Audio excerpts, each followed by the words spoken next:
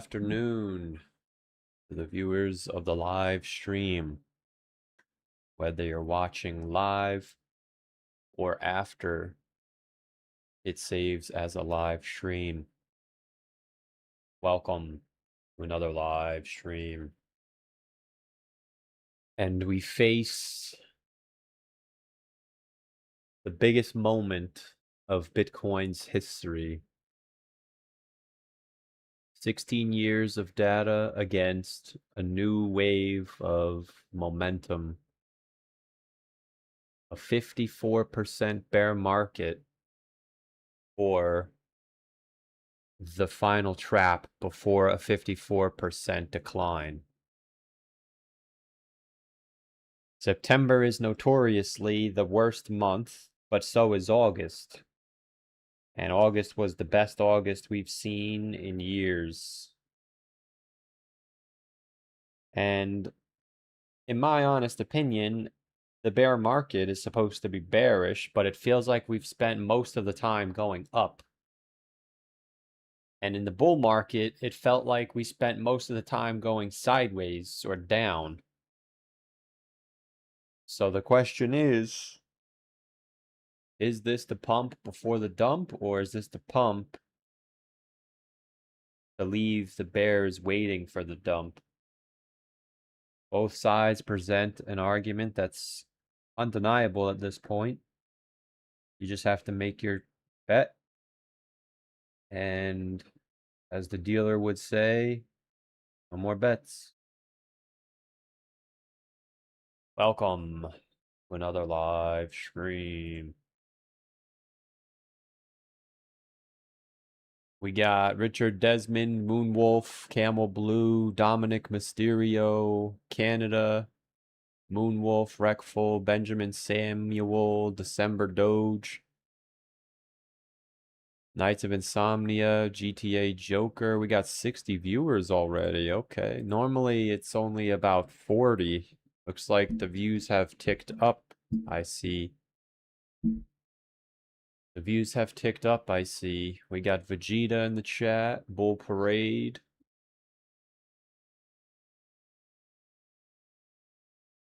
Full House, 70 viewers. Got Ian Wallace. Demon.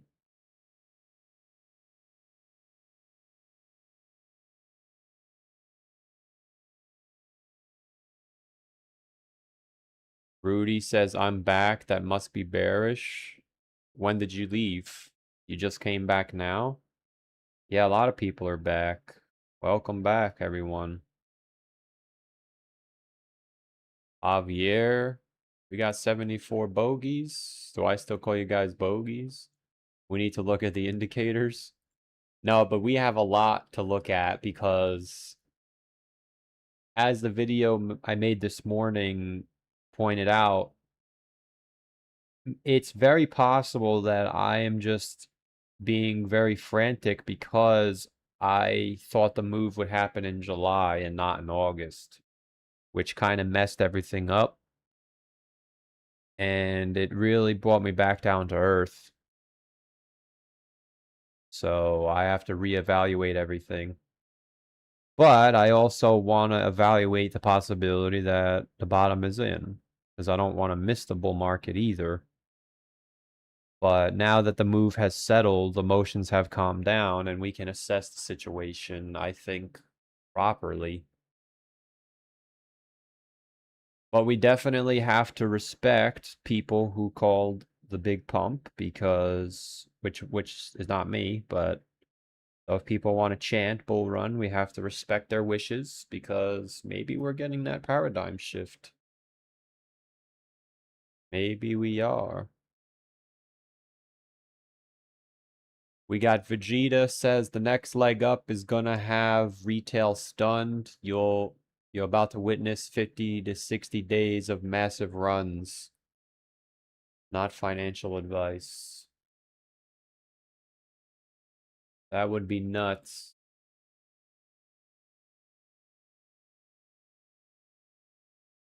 So, we start. We got 80 viewers. Welcome. We got Bitcoin Bajan for 5, says 5K ETH next or new low. I appreciate the 5. Well,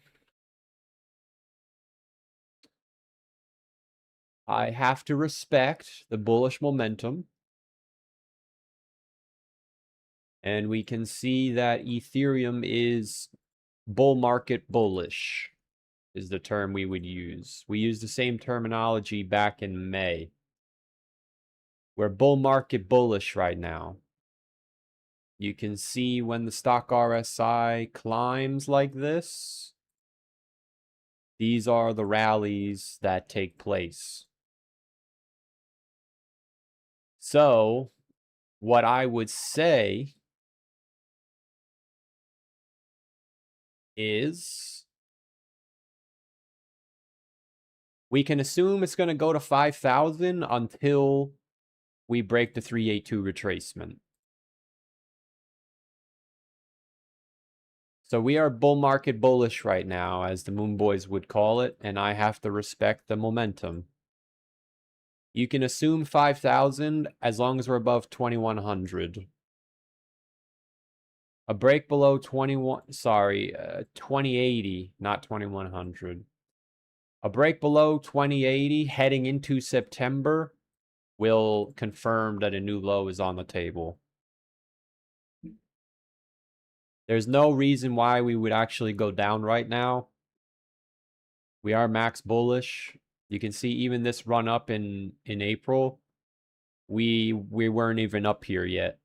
So we're actually past that. We're at this stage. So technically this is the full run.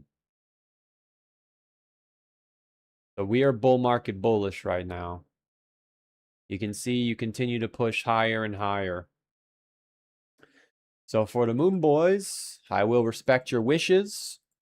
We can assume ETH is going to 5,000 as long as it's above 2080. A break below 2080 confirms that we're going to come back down to a new low, in my opinion. However, 382 doesn't care about my opinion, so we can remain bullish above 2080. I do appreciate the 5 from Mr.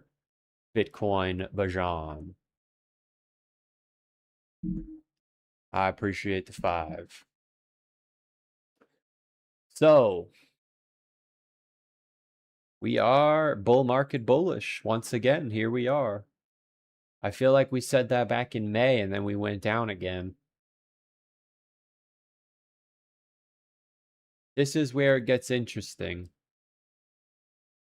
Because now you have Bitcoin also ripping up on the stock RSI, which historically is the beginning of the bull market. The only time it wasn't was right here, where it ripped up and we still made a new low, even though technically this is regarded as the market cycle bottom. But you can see that when the 2-week stock RSI does this, it has been the bull market. So the bullish argument is valid based on the momentum. There's really no arguing. It was the same case here, but we went down again. So it really does come down to, are you a believer in momentum or are you a believer in the halving measurement? Because I really can't show you bearish momentum. There is none. Everything is max bullish. The 6-day stock RSI has finally hit overbought, which means the bull run should continue. As you can see, we hit overbought, we continued up. We hit overbought, we continued up. This we hit overbought and the top formed, but the top can't be in if it's a bull market because it's a lower high. So we would have to continue higher. And you can see again here, we hit overbought, we continued up. We definitely had a correction, but we still made a higher high first. And then we went down and then up. So we're at the moment. Are we going to form a reversal point? Because the bear market says you don't go up, you actually reverse down pretty quickly.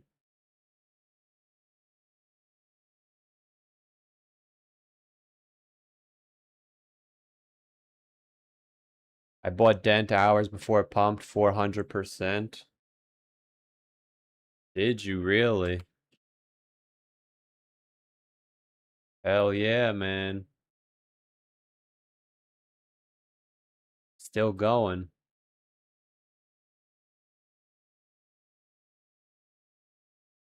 What made you buy a random coin like that just because it was down so much? Dent?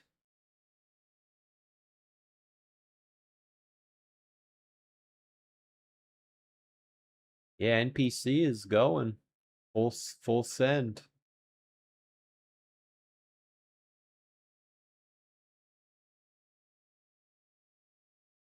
So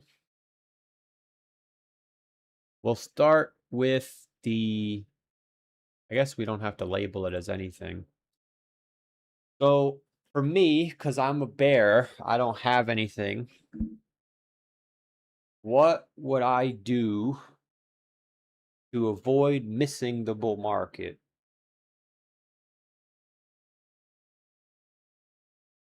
I would really consider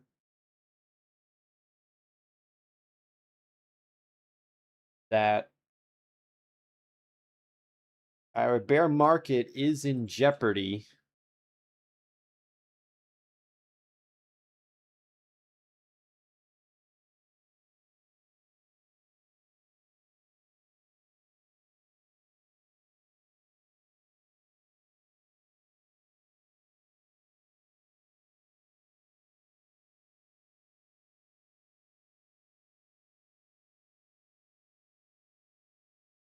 with another big leg up like that. So another one of these would, you'd have to admit that there's actually no possible way we can go back down. It's just not possible. Can we still go back down from here? Technically, yes, but for the sake of this exact segment, I think another leg up, even the perma bears like me would have to say, okay, now it's getting ridiculous. Because this is still ridiculous, but only because of how fast it happened. If it was more natural, it wouldn't be so bad. But it was because it happened in 3 days. That's what makes it scary for a perma bear. But I'm not going to be a perma bear. A perma bear is bearish all the way up. So I would argue that even from a bear POV, another candle like this would pretty much put the nail in the coffin, right? You get another move up, and then you get consolidation like this. You would still, maybe you don't, but you'd still get a pullback, but that would be the chance to get in for the people who didn't get in. But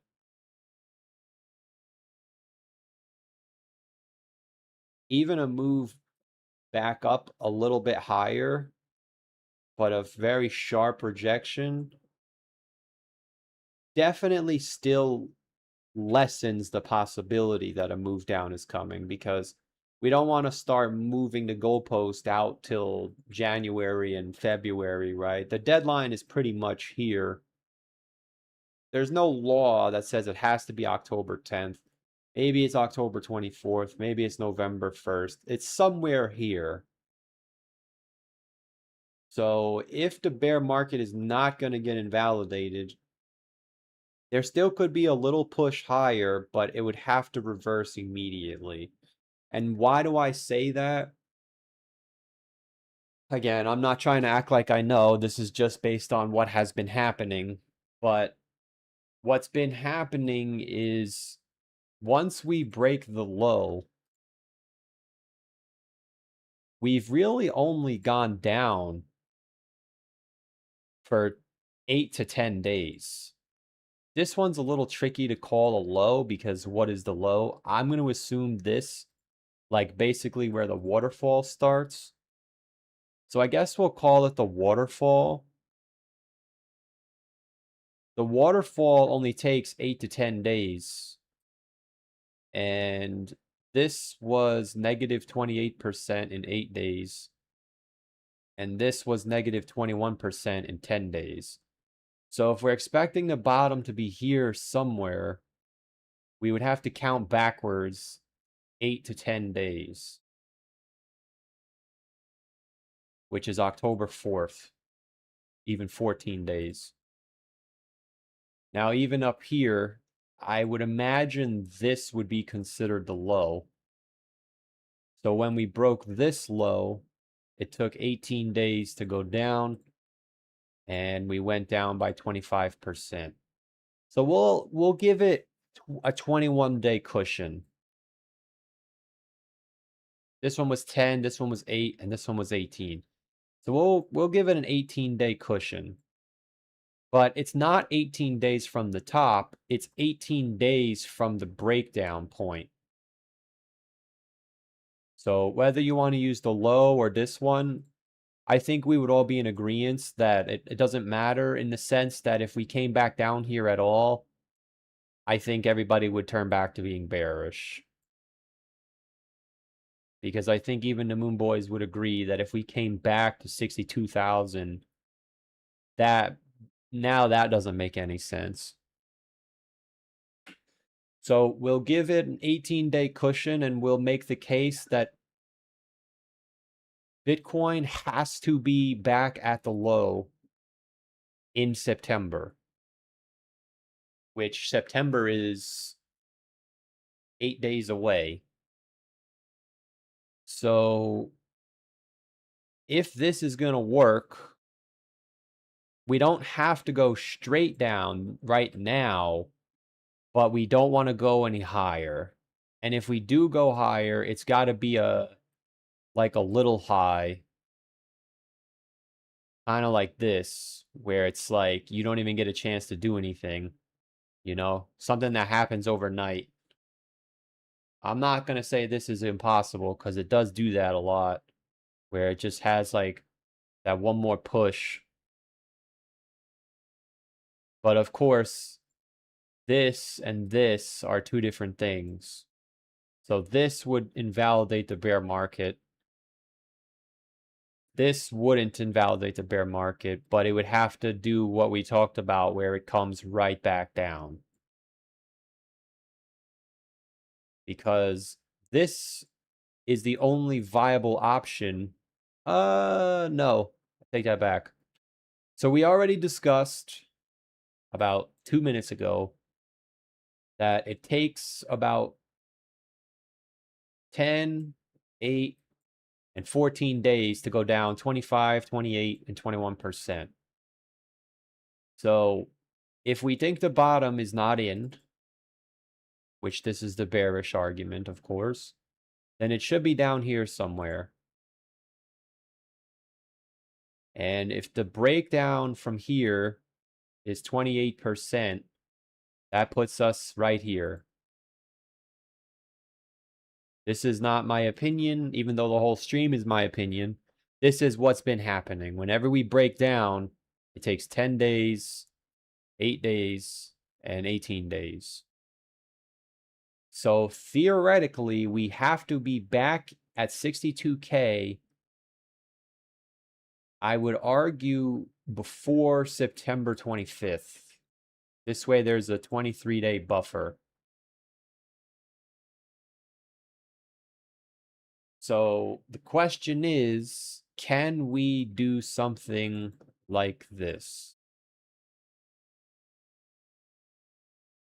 That is the million-dollar question. Can we do something like this? It's an extreme. I'm not going to disagree with you. It's an extreme. It's bear cope almost.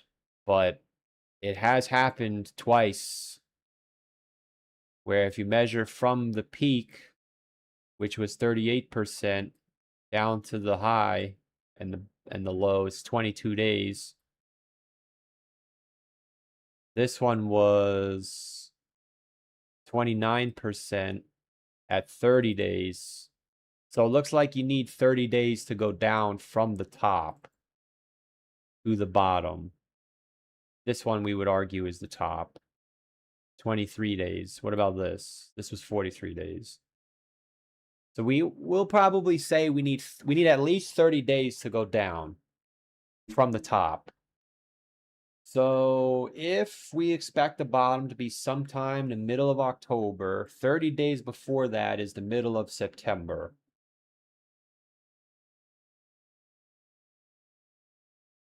Which means this isn't out of the question. But we would start turning down in the first week of September, which is why, obviously, if we're still going up in September, then it's not possible. Not possible. Again, I know a lot of times people, like me included, like to make things up because we think they should happen. Everything I just showed you is based on the last 3 legs down. The amount of time, the distance, and the distance from the top to the bottom, and the break of the low to the next low. Excluding this one, of course, because you didn't even go anywhere. So according to this bear market, we could technically be bullish until September 3rd, but bullish meaning we just sit here. The problem is, if we just sit here, you're going to have to place your bet. Is this the first leg up of the bull market with consolidation, or is it distribution? I don't know the answer. You're going to have to take the gamble. But based on this bear market, we are mathematically obligated to turn bearish in the first week and a half, even first week of September.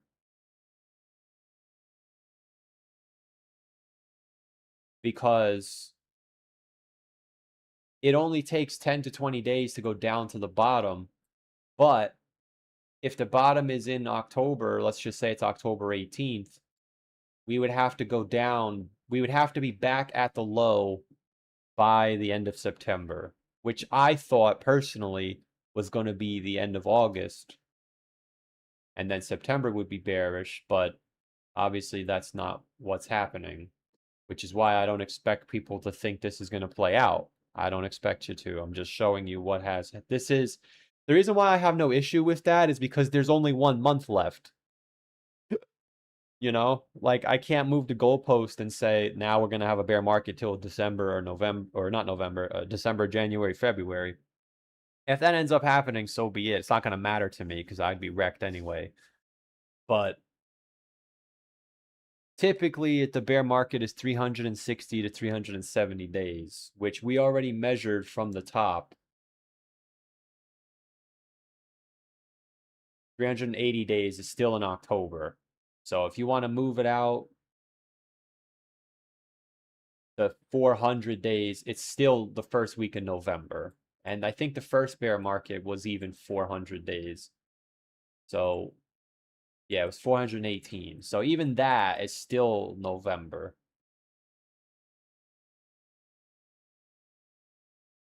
So it's possible. Do I think I would run around telling everyone this is guaranteed? No. But for me personally, I am going to respect this possibility. Because just as this was the super cycle, this is also the super cycle. Now, you do have a better argument this time because the momentum is truly bullish. And we can see based on the fear and greed that people are actually buying this rally. Not, well, I guess technically they're literally buying the rally, but you can see the market is buying the rally. They think it's legit. Maybe it is. 71, 72 greed. You can see not the same as 47. Now, that could have a lot to do with the extreme fear being at 15 versus 9, but that's up to you to decide. You also have a bearish divergence where you have a higher high on greed, a lower high in price. The last time we hit 61 was January of 2026. We got Chris for 10 says, how's it going, bruvs? I'm at the casino waiting to play poker. Wish me luck. I appreciate the 10. Best of luck, man. I never played poker, so I don't know how to play. But I appreciate the 10, man. Good luck. Just remember, if you're down to your last chip and you don't think you can win, don't bet. Because there's always another hand. But I appreciate the 10, not poker advice. Does help a lot in times of despair.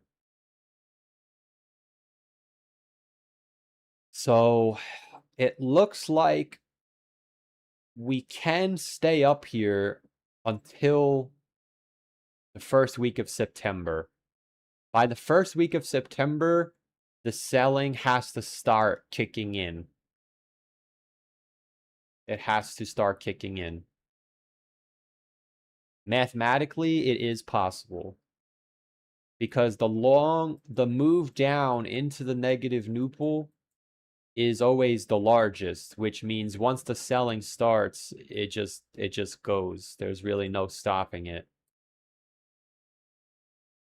Which is why for the bears, the only price we need to actually see, you see how once the selling starts, there's no stopping it? The selling was done in 1 month, and we fell by 50%. Here, the selling was done in 1 month, and we fell by 50%. November to December. Here, the selling was done in 1 month, from June to June. I would give this one was a month and a half, from 40K down to 18K. It's actually about a month and 10 days. We'll just say month and a half.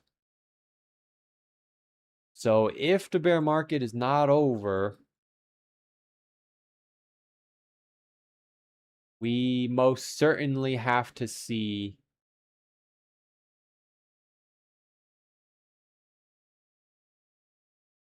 the move down begin by the end of the first week of September.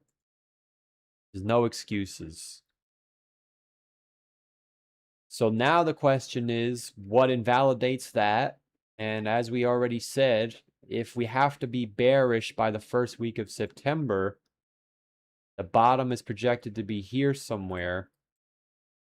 Let's just say, for the sake of the video, we just consolidate like this. September comes, and then we get to move down. All the bears need is the break of the realized price. That's it. Which every day we stay up here is now going to start to climb. So by September, it might even be 69K. Is there a risk it goes like this, like in 2023? That's always a risk. But I have a feeling that if it's still a bear market, it's not going to bounce. It's just going to go straight through it. Because typically, you go below it, you get below it, and you go straight down. Here, you didn't get above it, you hit it, and then you went straight down. This one, you can see clearly we got above it, but I really wouldn't consider this a rally. We basically came back to the same spot. In 2018, once you broke down below it, or sorry, whatever year this is, once you broke down below it, that was it. There was no funny business. Of course, you bounced, but you never got back over it. And then in 2018, again, once you fell down below it, that was it. Right? You just went down. Now, could we be here? No, I don't think this is possible. We don't have any time for that. So this would be the bear case. We get another high. Holy shit, the 4-year cycle's over. It's a flash move back down. We get one more final high or a lower high or whatever it looks like. Something like this, I guess. And then the move down comes. So the only move that's really mandatory is this. So we essentially have to be back below 69,000 around September 10th. And this is very easy to invalidate. Now, I am not trying to say this as if this is what's going to happen. I am trying to make the case for this must happen in order for the bear market to continue, which means this means we're bullish. This also means we're bullish. So there's two options to be bullish here. But Bitcoin falling back below 69,000 in September opens the door for the bear market to open.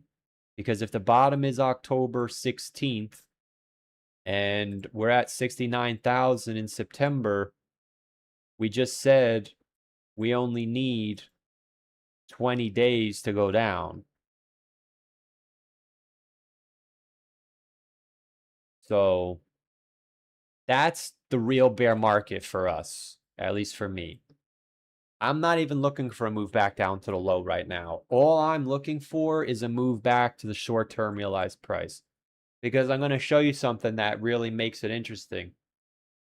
We were waiting for this to play out, not necessarily to this extreme, of course, but we were waiting for the short-term holders to turn bullish, and now they're really bullish. We almost hit extreme greed. And every day that goes by that we just sit here, the short-term price is going to catch up to the price, which means that this yellow thing is going to start to shrink by default. Now, that doesn't automatically make it bearish. It just means that it's shrinking, which means the price not doing anything, but the realized price climbing actually means that short-term holders are getting ready to enter back into a loss. So consolidation is bullish or bearish, but it's the act of consolidating and then breaking down below the realized price, which confirms that it's bearish. And we would have to get that before the middle of September, because it takes 20 days to go down, and it takes 30 to 40 days to go down from the peak to the bottom.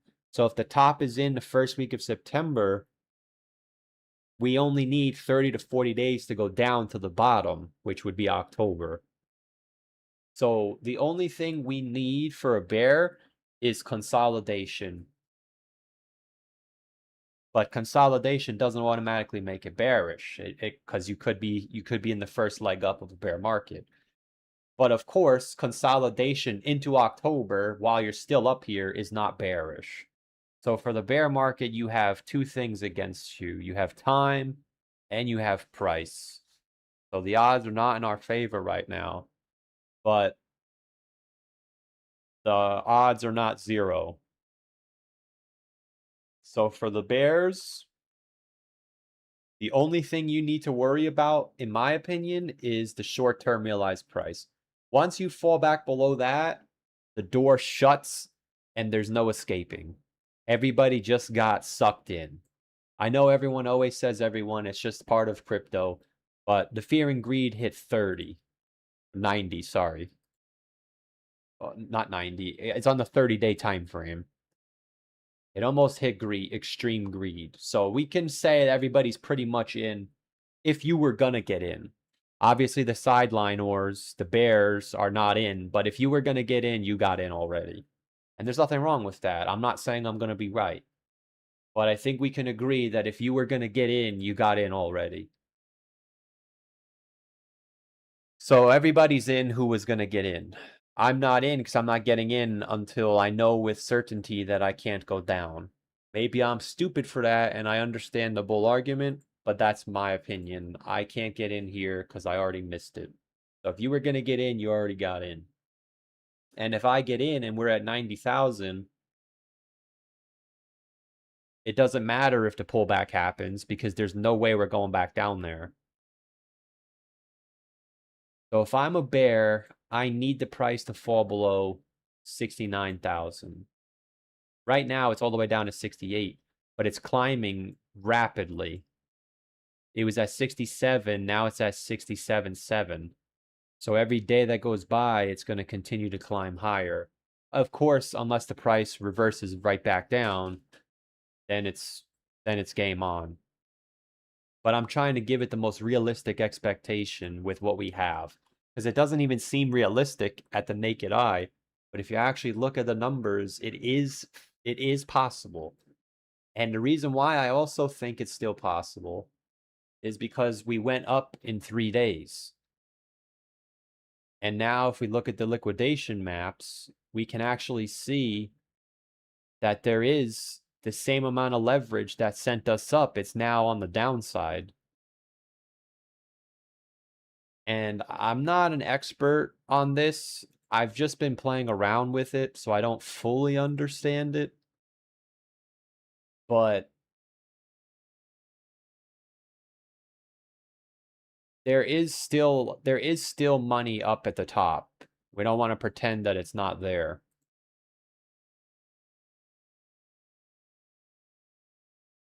So I'm not going to tell you that I know with certainty that we must come back down. I don't know if we're going to hit this first. We could. But you can see that going to 83,000. Now, this is only Binance. It doesn't show you everything. So the numbers are smaller, of course, because it's only one exchange. But this is saying at 83,000, there's $1.4 billion on Binance. And going back to 62,000 is $2 billion. So do we come up here and then just go to the moon? Then it's clear as day, bull market. Oh, sorry, you can't even see the number. Hold on. It's clear as day, bull market. We go through 83 and then 88, it's super cycle. Because 83,000 is all of the resistance that's left. It's the 200, or sorry, it's the 50-week moving average. It's the weekly super trend. It's the high from May. It's the 382 retracement. I mean, at some point, even the bears have to say, dude, we're just not going back down.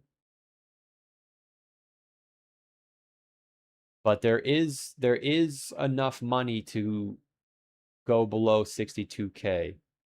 Because once you go below 62K, that's where you start getting into the deadly territory. If we go back down to the low, it's 4.6 billion just on Binance, which means we'd have to go back to this. And you can see going back to the low is $20 billion. Well, technically the low is back here. If we went back to the low, it's $25 billion. Versus going higher, you'd probably have to raise the time frame, of course. You can see going to 83,000 is $7.5 billion. But again, going through 83,000 and then 85 and then 87 and then 90, it's a bull market. And I missed the bottom. But I would still wait for the pullback. I know people think it's just going to go right to 200,000 by the end of the month, but it's not going to. And then on the downside, look, just going back to 62,000 is $15 billion. So we only have to go back to 66 to 68,000 to have confirmation that the bear market is still in play, which is 7.6 billion. We have 7.6 billion versus 7 billion. 7 billion to trigger the confirmation of the bull market, 7 billion to trigger confirmation of the bear market. It's quite literally 50-50. It's when you break the 50-50, that's where it's no longer 50-50, because once we break 83,000, you're just going to keep going. But once you break 66,000, the real money is all the way down at 62,000, because it jumps from 9 billion to 15 billion just by going down 10%. Which means that, again, the amount of money that we just lost on the shorts was actually the highest amount of shorts ever.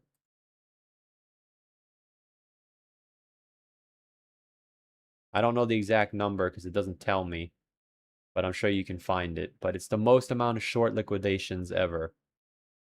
Oh, it's 2.7 billion, I think, in one day or 1 week. Might be 1 day, actually. And we already saw in October, it was the largest long liquidation in 1 day. Look at the size of that candle. So I am not coming on here saying this is guaranteed to happen. I'm just coming on here saying it can happen. It's happened before. It can happen.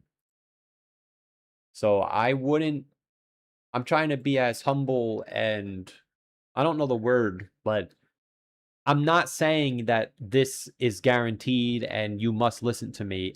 I'm just painting the picture for the bear market if the 4-year cycle is not broken, meaning that the path exists. It's there. We just went up in 3 days off of 2 or 3 billion liquidations. We have, I think, what was it? What do we have to get down to? 68K. Oh, this is Binance. We got to get to 68K. We have 7 billion to get down there. So we have to fall 10%.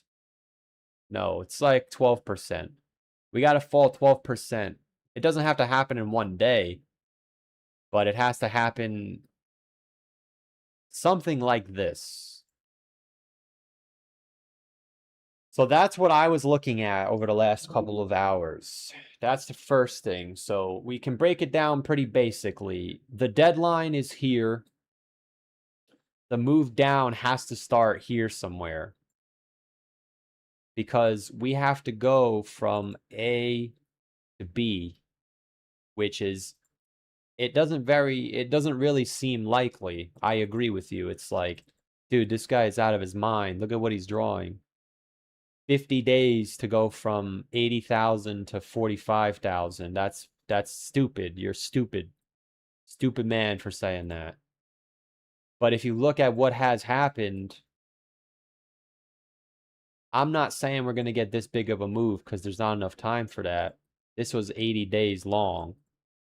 You'd have to either shrink it down to this and say 44 days, or you'd have to shrink it down to this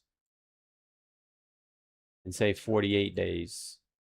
You can't, there's no possible way we're going to do this.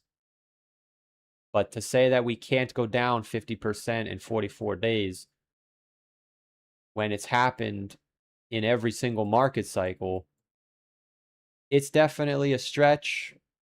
It's bear cope, but I wouldn't tell you if it didn't exist. You know? That's why if all of this is broken, it's going to suck. I'm okay with it, but this whole bear market, I've only shown you historical data, which means if Bitcoin breaks historical data, that's okay. That's 18 years or 16 years of data broken. But you can see that it does take about 40 days to go down from the peak to the bottom. This one was 60 days. This one was 40 days.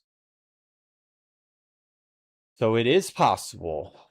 But if it's going to happen, we gotta see consolidation and a move down by the first week of September, which is 2 weeks.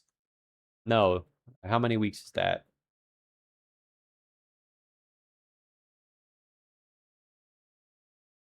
The end of the first week of September. It is 2 weeks. Okay. Now, if I see this, I am preparing for detonation. Because now everybody would see it. You would see the biggest double top in history, basically. This was a triple top. Well, this one was pretty bad too. Double top. So that's the base case for the bears. It's the only thing left. I found an indicator that lets me put the 50 moving average on any time frame. So now we have the daily time frame with the moving average. This is where we're at. Again, can we sit above it and then, oh my God, and then we just reverse? It's happened. It's right here. But generally, you don't want to pull too far from it. This one, you never touched it. It was very basically like what happened here. So the only thing we need to see for the bear market to continue is consolidation into September, the big flush down to 67,000, the flush down here. So this is the end goal. Now everybody sees it. Holy shit, we're about to go down. This is where the death valley from the Undertaker. Because like we said, it only takes 8 days to go down 28%. It only takes 20%, 10 days. Now, if we're going to go really bearish, which is bearish propaganda, we broke this low. And we'll use this one. It took 12 days to go down 40%, which I don't really think that's necessary to look at. This one's the same thing. Even though this isn't a bear market, we fell 20% in like 4 days. Not going to count COVID, of course.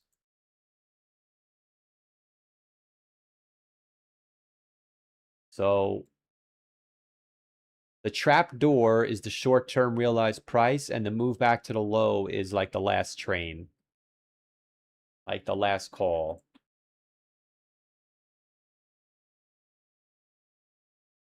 Because if we can get back to the low, we only need 10 or 20 days to go down 20%. Which is middle of October. So September must be bearish. There's no ifs, ands, or buts. It must be bearish. Which is why I'm okay with being the last guy to turn bullish. Like, some people might be watching saying this guy's literally retarded. And I understand. I understand. But mathematically, it is possible. So because it's possible, I have to respect the possibility. Is it possible that we're breaking the cycle and it's a super cycle? This is the most open to it I've ever been.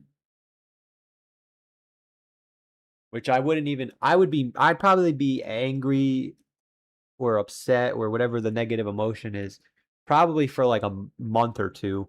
And then I'll get over it because I know the most money is made in the bull market. So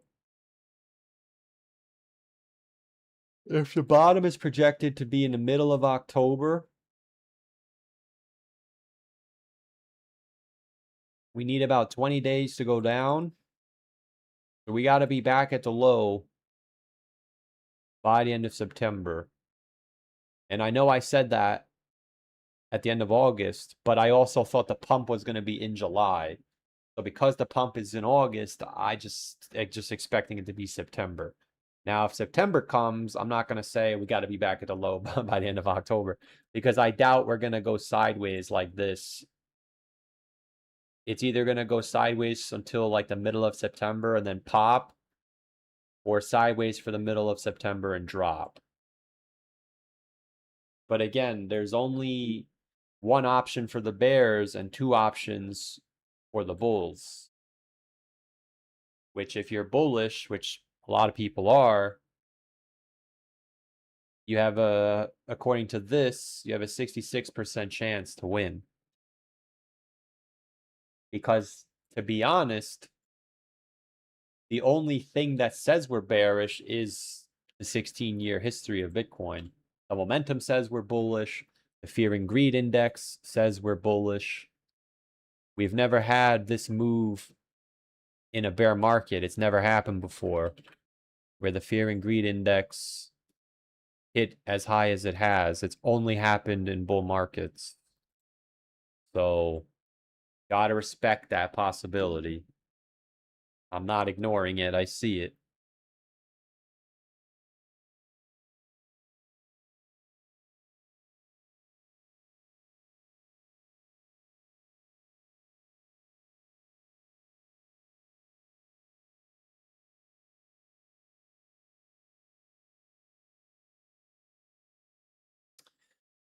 So, what does the chat say?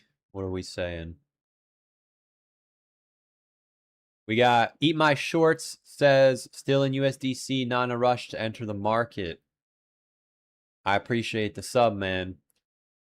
Yeah, I think if you missed it, you missed it. That's how I'm looking at it. Unless you're going to gamble on shitcoins, then obviously you could do whatever you want. Like someone just said they made 5x on Dent. Of course, there's plenty of coins that haven't moved yet.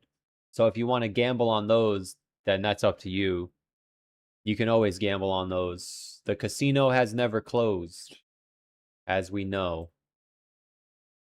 The casino stays open 24/7, bull market, bear market, it does not matter. Right? NPC to the moon. But most people are buying and holding. They're not getting in and then going to get out. But you can always get in on the casino. It's always open. But for me and for whoever else is bearish, we don't really have that much time left to get what we're looking for. This is the only option that's left that makes sense. Obviously, you can make your own thing and say, fuck it, we're bearish anyway. I'm not going to do that. Now, the reason why I'm still looking at this, even though over the last couple of days it has seemed a little bit frantic, is because if you watch the video this morning, I didn't realize that this is what we were looking at.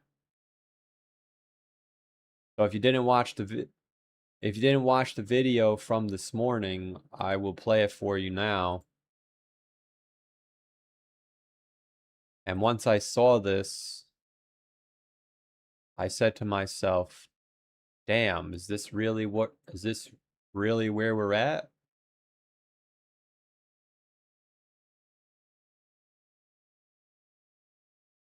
He significantly brought me back down to earth.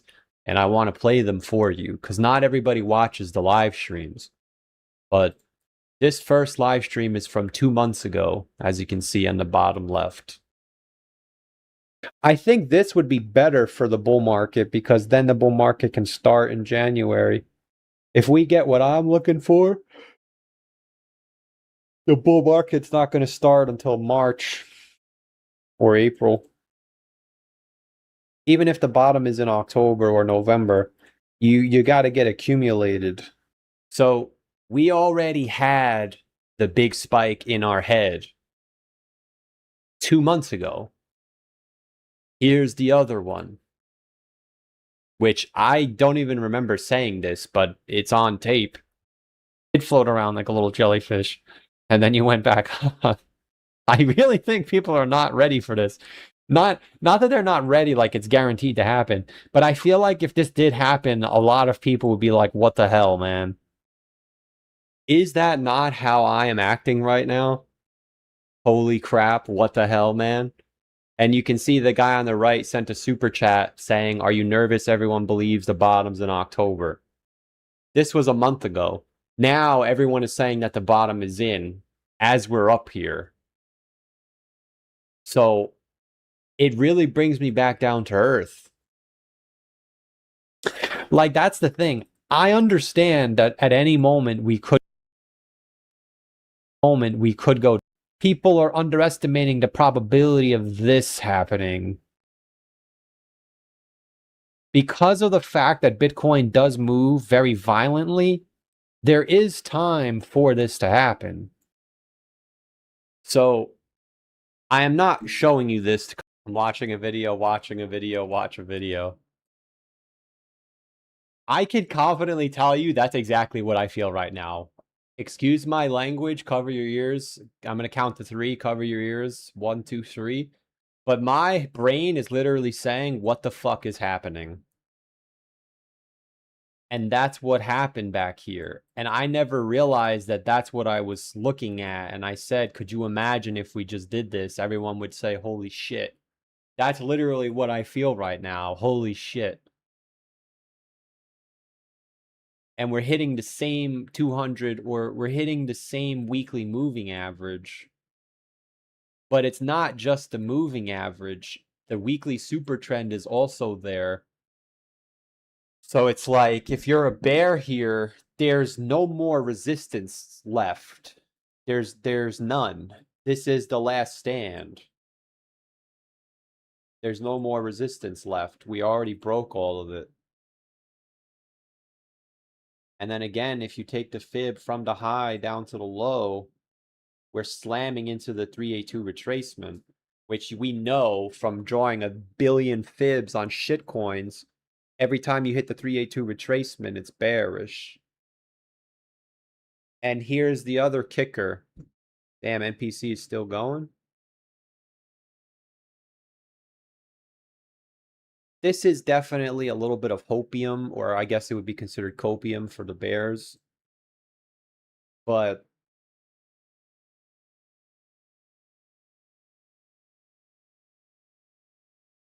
we have until next week to end the month.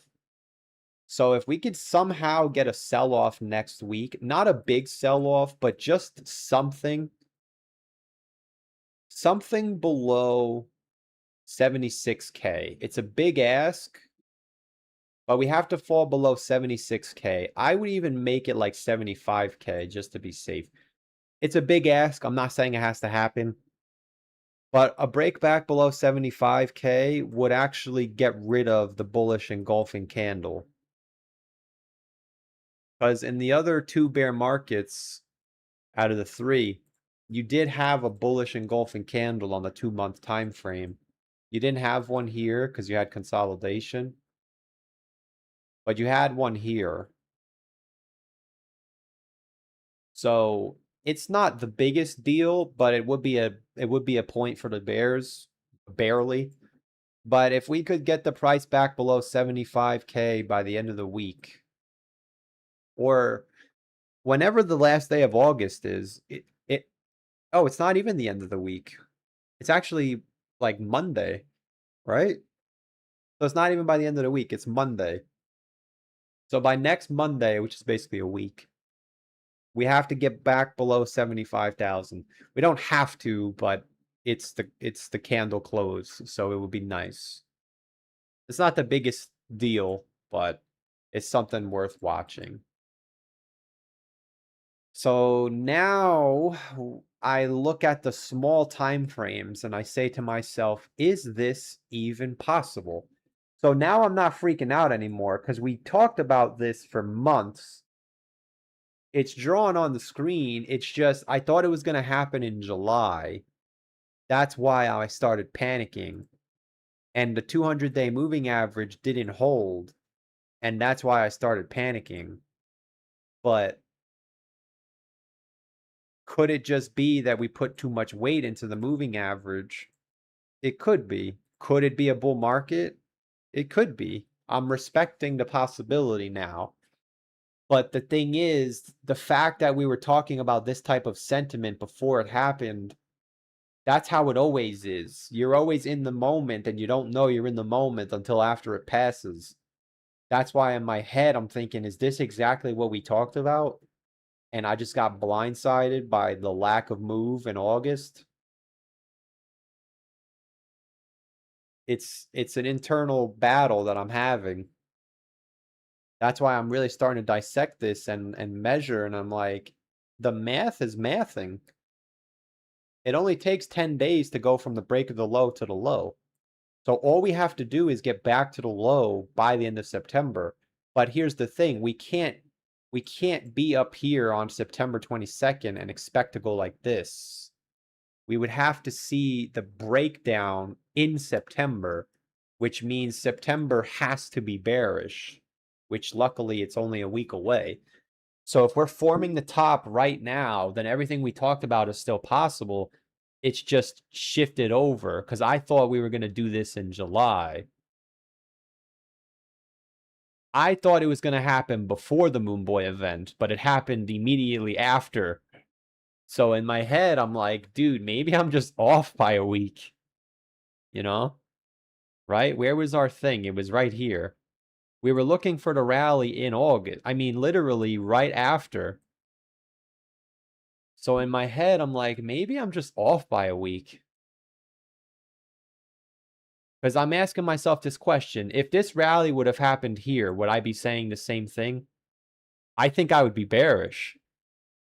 I think it's just because I was expecting it to be earlier, I got caught off guard. And I didn't, I thought there would be more people on my team, but the whole planet just turned bullish. So I'm like, I can't even look anywhere for help. I look, even Ben Cohen. Ben Cohen's like, get off my back. So it's a cry for help to the fellow bears. Where are you? But I mean, I'm not gonna lie to you and say I was expecting this. I didn't think the fear and greed would get this high, man. 77, that's nuts. 77 is outlandishly high.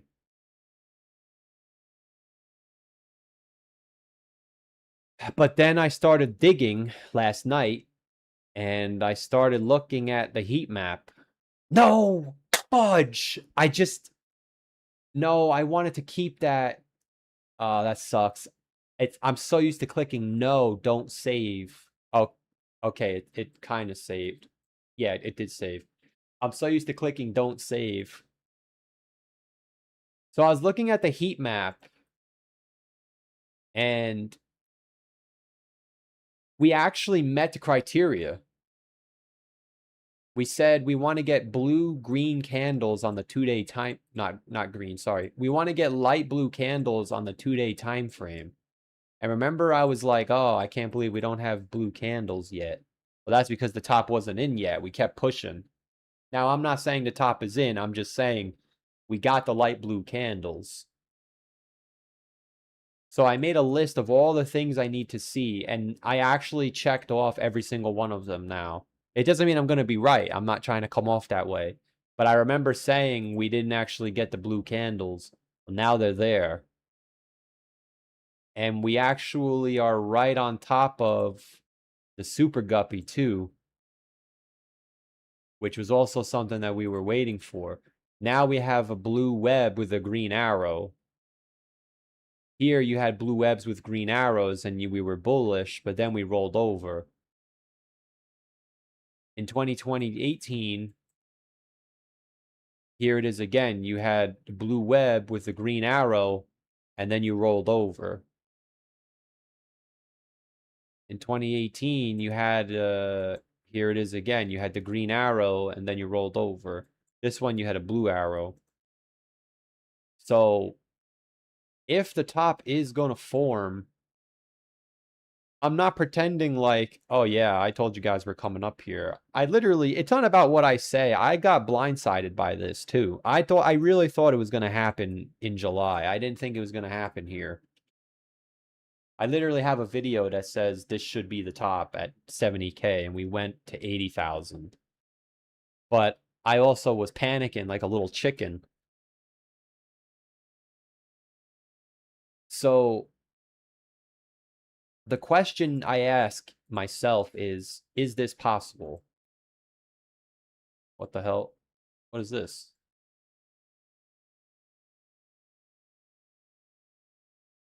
What is this indicator?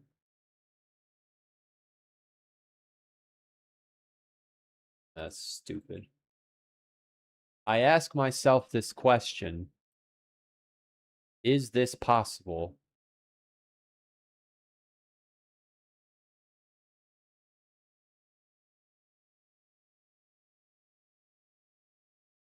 It's a stretch. It is a stretch. I agree. It's a stretch.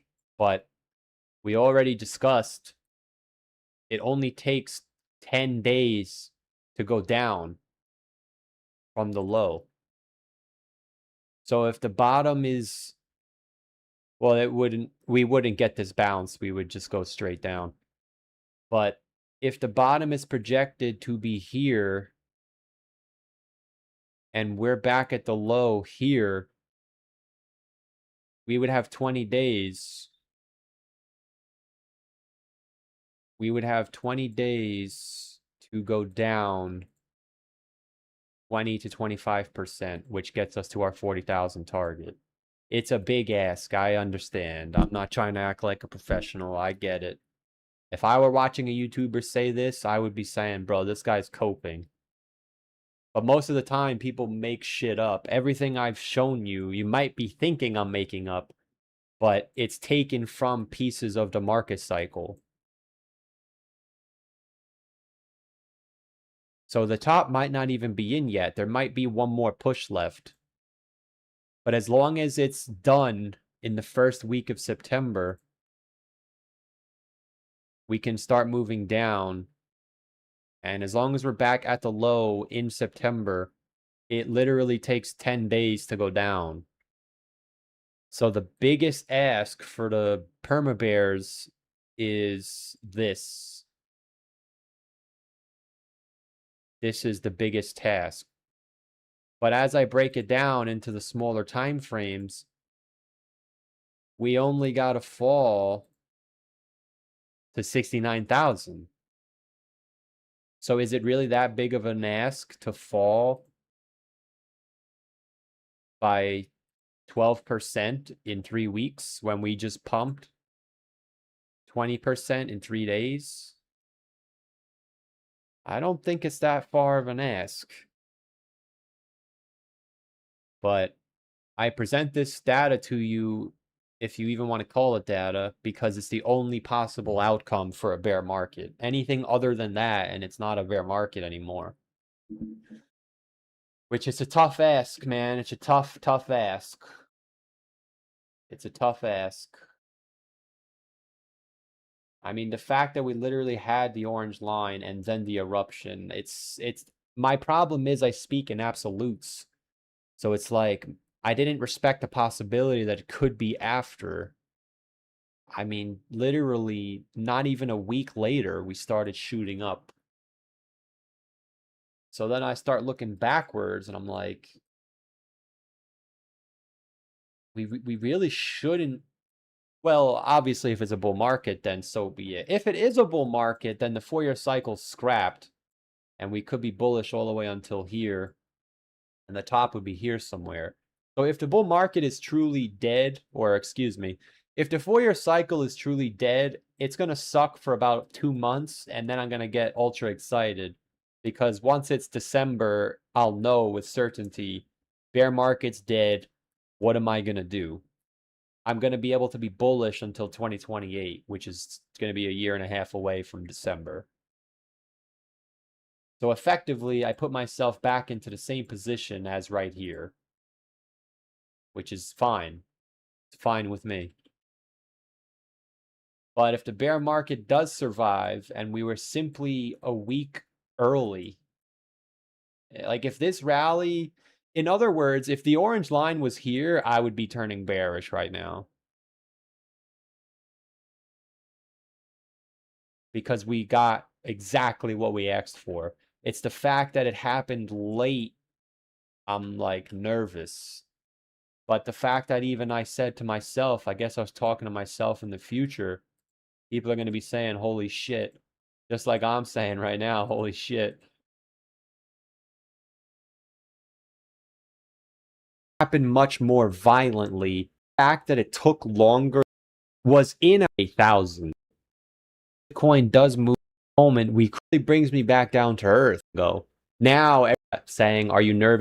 Is that not how guaranteed to happen? But I feel like if this did happen, a lot of people would be like, what the hell, man? That's how I feel right now. What the hell, man? This shit was supposed to happen here, where I demanded it to happen, and the market said, too late, fat boy. It's a week late. So it brings me back to earth. It's definitely, I have to stop speaking in absolutes so much. So if it's a super cycle, it's a super. What is that? Oh, it's a piece of the carpet that came off. Thought it was a bug. You know, if the super cycle wins, I'll accept my fate because I'm going to get on the bandwagon. People will say, ah, this guy's bullish. And then when Doge goes to 10 cents, I'll milk Doge videos and the chat will be full of Doge moon boys. And you guys aren't even going to remember anything anyway. Going to be infested with moon boys. So I am just going to play bear for another month. That's my deadline. I'm going to play bear for one more month. And in that 1 month will save me or crush me. But I'm already crushed. I already got crushed. But I'm still alive. Still alive. And if we get this, the entire planet will get crushed. Because I know people say not everyone's bullish. I don't know about that. This, you know, it's tough. I see a lot of people now. So anyway, I was reading YouTube comments and somebody pointed something out. All right, you ready? Hold on to your seats. Hold on to your chairs. This isn't even me. This is another YouTuber saying it. But hold on to your chairs. Are you guys ready? We got 2 from Geo. I appreciate the 2. We got 200 viewers in the chat. Welcome. Welcome. Are you guys ready? Are you ready for this? This is our savior talking.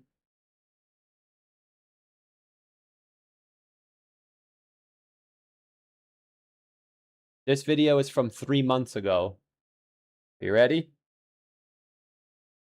Is it comes down into May, holds there for a little, and then sells off into June, and then sweeps the February low like it did in 2018 at the end of 2018.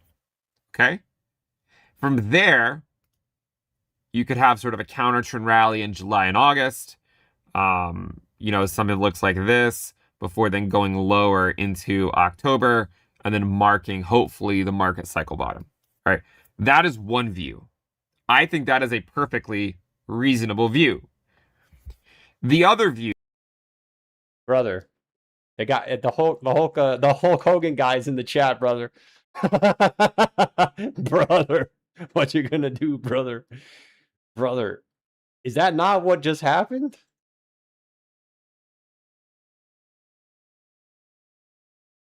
So he had his trend line like this, right?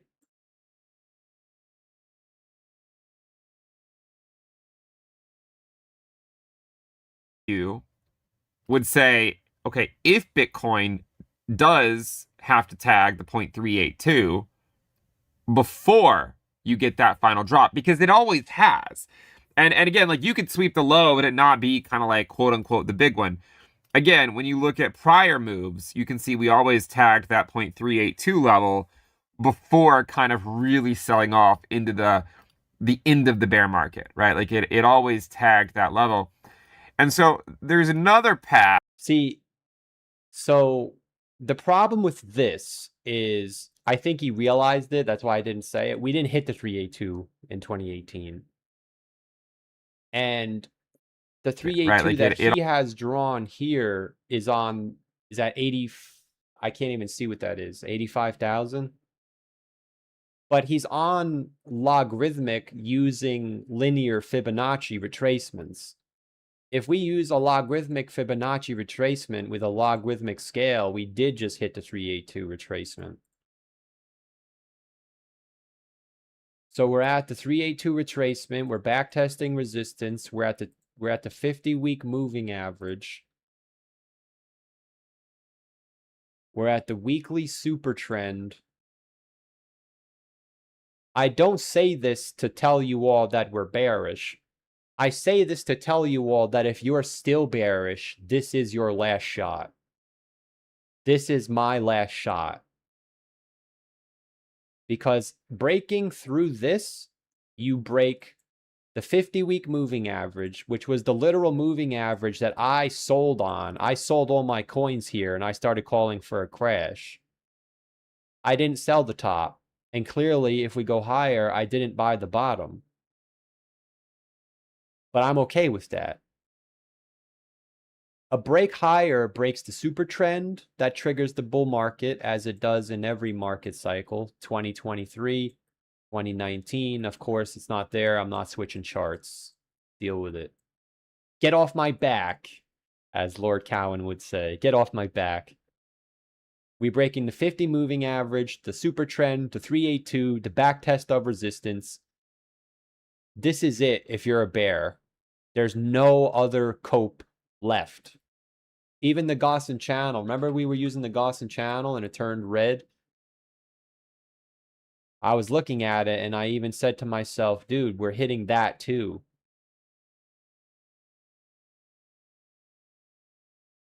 If you're bearish, this is it. There's no more levels after this. The next resistance is 85 and then 93. But then the can of worms opens because that's what Vegeta was looking for. So if Vegeta's right and we hit the 618 retracement, then why can't this be a big-ass bear market? Now, you know what? I just thought about it. I might be on Vegeta's team if this goes through, because then we can short and get rich. How would you know if it just goes straight up there? But I'm open to anything. I can't keep making new ideas. This is it for me. There's no going back once we break through all of this. The fear and greed is bullish. The RSI is bullish. The stock RSI is bullish. The MACD is bullish. Everything is bullish. So I would be foolish to say it out loud and still say it's bearish once we break these levels. Do you know why? Because I said the same exact thing a year and a half ago when I said stock RSI is bearish, the RSI is bearish, the MACD is bearish, coins are bleeding, everything is bearish.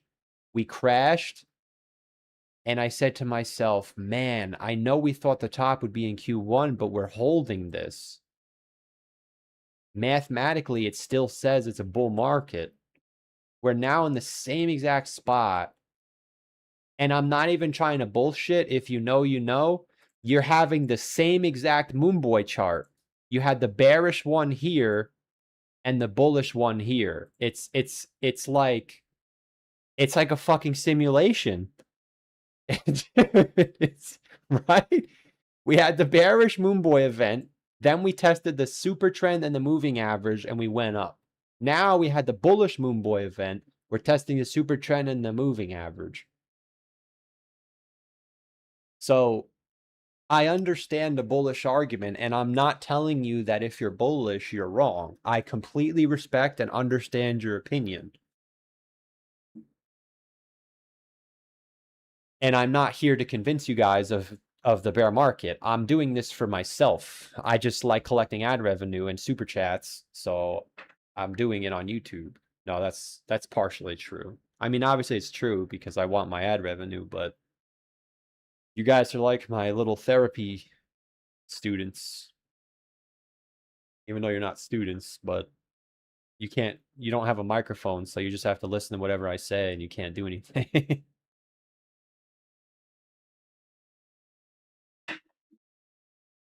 So this is where we're at. I'm not saying I'm going to be right. Clearly, I'm wrong right now, so you're not going to hear me say anything. We are making a higher high on the RSI while currently making another lower high in the price. I don't know if that's bullish or bearish. You have to watch your favorite YouTuber. Here we were making higher highs in price with a lower high in the RSI, and we know that that was bearish. I don't know if this is bullish or bearish. I'm not a TA guy. We don't really have any evidence. We had a higher high in price here and a lower high in RSI, and we made a little bit of a crash. It's very uncommon to make higher highs in the RSI and lower highs in price. We only did it once here, which was bearish.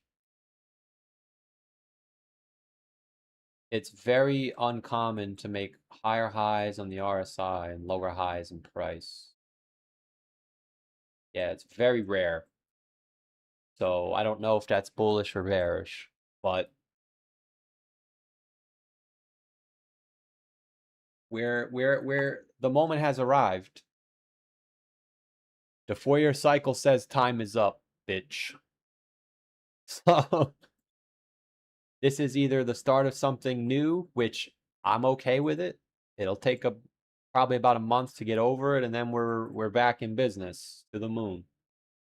However, if the whole planet is now flipping bullish, and the Fourier cycle does the same thing it did here, where it said, and you had the same bearish divergence. I swear to you, in my head, it's a mirror image. Like a mirror is usually the same thing, but it's looking back at you. We had the bearish divergence, which made us say the top is in. Then we crashed and we thought the top was in. But then we said, look, it's still holding. And then we went up. Now we have the bullish divergence. We have the super trend, the moving average. And look, you even cracked the 50 line here.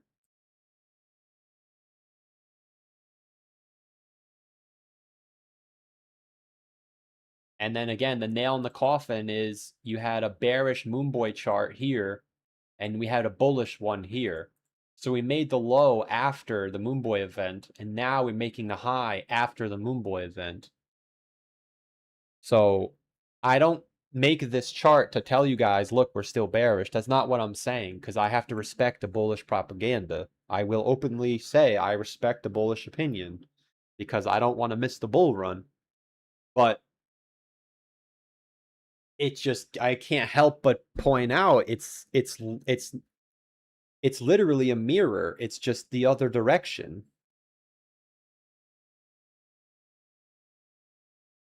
Because once we had this, it was a V reversal, and then we shot up.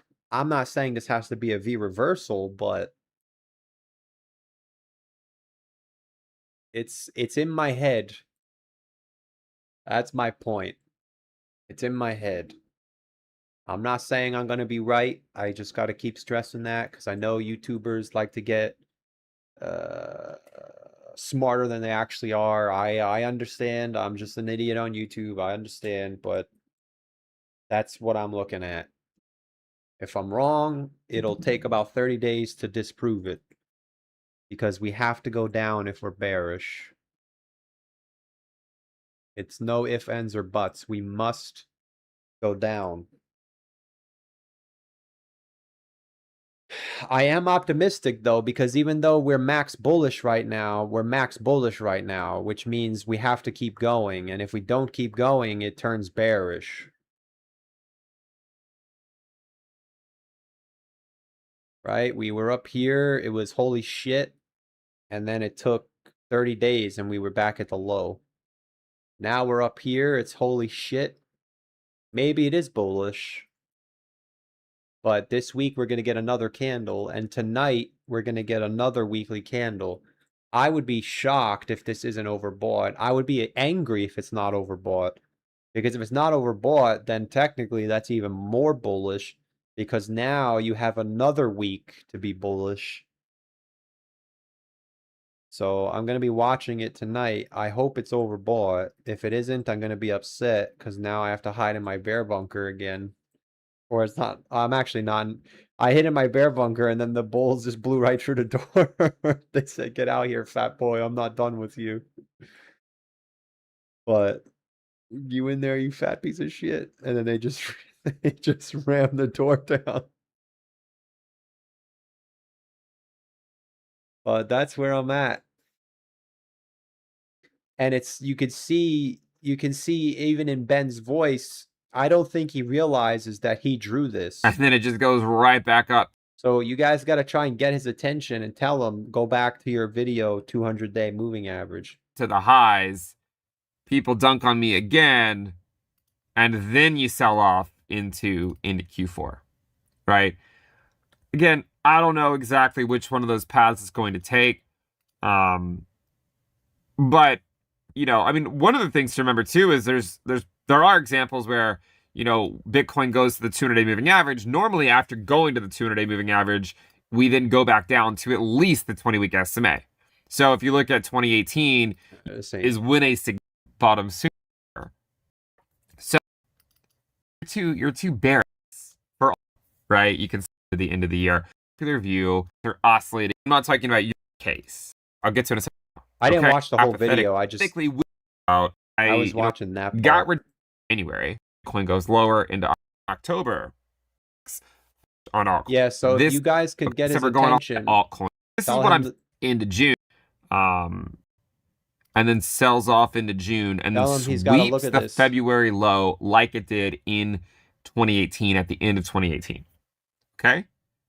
From there, you could have sort of a counter trend rally in July and August. You know, something that looks like this before then going lower into October and then marking, hopefully, the market cycle bottom. Right? But this looks like the other bear markets. It looks like the other bear markets, man. This looks nothing like the other bear markets. We're oh, I just deleted my chart. That's all right. Who gives a shit? We're missing the final capitulation.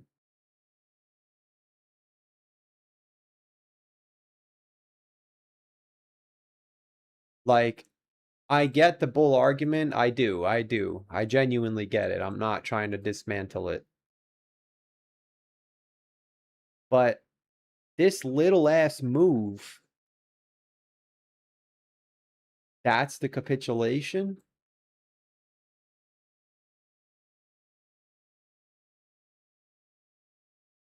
Can't really draw it here. I guess it would be similar to this. This little ass shit is the capitulation. 20% drawdown. This one was 48%. This one was 53%. This one was god awful. This one was 60%. You know? Listen, maybe I'm delusional. I understand. I'm respecting the Moon Boys. Yeah, look, we tested this as resistance too.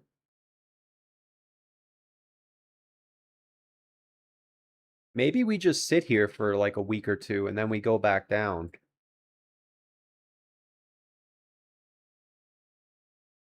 But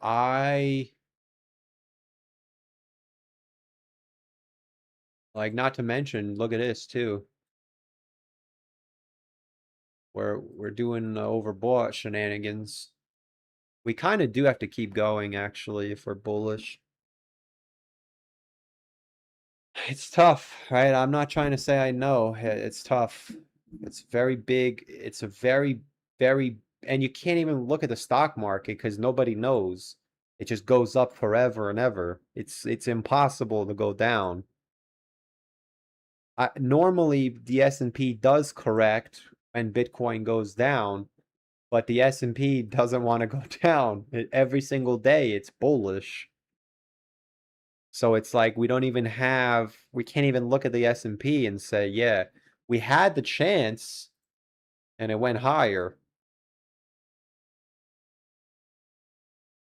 So it's tough. The semis are still printing sell signals.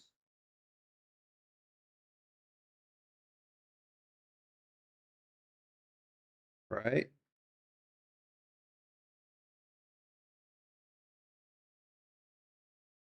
The semis are still printing sell signals.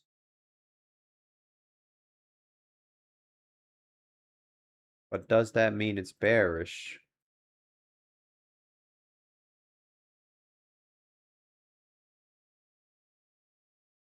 Not every time. And see, it's 50-50. So it's tough. A couple of little things that I'm watching. I'm still watching Tether. It's still not going up. Normally when we're bullish, Tether pumps. So if you look at the low here, it was green. This low here was big green. We're red on Tether. Maybe it's a nothing burger, but I'm grasping for straws. No, I don't think it's grasping for straws, man. This is the first time Tether never fell. So either it's different this time and the 4-year cycle is right, or 4-year cycle is going to say, okay, enough people are bullish, let's send it down.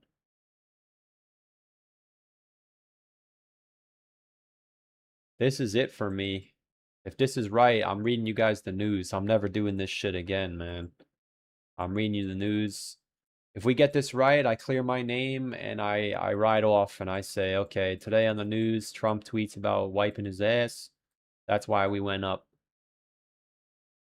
But if we get this crash, man, it's over for me. I'm changing my whole thing.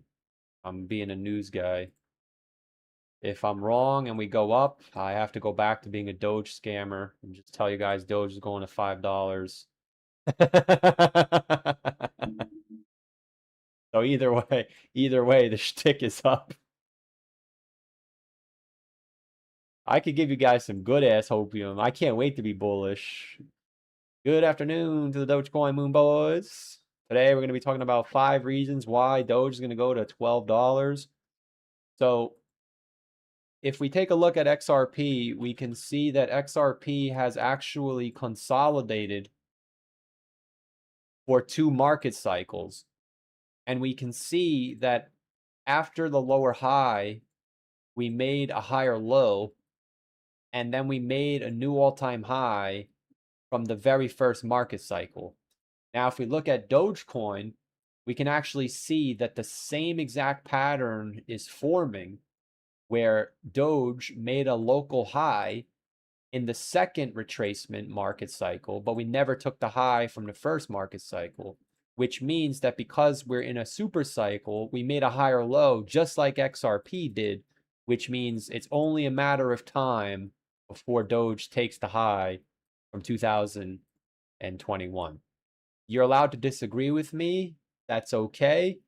But XRP has the same exact chart that Doge is forming now. So Doge is right here. Tell me that's not believable. Dude, I could sell you some good shit. I could sell you the good shit verified by the FDA. I'm just not ready to, because I don't want to ruin my contract with the FDA. We have an under the table deal where I'm only allowed to distribute, because what happens is every time I get a lot of ad revenue, I split it with them. And I'm not ready to give it out yet because the ad revenue's not there. But I could give you the medical grade shit. You want the Ethereum hopium? I could give you medically regulated, FDA approved hopium. The hopium pills, they're there. It's there. We got something kind of like this. Where this was the bear, we had a retracement. It doesn't really work. You got to really raise the time frame for it to work. But we basically got this.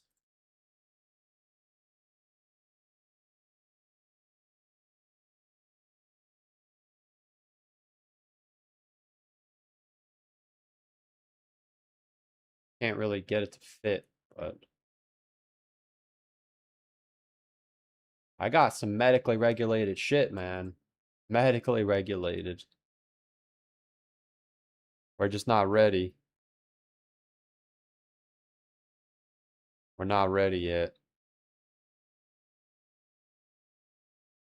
I can't wait to turn bullish, man.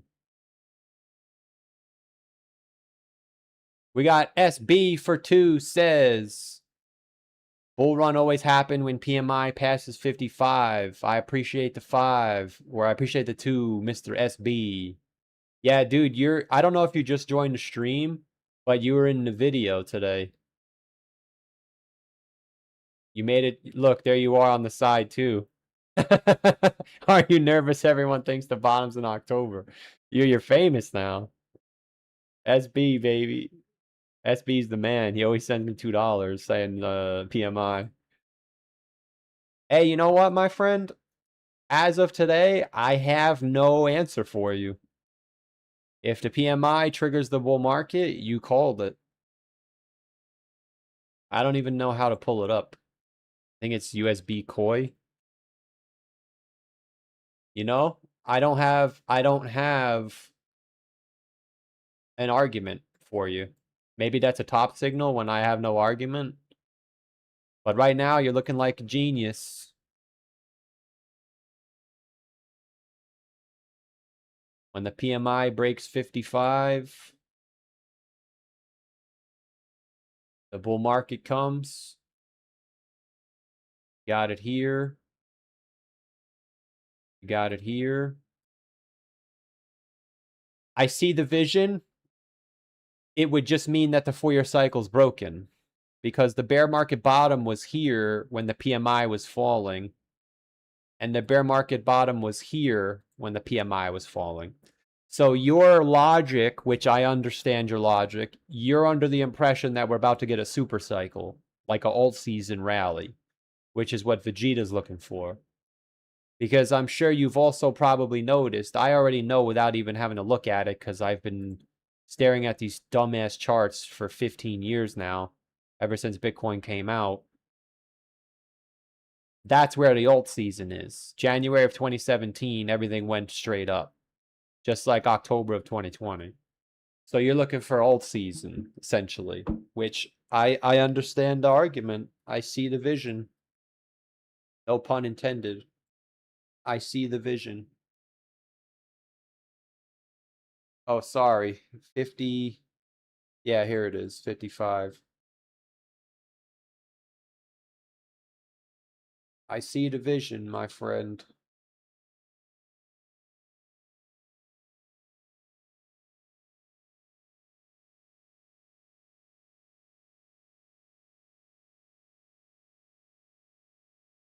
But I do appreciate the 2. It does help a lot in times of despair.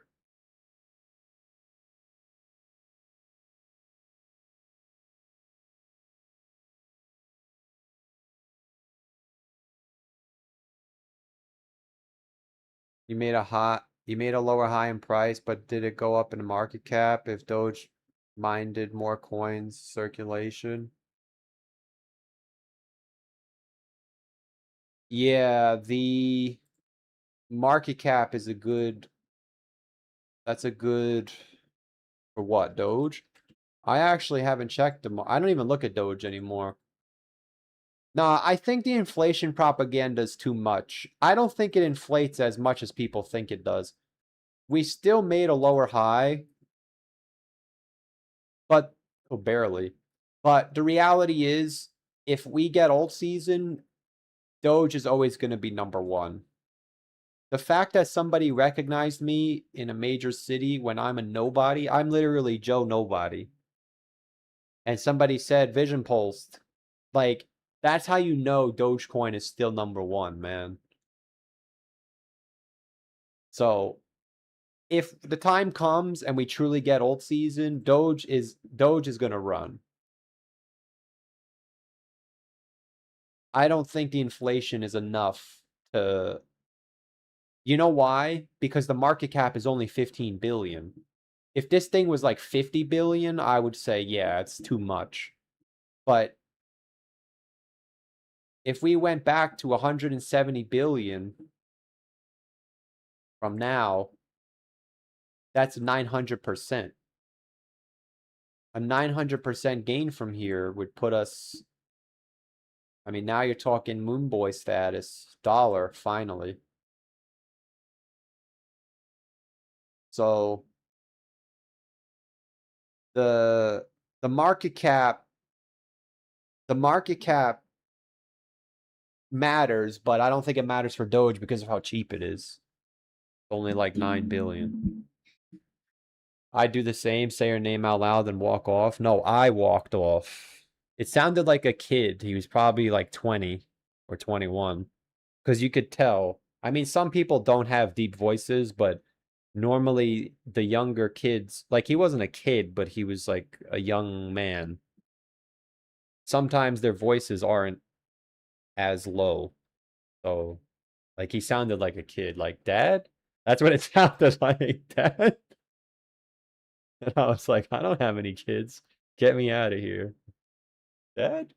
That you?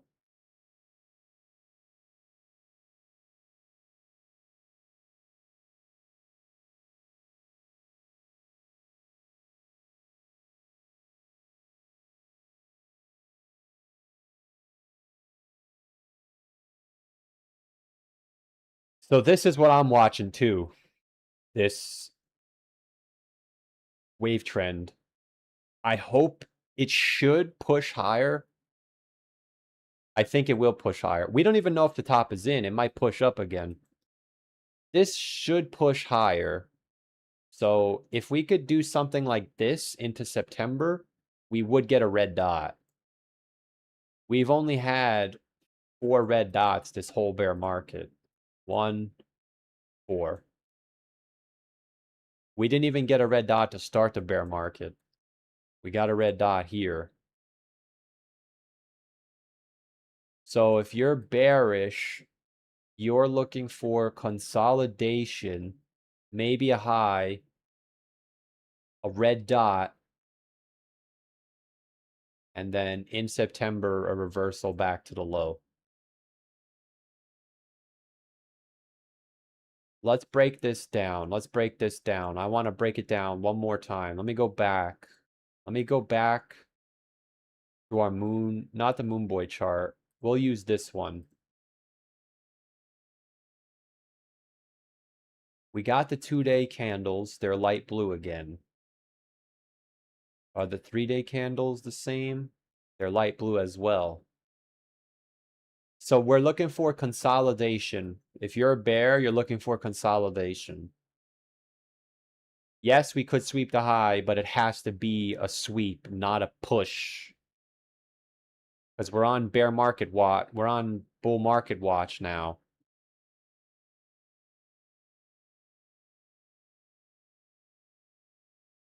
Honestly, if you look at this perspective, it took 6 days to go down and 6 days to go up. Does that mean anything? What are the traders saying? The one trader that I watch, I believe, is bearish. A handsome man. Actually, they're both bearish. They share the channel together. The two handsome, I don't even know what they are, Australian or German. The one guy that streams in the morning, he talks to me in a very low tone. Here, I'll pull them up. Let's see what they're saying. These are the only live streamers I watch. Because nobody really, I don't know, every time I search Bitcoin, nobody pops up. Like, it's all Indian guys. Not that there's anything wrong with Indian guys, but it's all the same. It's all the same thing. It's like not really a stream. It's just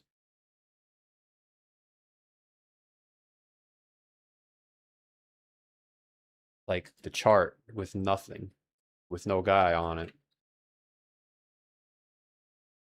Oh, they haven't streamed. Yeah, they don't stream. I guess they don't stream on the weekends. But these are the guys that I watch. I don't know what the accent is. Maybe you'll be able to pull it off. Maybe you'll be able to tell me. Yeah, see, look, this is where I got that moving average from.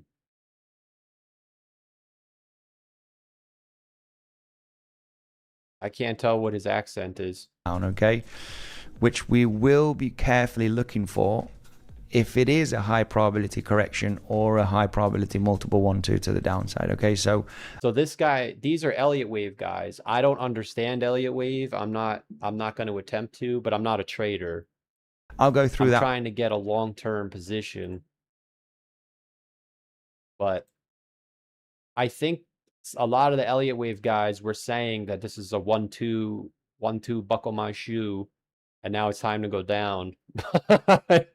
We just went up so fast because we got a 3-wave move to the upside, and I just want to keep it simple here. A little bit of higher time frame, guys. Nothing major on the lower. Yesterday we just continued to the upside, guys. We want to be really, really chilled here based on the shorts.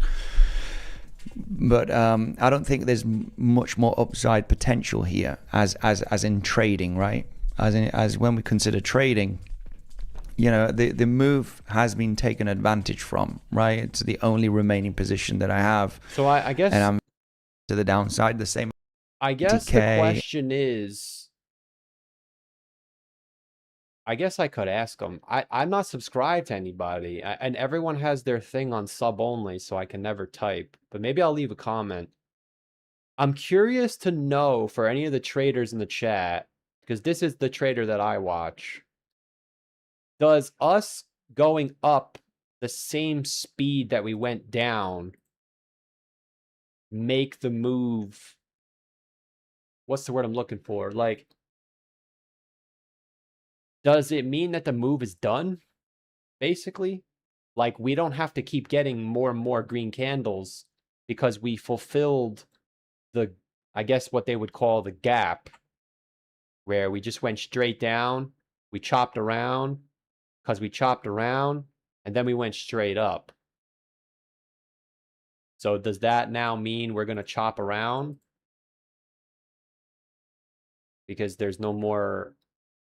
You know, does that make sense? Yeah, here it is again. It's like you go down, you chop around, and then you go up just as fast as how you went down.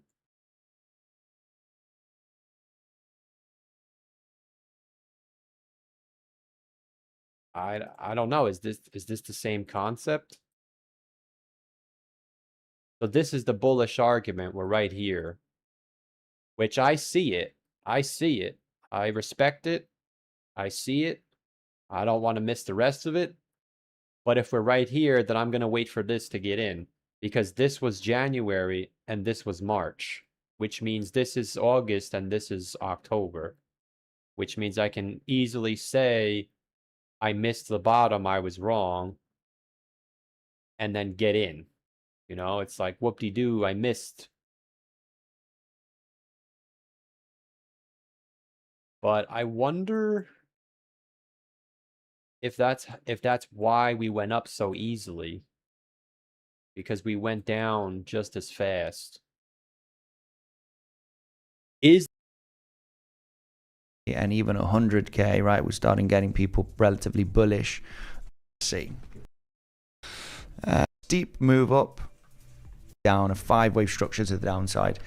And that's where he's on the same thing then, I drew. you know, you either form a double 1-2, then That's 3, foolish. 4, 5, right? Oh no. Or you form a massive 3rd wave, 4, and an extended 5th wave, and haven't got an aura high 1 weekly level, right? 0.88 starting, maybe a few, and the loser you need the next diagonal, right? In a 1, 2, 3 sections, we start having that, and maybe you did detect the top. But the ones who haven't, in I my guess he's case, bullish. it's going to require a little I think they're traders, so they don't care which way it goes. bit of patience. But I Got the high think, again I think, to 1 hour time. yeah, see, look at that shit. That's what I was just drawing. I always feel a little bit better when I see the traders draw it because it makes me believe in myself. Frame to really say, But I right, just drew the same exact thing. you know, literally. this is going to be the moment that I want to look to short one of those wave twos on a back test of a major level of resistance, which is too soon. I would prefer the bearish case. I mean, I don't mind the bullish case because of this movement up, right? To try and let them know where I'm positioning, of course, for the potential move down, right? If it is going to be. Wow, I just drew the same exact thing, man. And this guy's a successful trader, and I'm nobody. Multiple 1, 2, right? And break down 3, 4, 5, right? This is where you want to be positioned already instead of looking for trades. You want to. All right, so they're never nice. The Bears are out there. Slow down, a little bit of a fourth. The Bears are still out there, my fellow Bear brothers. Obviously, I'm just playing around, right? There's no game of Bear brothers. It's just we're at that moment where, oh man, it's like, is the 4-year cycle really busted? Is it really busted? But I have the list of top signals and they all went off. And I'm fully aware that I'm a human being and I'm sometimes a good top and bottom indicator. I'm shit in my bed right now. Like, holy shit. I'm not going to FOMO because I don't feel FOMO, but oh my God, am I going to miss the bull run? Like, I know I'm not going to miss the bull run. It's just, this is the exact feeling that marks tops. Just like last time, you guys were all telling me that we're going to 0, and I was like, I don't know. I still think we're going to get a rally. I'm feeling the same thing now at the top. And you guys are telling me it's a super cycle. And I'm like, I don't know, man. I'm not fully convinced. I understand the argument. Yeah, but I was saying the same thing down here. I understand the argument. Fuck it. I'm staying on Team Bear, man. I think we're going down. I just, if it goes without me, it goes without me. I'm staying on Team Bear, man. I'm not throwing my shit away just because of a super cycle push. I'm not saying that you're wrong because I respect the argument. I see the argument. I get it. I'm a big momentum guy myself, so I definitely understand the argument. But I made my case in the beginning of the stream. I think we're seeing the exact inverse of what happened here. You're hitting the same super trend, same moving average, the same bearish divergence.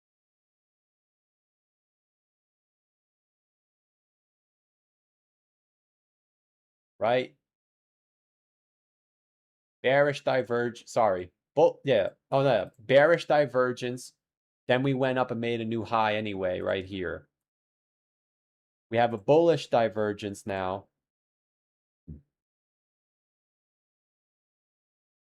We're hitting same super trend, same moving average.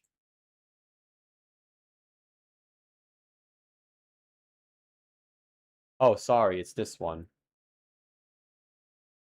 Yeah. Right? High, higher high, bearish divergence, bearish, bear market, holy shit, we're bullish. Now we're making a bullish divergence. We just went up, holy shit. But it's a lower high. So I guess does that make, yeah, so this is a higher high. Yeah, so we're almost, oh, see, we broke through this though. That's the problem.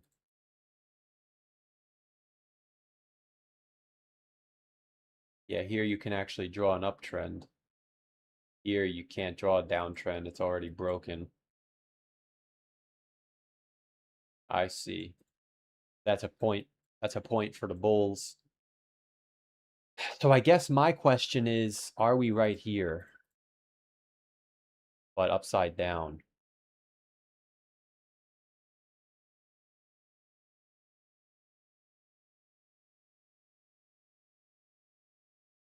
You know, that's my question to myself. Because you had the falling wedge.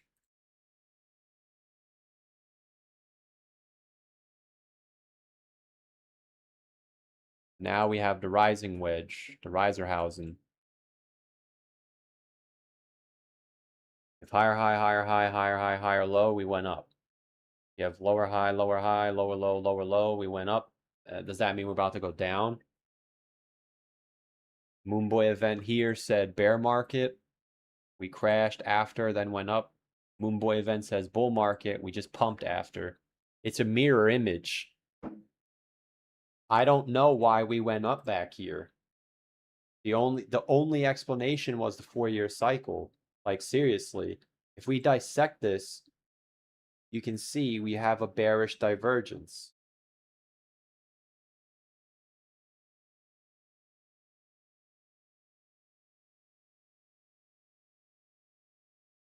I think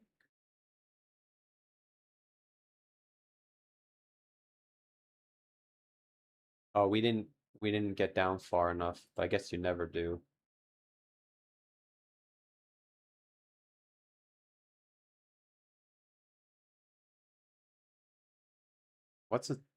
What's between 2 weeks and 1 week? 10 days? Yeah, we never went down far enough though. 8 days? Okay, here it is. So you got the 8-day green dot to trigger the bullish divergence. You had the 8-day red dot to trigger the bearish divergence.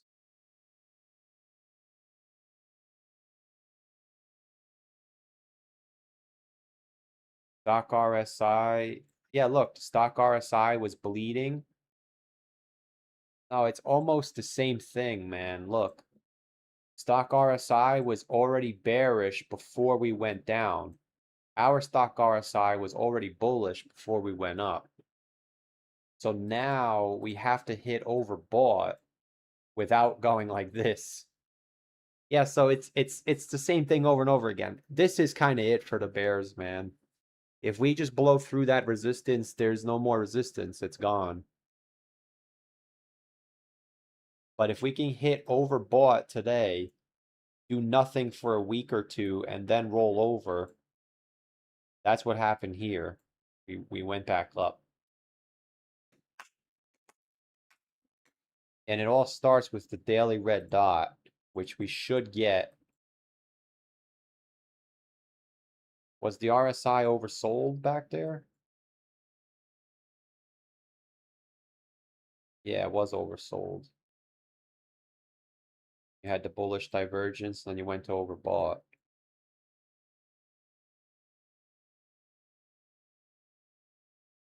I guess we'd be looking for the opposite. We'd be looking for overbought. Yeah, we did get overbought. We went from overbought to oversold. Yeah, so I guess my thing is I'm gonna wait for the next time we hit oversold. Even if it's a bull market, I still have to wait for the next time we hit oversold.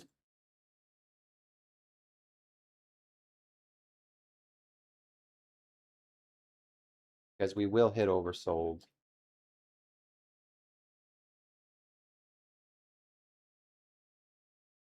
Here you hit oversold, and then you hit oversold. In 2019, you hit oversold, but then you didn't hit oversold until the top was in. Actually, you never hit oversold. Yeah, the top was already in. 20, whatever year this is, you hit oversold here. Yeah, so there's a 2 out of 3 chance that the rally just sits here, even if it is bullish. Well, I guess technically we sat here for a full month. Yeah, so even if the bottom is in, I already missed the move. Yeah, here you sat here for 30 days as well. So I'm assuming, unless you're in the camp of Vegeta, who thinks we're going to go up to like 100 and then it's over.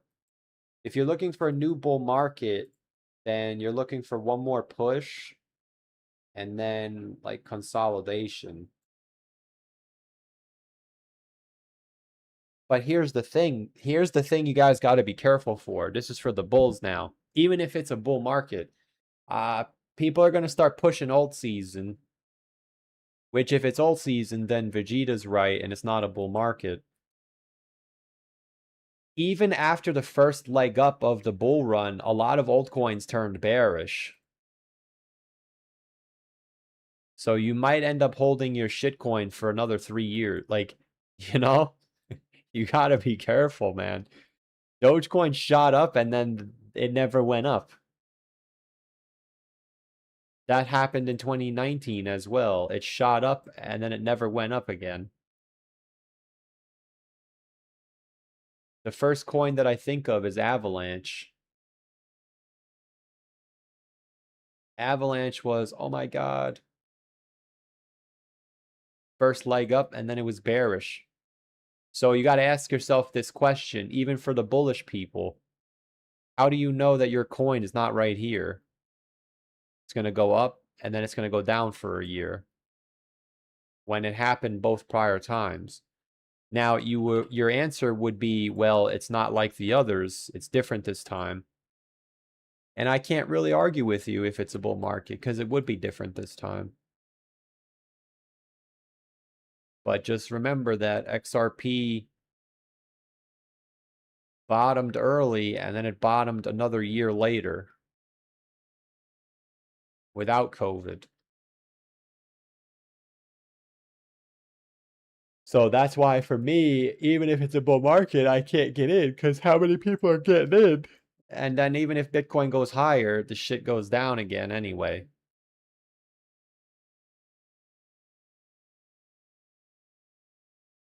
We got the SWE pump. We should keep an eye on SWE, see what SWE does. Why is my chat's frozen? 1 second.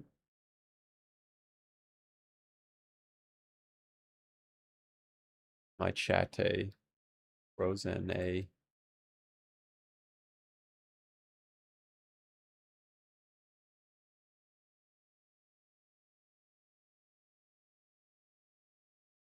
XRP is expected to receive formal approval in the US backed in the coming week. Interesting, interesting.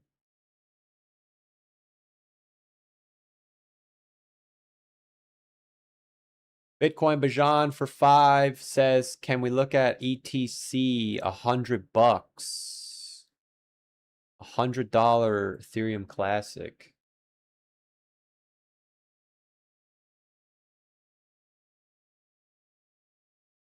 I have to be honest with you, man. Even if I put my bull hat on, let me pretend to be a moon boy, I still don't think it's going to go back to the high. Because you broke this low. The thing with XRP is XRP was bullish last market cycle, but it held the low from the prior bear market. We just broke the low from the prior bear market. So there's a possibility that XRP or Ethereum Classic just withers away to dust. I think when alt season comes, if the Moon Boys are calling for alt season, you should get a spike. And that'll tell you if you're going to go up or not. So I don't know where alt season is because I'm not bullish, but let's say tomorrow's alt season with the... Didn't someone in the chat say there's the Jackson Hole meeting in August is coming up? Let's say he says rate cuts for everyone. And Ethereum Classic goes like this. You got to get through the 382 retracement. So a rejection from here, whether it's alt season or alt season is in 2 years or wherever alt season is, this must break. Because you can see back here, you kept slamming into it over and over again. And we were never able to pull away. Bearish. So you got to watch out for the 382 retracement. It's the 382 and the 618 retracement are the tag team champions of the World Wrestling Federation. And you can probably even get away with this. Let's say Trump tweets war's over and Iran says war's over and Jesus says alt season. You got to get through $12 or it's bearish. The 382 retracement is Kane and Undertaker. 618 to 382. So until 12.7 breaks, it's bearish. Now, if you want to talk about $100, we could talk about $100 once we break 12.7. Then we can say, holy shit, Kane and Undertaker going on a historic run. But 1270 is what I would say you gotta hold. Excuse me. You gotta break before you can start talking about $100. And the downtrend is there too. There's quite a bit of work to do for Ethereum Classic. If you're bullish on altcoins, I personally would look at coins that are not from 2017. I would pick coins that are new. I don't follow the shit coins anymore, so I don't know what's new. You'll have to watch another YouTuber for that, because I'm not going on Dex Screener ever again. I'm done with that shit. That's where my money goes to die. So I would say 12.7 is the max before rejection. And the rejection tells you alt season's canceled. But a break over 12.7 says alt season, baby. 27 would be next. Once you break 27, now we can start talking about 100. But 12.7 is your price to break. But I appreciate the 5. It does help a lot in times of despair.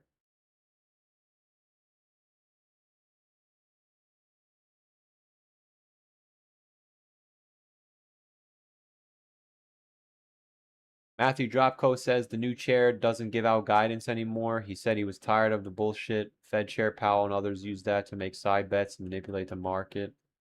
That's what he said?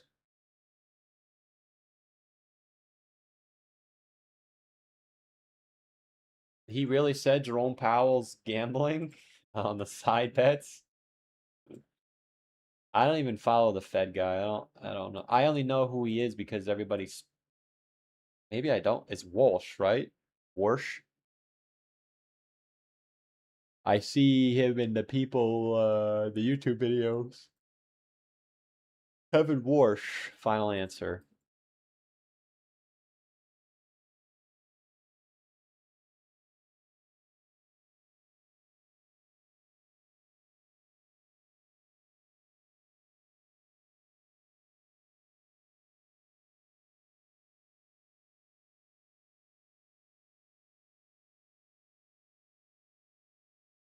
So the Moon Boys are looking for the dominance to go down. Is that what you guys are looking for? So I'm curious for the people who are bullish. Are you bullish for a standard market cycle, or are you bullish on alt season from here? I guess that would be my question to the people who are bullish. Are you looking for a standard market cycle, or are you looking for one of these? Because you got to understand that this occurs over the course of 1 year, which means a year from now, the top is in. Now, if you think that's rubbish and you don't care about the dominance because it's different this time, that's fair. I'm asking, what is your case? What is your argument? So I understand.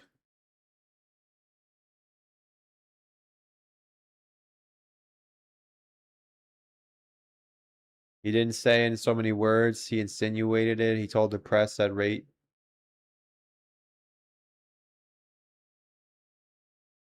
He told the press at the rate decisions conference he's not answering any guidance questions.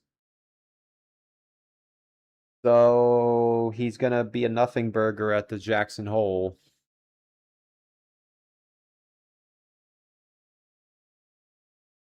I think it's a PMI in a business cycle. So you're looking for the dominance to go down, because that's what happens with the PMI cycle.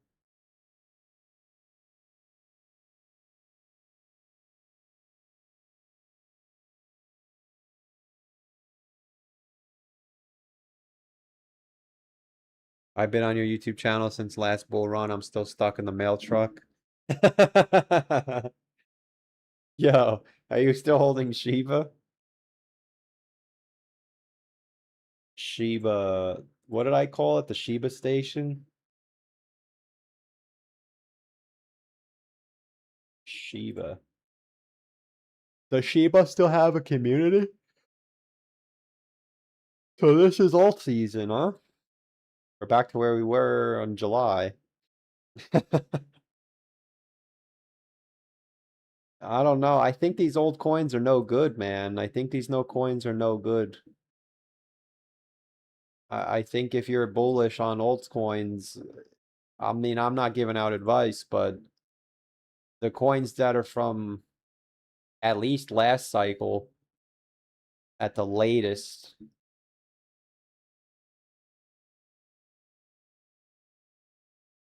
I think Pepe could be a good winner. If I get this right, maybe I will buy Pepe, man.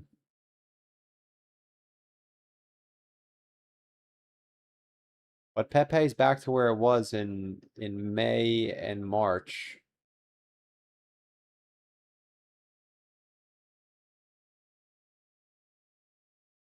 But even if we got a bull market, we would probably get something like this anyway. So I'll just get in December. You know, that's why I'm not going to be bearish forever. But I'm not going to, even if it is a bull market, I'm not going to buy into the hype that we're going to go straight up from here. Because the reality is, with no emotion, because I don't own any coins, so I can speak with no emotions.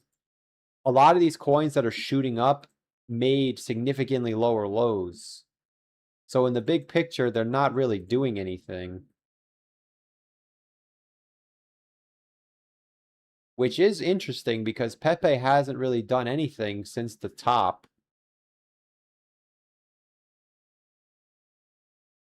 So that's why the super cycle argument is fair once the year ends, because if it's not a 4-year cycle anymore, then this is accumulation. And then the bull run will be next year. So even if I didn't get the bottom, it would be the same thing as saying the bottom was in December, where a lot of people said the bottom was.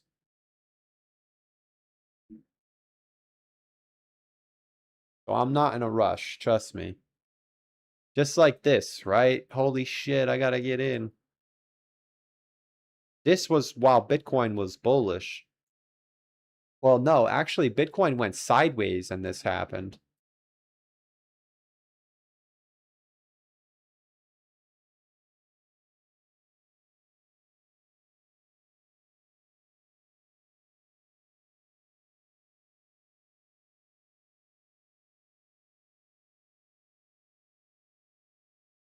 If the bear market's over, does it really affect the cycle from now on? I think it does. I think we're in a momentum-based cycle. Because how else would the bull market be starting other than the momentum? The argument is probably the top was here, so the bottom is in. Holy shit, there was one more drop after that. Yeah, but that's not accurate, because you'd have to... Oh my god. Imagine. Oh my god. Oh my god, oh my god. Oh my god, oh my god, oh my god. Dude, I don't know. Could you imagine if this is the top and everybody just got sucked in? I was looking at Solana too. And I was taking the cutout from Solana and I was comparing it to now.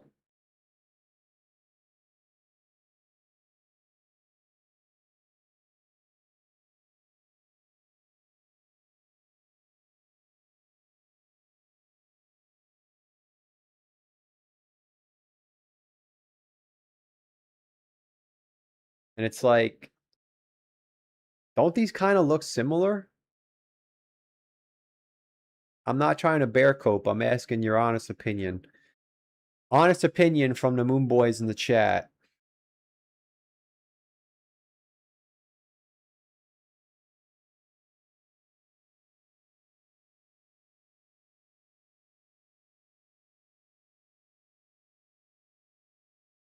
So we would be right here.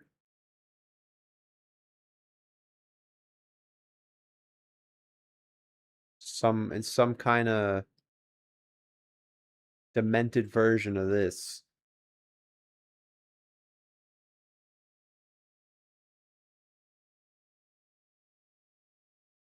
Where this up here is this. This consolidation is here. Even though they're a little bit shorter. This is obviously a lower high, so it's not comparable in that aspect. This is a higher high.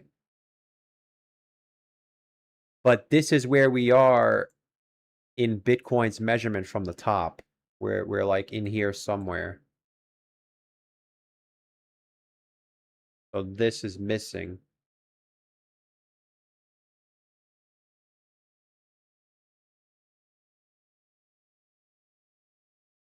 We got Pasta Frying for 11 says, I bought Pepe last week. It went up. Should I convert to BTC or hold? I appreciate the 11. Well, I can't tell you to buy or sell, of course. And I'm going to be honest, I'm not convinced that the bull market started. So take that for what it is. If you caught the absolute low on Pepe and we're about to blast up an alt season, then you got to make your decision if you want to hold. I think we're still in a bear market, and every time Pepe hits this trend line, it goes down again.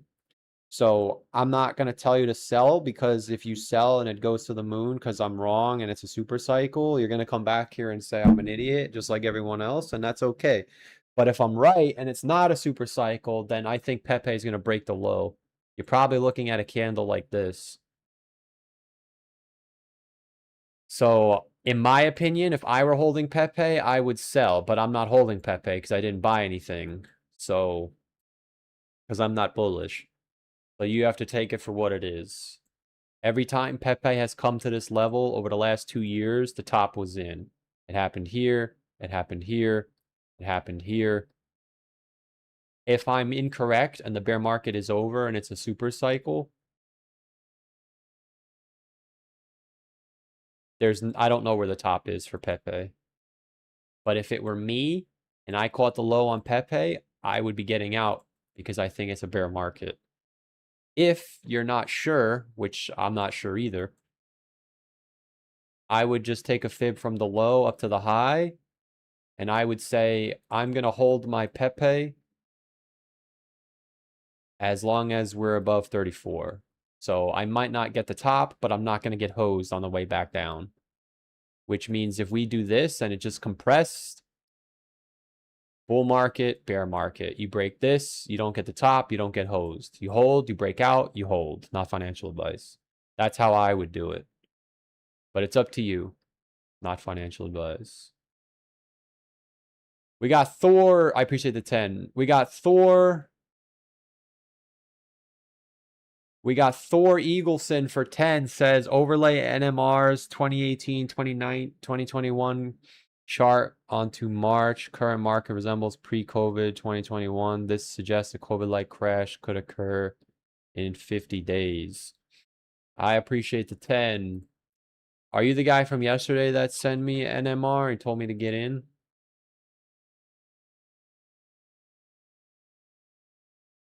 Overlay NMR January 2018 to May of 2021.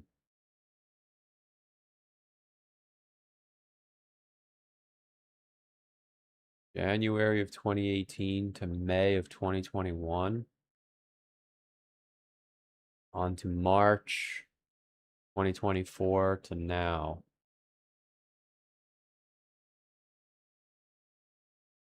March of 2024 to now.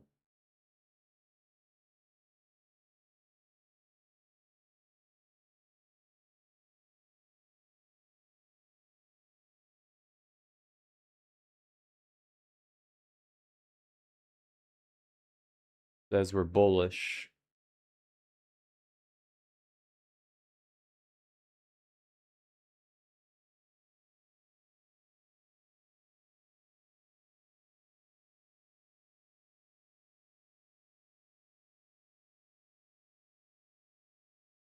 January of 2018. Yeah, it says we're bullish. Is that your prediction? You said a COVID crash can occur in 15 to 30 days.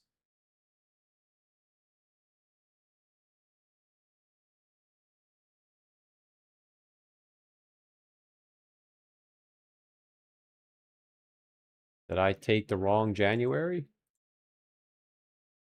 January of 2018 to May of 2021.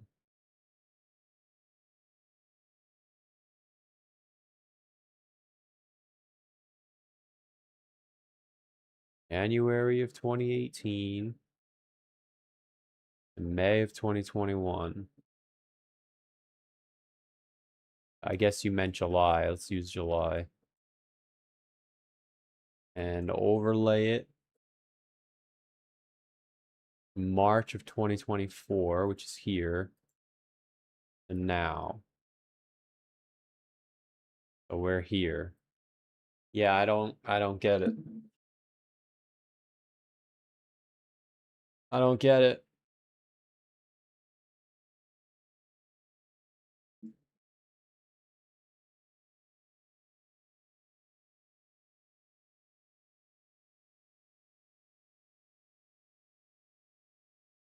I don't get it. I don't get it.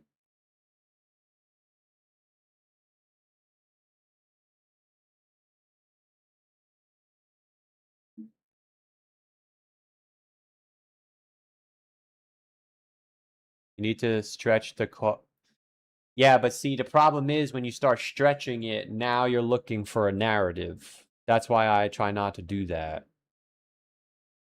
You know? Because if you stretch it, you could just make anything bearish and say this is where we are.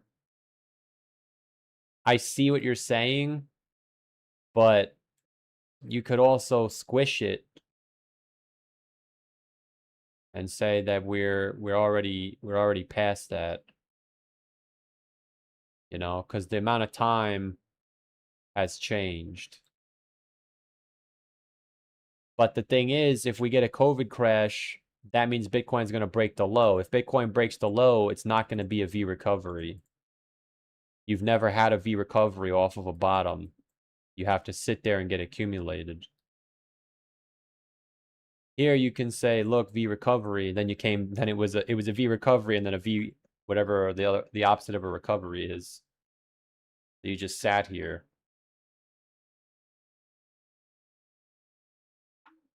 But I see what you're saying. I'm not saying I agree or disagree. I just don't agree with the concept of stretching the cutout because it kind of means you're pushing the idea instead of taking what the market did. But I understand your point. But I do appreciate the 10 and I understand what you're saying. I just try not to extort or distort rather the cutout. So for example, like if you take the top from MSTR and you drag it over, you can actually see that we're lining up, which I showed you guys this the other day, but my problem is everything has to be the exact. And I said, oh, we should have had a pump by now, but we didn't get it. And then the pump came. So like the MSTR cutout said we should have had a pump. And I was like in my head, is it going to pump or not? And it pumped a week later. It pumped a week late. But you can see that it's not perfect, but the tops and the bottoms are pretty close together. So it is possible that this is a trap. I know some people don't think so, and I understand why you would say it's not. I'm not trying to say that you're wrong. But you don't even have to change this. You can just cut it and drag it over. And it said we should get a pump. And now it's saying we should go down from the end of August to October. Which, if that happens, the whole planet just turned bullish. Except for me. I'm the only bear left in the world. No, they're out there. But every single day, more and more people are saying that the bottom is in. And maybe they're right. I'm not saying that they're wrong. I'm not qualified to tell them that they're wrong. I just disagree. I think there's still one more flush to a negative nupal, which will mark the bottom. And now that everybody's in, if I'm right, they're all going to contribute to the negative nupal. If I'm wrong, which maybe that's true, the nupal is irrelevant because we're never going to go negative ever again because we didn't go below the realized price, which means it's rubbish, garbage, which means on-chain indicators for the most part are garbage because the on-chain indicators that said we're bullish are doing the exact same thing as the RSI. So why would you pay for something that you can get for free? All the on-chain indicators that topped back here topped with the RSI. All the on-chain indicators that say we bottomed with the RSI. But they're all momentum on-chain indicators. The only one that isn't is the coins in loss. But my argument is the coins in loss that said the bottom is in also said the bottom was in here. We got the relief rally and then we went down to the negative nupal.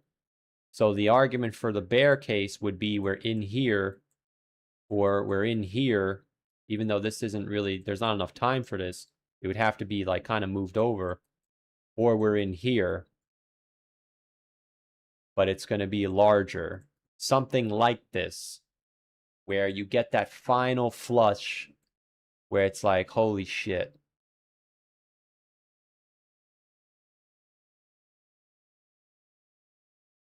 Now, the argument is that's what this was. So it really comes down to, are you a believer in momentum or are you a believer in the 4-year cycle? The momentum case can be made clear as day. Oh, here you did make higher highs.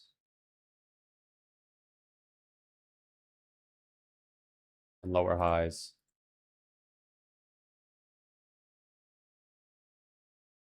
Yeah, we're at that moment. We're literally there now.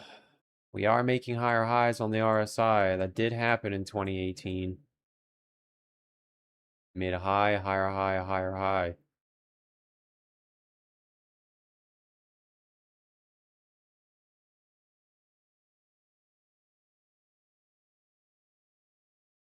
Bitcoin Bajan for 5 says if it's a bear market, shouldn't the DXY go up? Not always. But yeah, it hasn't really done anything. In 2014, it went up. In 2022, it did go up. Yeah, so maybe it is. Yeah, actually, technically it has gone up. It hasn't gone up. The only explanation for it not going up is it's not a bear market and it's just a correction, like Vegeta said, or it's about to go up. Which means everybody that just got in is about to get sucked in.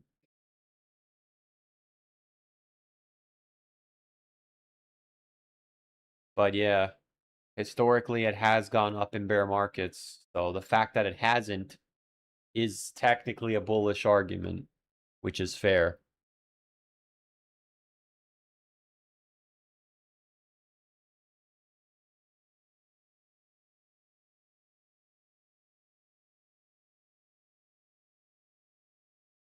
But I do appreciate the 5.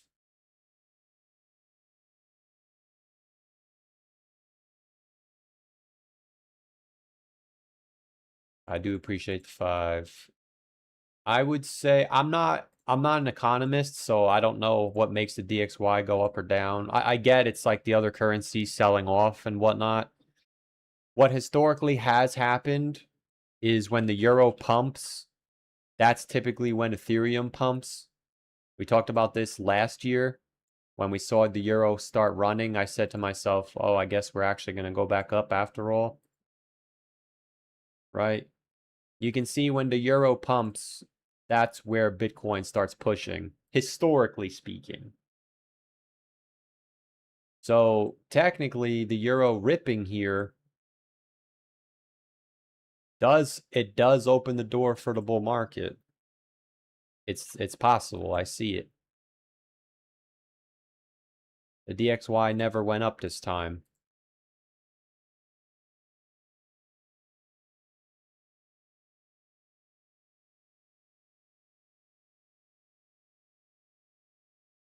But yeah, so the bear market typically, the euro goes down. This is the first time it never went down. So, hey, the argument is it's different this time. So, you have the information. I see it. I see the bull argument. I understand it.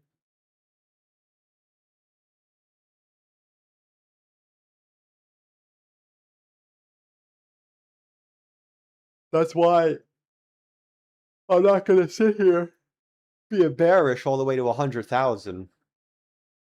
I'm just gonna simply wait 3 weeks, 2 weeks. If we just keep going, then the bear market's over. If it's September 15th and we're at 80,000, then the bear market's over. Unfortunately, that's the price you pay for not getting the bottom. I'm okay with it though, because I already paid. So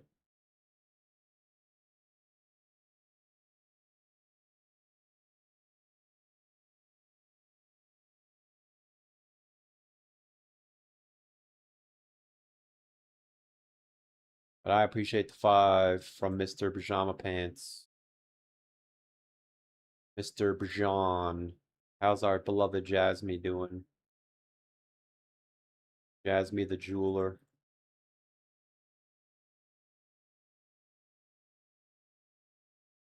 How is the beloved Jasmine?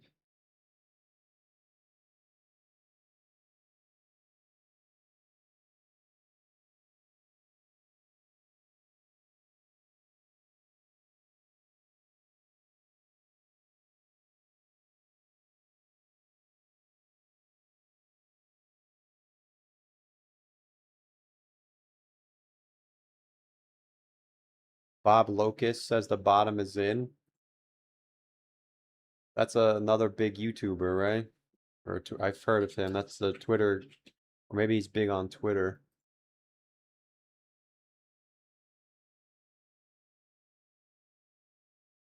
I don't have Twitter, so I don't know.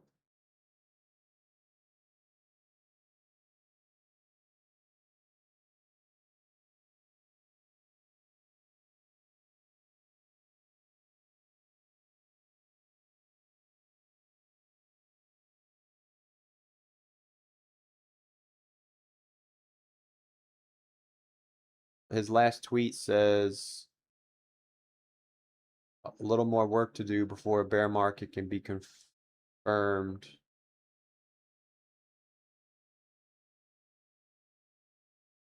Yeah, so he's not saying the bottom's in yet, but it's close.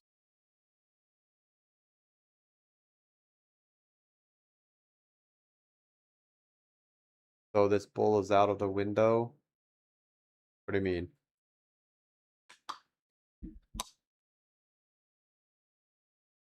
I'm not saying I know for certain that it's going to go down. I'm just basing it off of the historical reference points. Maybe I'm the clown. I get it. If I'm being honest, this is my point of view. We had our Moonboy chart that said we were going to be bearish here. We thought the top was going to be here. We saw the we saw the bearish divergence forming. We said this is the top. We just need alt season. We didn't get alt season, so the crash came and it was like, dude, what the hell? The Moonboy chart passed. We made another low. And then we went up for no reason at all. We had the bearish divergence. We had everything that said it was a bear market, momentum-wise. The stock RSI was getting ready to roll over.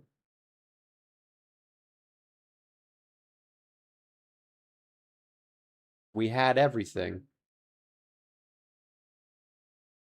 Stock RSI crossed down. It's a bear market. I don't know why we went up again. The momentum was bearish. You had a bearish divergence. Everything was there. You had the moon boy chart said it was bearish, and we went up anyway. Now you have the same exact thing in the other direction, where you had the bearish divergence. You have a bullish divergence. You had a bearish divergence. You have a bullish divergence. You have a bullish moon boy event that just passed. Now we're going up. We had a bearish moon boy event that had just passed, and we went down. Technically, we went down before, but we made the low after. Could it be that it's the same thing in the other direction? Now, it's possible. That's why I'm okay with being wrong and waiting, because the move already came. But I have to admit, I've never seen so many people say that the bottom is in before. That doesn't make it bearish. It's just, that's what it is. I've never seen so many people call bottom. And the fact that we had a 54% drop when this was 55% means that this was worse than this. Which means going forward, what do we expect for future bear markets? We don't know.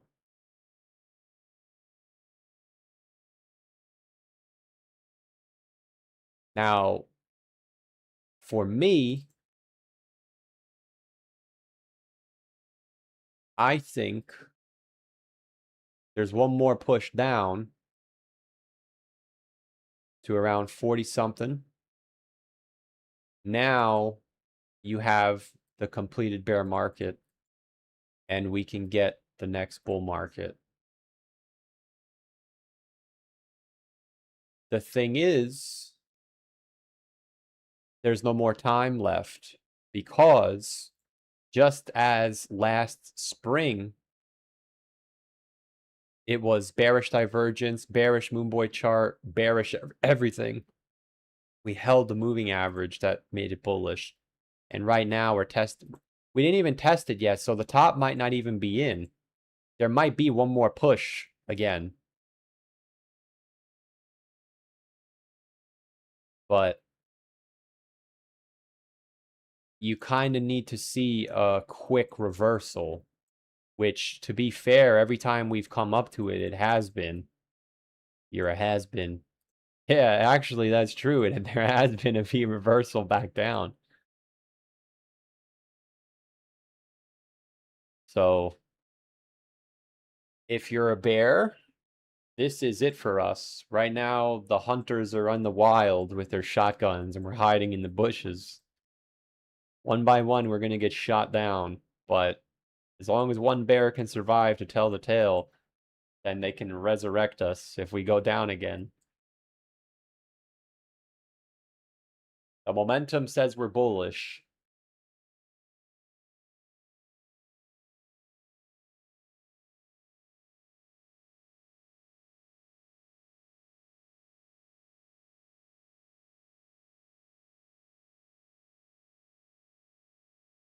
I can already see it. So many insufferables when we were in the 50s. Well, here's the thing, right? We're not going to stay in the 50s very long if we go back down. We're going to, because this is how I'm looking at it. We also always have the chart on logarithmic, so everything is bullish to us. But if you take this off,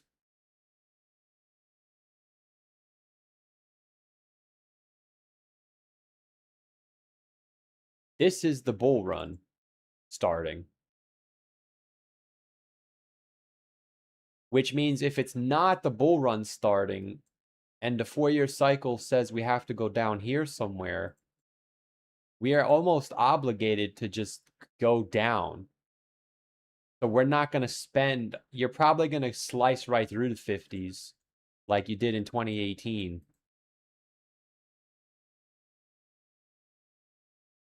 That's why I'm respecting the bear case, because I've seen it with my own eyes. You just slice, you slice right through it. And if we're right here or right here, everyone who wasn't sure that might have held the price up, they bought in now. So these buyers can't absorb the people who just bought in. So if we go back down, I think the long-term holders are going to start getting out because they know we can't hold this shit up anymore. There's too many people. Which is why if I'm an idiot and I'm wrong, which I only say that so the trolls are satisfied, even though it doesn't matter. If I'm wrong, then it's a super cycle. But if I'm right, these people that just got sucked in, they were not in the market down here. They're going to flush the price down, which is what happens in every single bear market. You get to that point where you hit the holy shit, it's bullish, and then we capitulate. We hit the holy shit, it's bullish, and then we capitulate. And once we fall back below the realized price, the trap door shuts and you can't escape. I can't get trapped here because I'm not in. That also means I could miss the bull market push, which I already did. But once I see everybody's in and it's not a trap, I can get in when it's safe to do so. Does that mean I'm going to leave money on the table? It absolutely does. But I've been here at the bottom, I missed it, and I still made all the money I wanted to by the end. I was at the bottom here, and I missed it, but I still made all the money I wanted to at the end. So if I'm at the bottom now and I missed it, that's okay. I know I'm going to make all the money I want. Well, I wouldn't make all the money I want to, but you're not going to have a bull market without me. It's impossible. I'm going to start selling Dogecoin to the people on the street. I'm going to take that money, buy shit coins. Like, you can't have the bull market without me. But this wasn't the exact move I was looking for, but it was something of what we were looking for, which is why the video I made this morning is so important to me, because I didn't realize we talked about this. Is that not how I am acting right now? But I feel like if this did happen, a lot of people would be like, what the hell, man? Is that not how I am acting right now? That's how it feels. And the fact that we said this, well, I don't know when. I think it was 2 months ago. I can't scroll down because there's a video inside of a video. But it brings me back down to earth. People are underestimating the problem. But see what I was about to say? Moment we could go. I said, like, that's the thing. I understand that at any moment we could. I understand that we could go down at any moment. That's because the chat was telling me we're going down. And I said, I understand the argument. Now I'm listening to myself say the same thing to the Moon Boys. I understand the argument.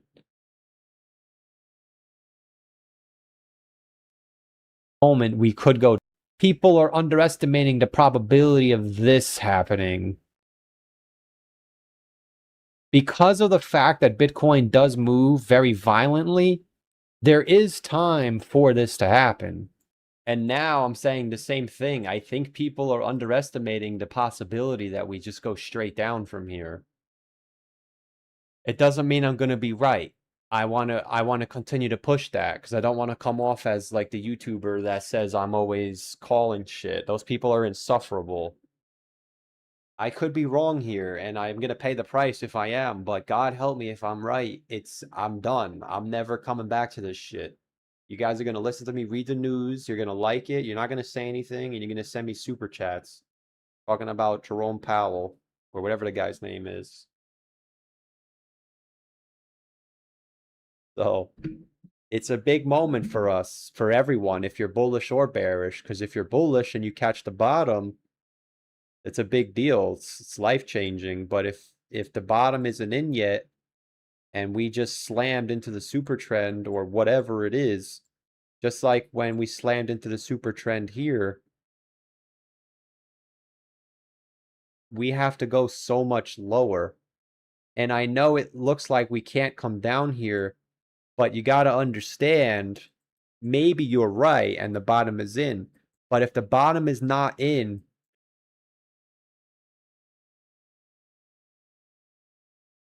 all of these people were not in the market. So you could basically take this candle and just stick it into here. And that alone gets you down to 45, 46,000. Because now you have the people who just bought in and you have the people that were already in. Both of them have to capitulate if it's still a bear market. I don't want to come off as an absolutist. Oh, this is guaranteed. There's always the chance I'm an asshole and it's bullish. Then I'll just say Doge to $5. But we're in the same exact spot that we were in here. Now, I am aware that we touched the moving average here. We didn't touch it yet. Can we spike up to 81 and then go down? We would break the super trend. So I think what could be here is we're going to get another candle today. This moving average should fall to like 80,000. Maybe we kiss it and then we reverse. There's always a chance we just go right through it. But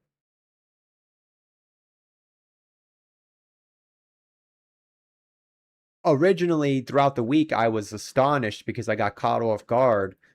Is that how people say caught? I got caught off guard. But now that I'm watching this, I don't feel bad anymore because it's not like we said it's going to zero. I am not showing you this to come on. People would be like, "Sigh, move very at the bottom is in." So if I got it wrong and we just started a bull market, all right, well, it is what it is. But man, this is it for the Bears. Throw us a lifeline, Mr. Bear. This is it for the bear tubers, man. We have I do like our defense. We have the final boss of every single thing ever. We literally have the final boss of everything. We have the 382, the moving average, the downtrend, the super trend, which means if we get a clean break of this, you just have to accept defeat. Now, some people will continue to be bearish all the way up. I'm not going to do that. Now, if we get a second one of these, now we got a problem. Now we're at the 618 retracement. So I'll wait for the pullback. If we get a third one of these, then I'll just buy stocks. If we get 4 in a row, you guys are millionaires. But this is how it feels. It feels like you're going to get 4 candles in a row, doesn't it? With the fear and greed at almost hitting extreme greed. Feels like we're going to get 4 in a row. It's a very, very, very interesting and critical time. There's no doubt about it.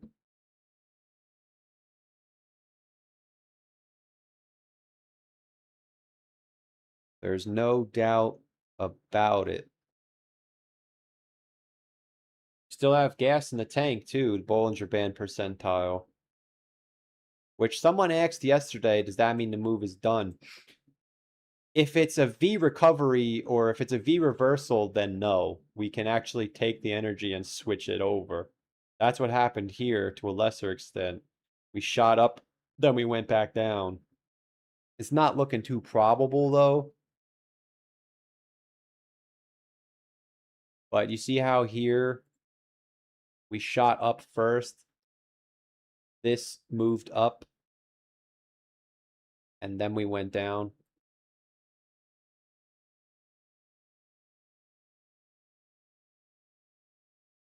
It's probably not going to happen that way. But when you start really raising the time frame, it hasn't, the move definitely started. There's no question. But we got some nasty candles, man. We got some nasty Bollinger Band candles to fill out. Which means we're going to 100K from here, or we're going down to 50, 40, 30. 30K is too low. But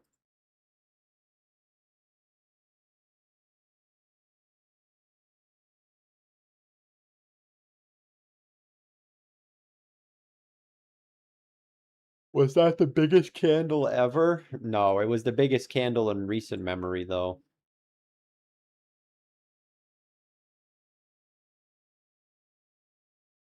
It's definitely the biggest candle in recent history, for sure. 21%.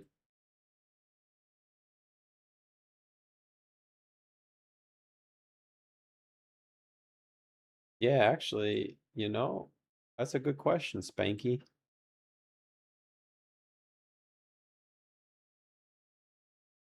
Yeah, that's a good question, Spanky. It's definitely the biggest candle in recent history. No, this one looks pretty big.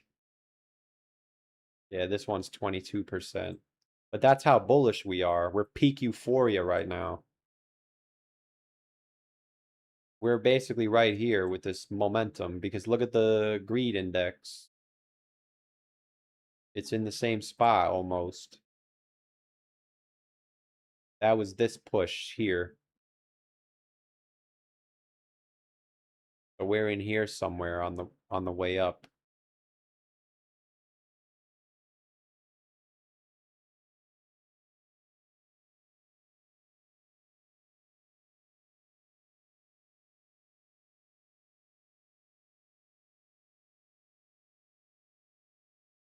Why I said last time so many people will get wrecked if Bitcoin goes to 75 to 80 because so many people saying for 40 to 50. Yeah, but I think people are overusing that. Everyone's looking for 40K. Half of YouTube is pushing the bottom could be in to DCA. My honest opinion for why everyone says everyone's bearish is because Ben Cowan is bearish and he's the #1 YouTuber. Like, yeah, there's YouTubers that are bigger than him, but he's the only one that you kind of got to respect, right? These other guys tell you some rubbish off of the news, which is nothing wrong with that, but anybody can read the news. Ben Cowan actually makes his own charts and reads them to you, which not everybody does that. With that much, 1 million subscribers is a lot of people. And the fact that he's still pulling bull market views, like a lot of YouTubers are struggling to pull views, myself included. Ben Cowan is one of the few people that never lost views. So he was bearish. So that's why I think most people are saying everyone's bearish. But you could pull just as many bullish YouTubers, probably as bearish ones.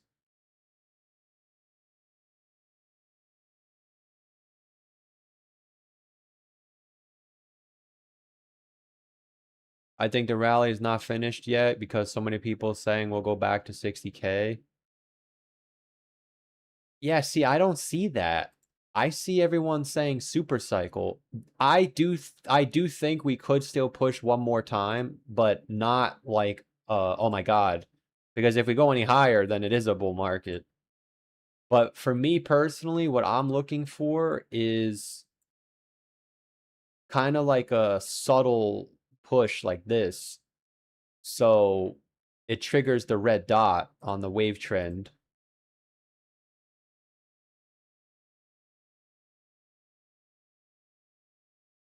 We don't have it yet. We don't have it for Ethereum either, but Ethereum is up there already. We don't have it for the total market cap, but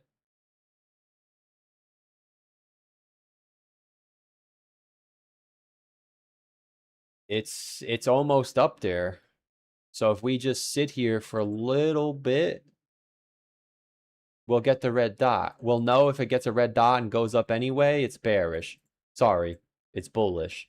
Because it's very rare that you get this red dot on the total market cap. Very rare. We got it in April of 2025 and we were bullish.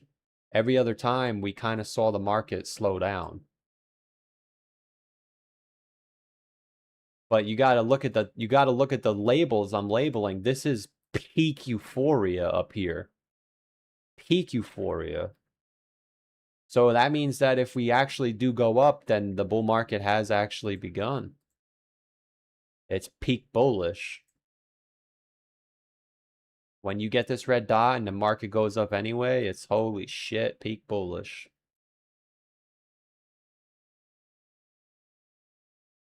But it's very rare that you get this red dot. But if you get it and it's bearish, it's death. If you get it and it's bullish, it's nothing. Which is why if we get it and nothing happens, then we know it's bullish. But we haven't had one since May, and the last one before that was a whole year ago. So for me, I was actually waiting for this to trigger too, but I invalidated it in my own because I'm like, I don't think this shit is going to happen. And 1 week after we thought it was going to happen, it happened. I think that's why I got caught off guard because I'm like, I really thought to myself, dude, we should have went up. Why didn't we go up? And then literally a week later, we went up. But it was too late anyway. Now I have to sit here thinking to myself, did I just cancel everything or am I wrong? Because if I'm right, if I were going to pretend, let me pretend that this rally happened where I thought it was going to happen. What I would be telling you guys right now is, I'm being honest with you. If this rally happened just 2 weeks earlier, I'd be telling you guys, dude, this is the top, man. We got the exact pattern we're looking for. Now everybody's bullish. We're getting ready to go down. But because it happened where it happened, I'm like nervous. Like, oh man, maybe it's bullish. It is what it is.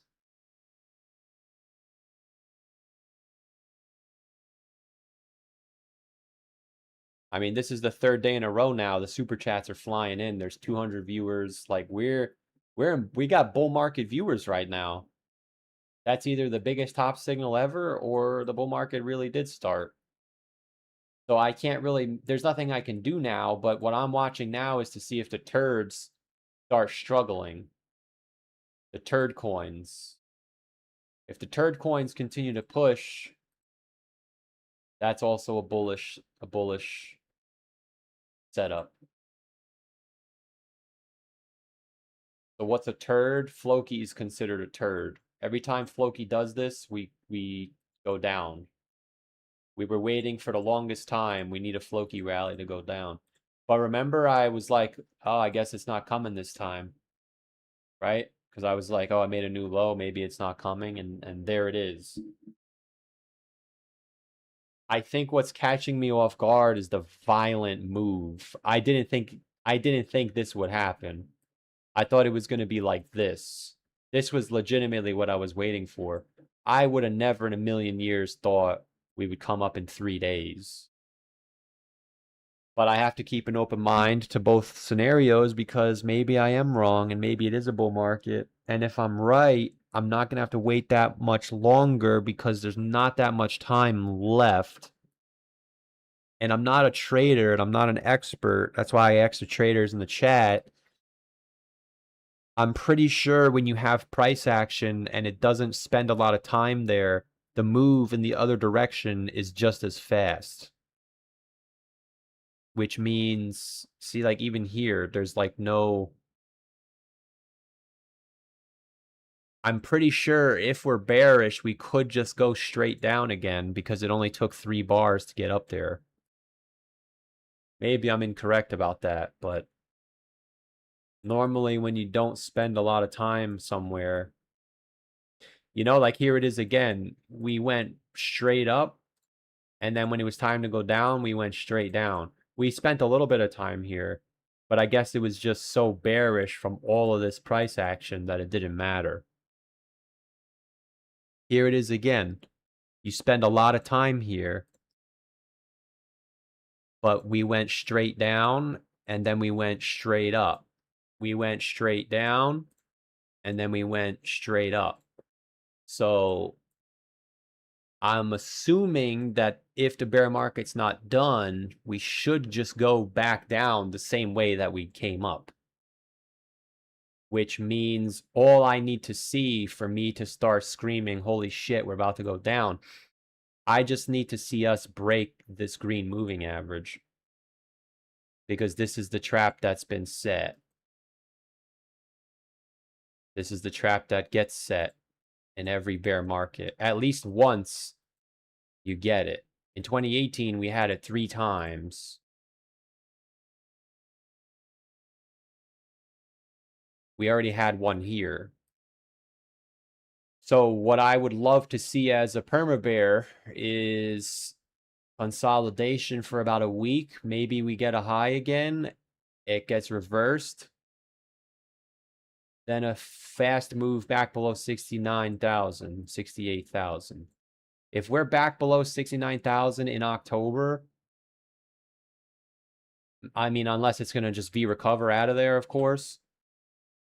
If we're in this vicinity by the end of September, not October, sorry, then I really, really, really believe we're going back down.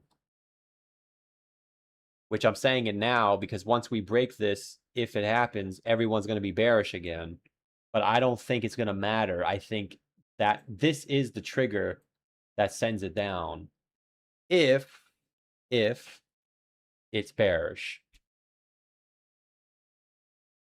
But I would be lying if I said I don't feel anything. I am feeling it 100%. But I'm listening to the way that I'm talking, and it was the same thing down here. We were saying we're going to 50K right now, and I said to myself, and you guys, I understand the argument, but I don't think it's time to go down yet. We need to get a relief rally. Now I'm saying to myself, I understand the bull argument, but I think we should go back down again. So I think I'm gonna stick to my guns. If I'm wrong, I'm wrong. It's not about being right or wrong. It's about making money, and I already didn't make any money, so I'm not gonna get in now and oh I missed even more money. That's not how I look at it. Once we break this high and we just blow out of here, okay, pull back, I get in, then we go up. Unless you're really in the camp that this is it, it's just gonna start printing these larger and larger candles. Obviously, if that happens, then yeah, I'm not gonna get in. I can't get in. But if we're at 150K by Halloween, then yeah, you guys can laugh. I missed the bull run. But I'll just get in when it's safe to get in. And there's always a chance to get in. I don't fall for that bullshit that YouTubers sell. Oh, well, you missed the whole thing. Dude, every time we say that shit, everybody gets wrecked. You're gonna miss old season. You're gonna miss old season. Even if you... Dude, the most money is made at the end of old season. Think about it. When was the end of old season? Like, January, February, March. Technically, old season started...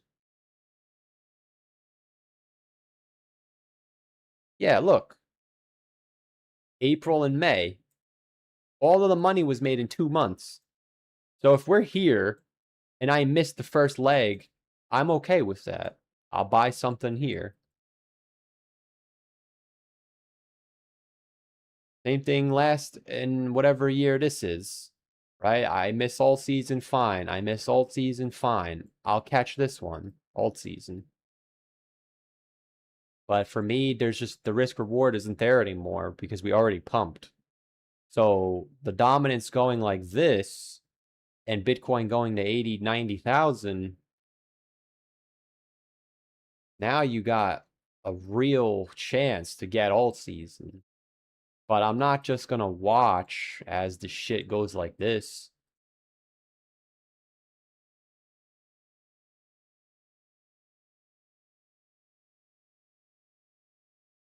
Live streaming through the bear just to miss the bull run would suck. You've been trolling me the whole stream, and I'm not gonna bite, but I'm just saying I've never missed a bull run ever. So if you think I'm gonna miss the bull run, you have another thing coming, sir. Geo's Gems for 2 says nothing. I appreciate the 2. I appreciate the 2.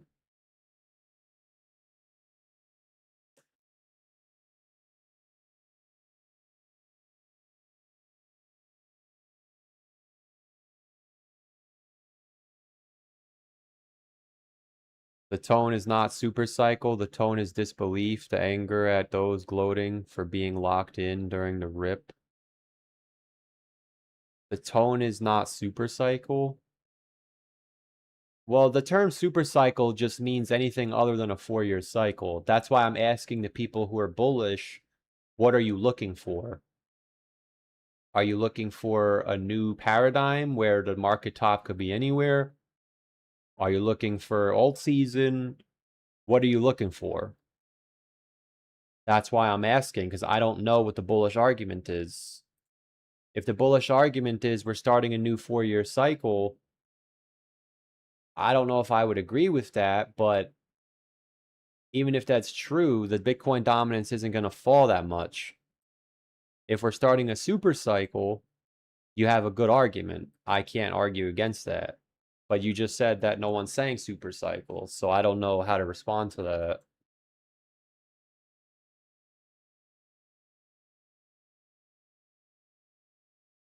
Geo Gems for 2 says, thank you for honest TA. I appreciate the 2, man. That is awesome. But I don't do TA. I'm not a TA guy. I just show you what has happened in the past and you make your decision. But I do appreciate the 2.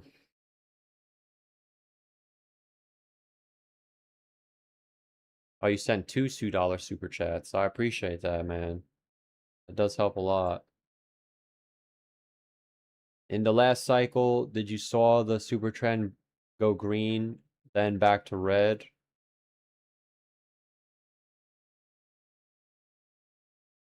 The super trend changed to green, back to red. I mean, I'm not using the super trend to make a case. It's just a coincidence that it's there. But no, once you hit the super trend, it was bullish. Here, the super trend, it was bullish. Super trend. Every time the super trend broke, the bottom was in. Can we break it in a bull market? Of course. Just because you get a sell signal doesn't mean the bear market starts, but every time you've gotten a buy signal, the bull market has started. But that it's just another momentum indicator. The momentum indicators all say the bull market started. So does that mean we're going to get a buy signal and then still go down? It's not very likely because we would need to have a weekly close at 83,000, which is bullish. That is bullish. The only way they get me is if the market closes at 85K and then it goes down. But now you're asking for shit that doesn't even make any sense. Technically, this does make sense because it is a lower high. We are at the moving average and we are at the super trend. Not that the super trend is the end all be all. It just happens to be there. But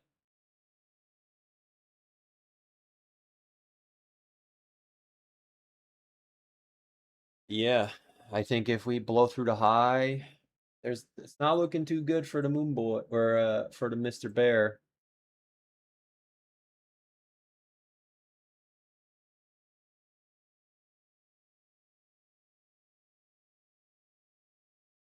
The paradigm would be using blockchain for tokenization. Everything can be tokenized. It can be done with crypto. All the AI hype should benefit crypto at some point.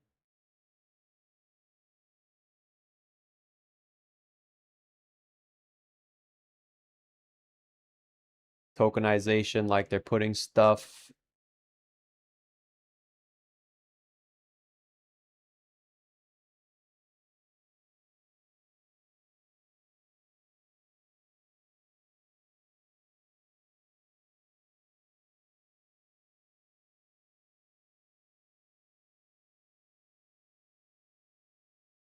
I think the business cycle is responsible for the price action.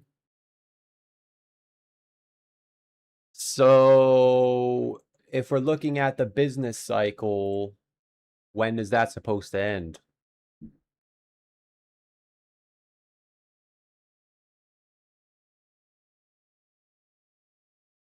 Doesn't that mean it's almost over?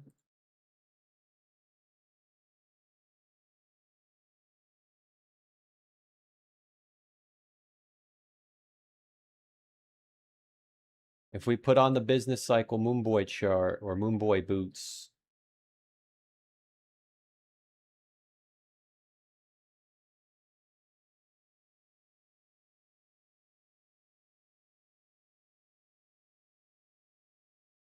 that's what I'm trying to ask. If we're looking at this, then the top should be in 365 days. Top should be in 395 days. Or are you thinking we're about to have the biggest economic expansion of all time because of all the time we spent down here? If that's the case, then we can buy stocks. That's why I'm not worried.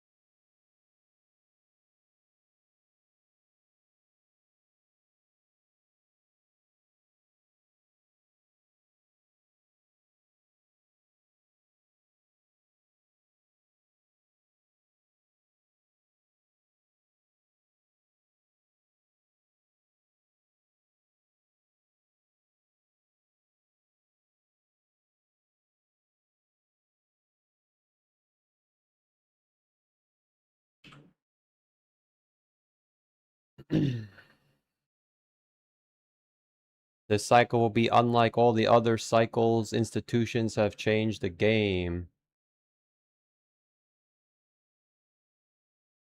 Institutions are going to send us to... So what's your top prediction? What do you guys think the top is this time around? I guess that's a good question. For the Moon Boys in the chat that are looking for a bull run, what is your top prediction? I lost 10K yesterday on a FOMO in situation. You FOMO'd in yesterday? What'd you FOMO in on? How'd you lose 10K if we're bullish? What'd you buy? We got SB for 2 says they are tokenizing stocks so you could swap with crypto. I appreciate the 2. Yeah, but stocks trade 24/7 now, pretty much. It's kind of nuts. Like all the stocks that I want to buy, you could buy them 24/7. Well, it's not 24/7, but it's like 24, what is it? 24/5. It's kind of nuts now. You can buy stocks at any time other than the weekend.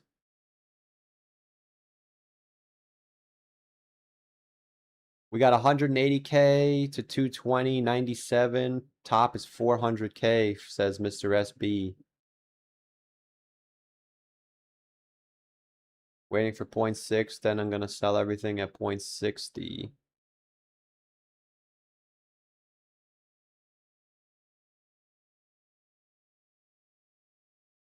So we got one prediction. You guys gotta comment your predictions for the top, man. Nobody's typing. There's 200 viewers, but nobody's typing. We got 180 to 220. We got 97. We got 400K. We got 200 and 400K. 150K by the end of 2026. Dash for 150. You put 150K on Dash and then sold it? Oh my gosh, you really did FOMO in with that much money. 175K, 230K, 280K.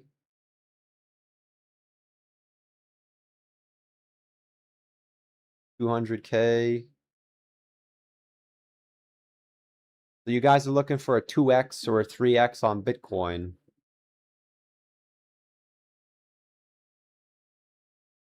$500K.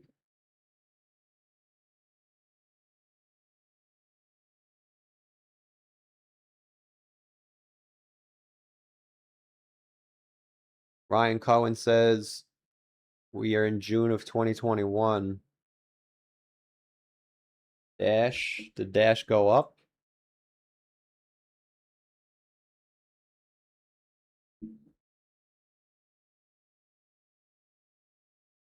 Not recently. Like not if you bought in. It already went up. 180K double top. So everyone who commented those prices, when are you expecting those prices to get hit? That's my question as well.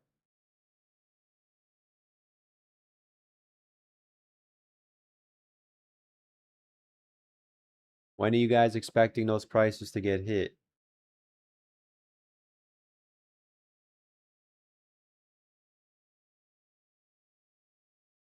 I predict 6 million at the next top.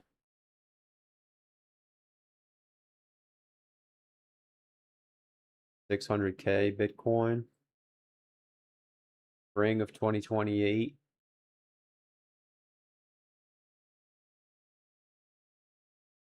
Christmas. You're looking for 180K by Christmas. 180K by Christmas. That's a new one. Yeah, I clicked on YouTube. Someone said Santa Rally. It was like one of the CNBC guys. They said Santa Rally.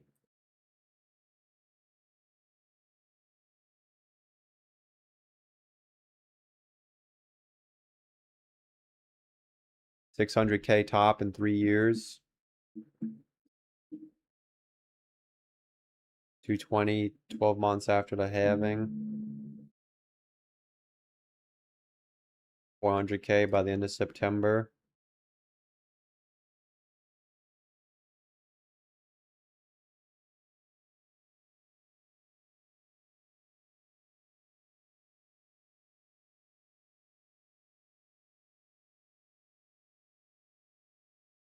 $400K by the end of 2029.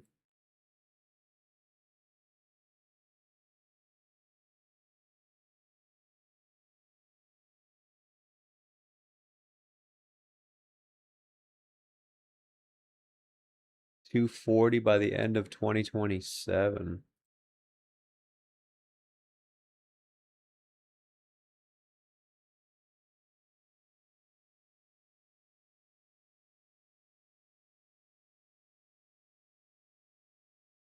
$350K Bitcoin by 2029.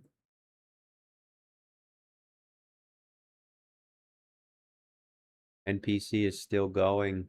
Is it? No, I pulled back from before. She pulled back from before.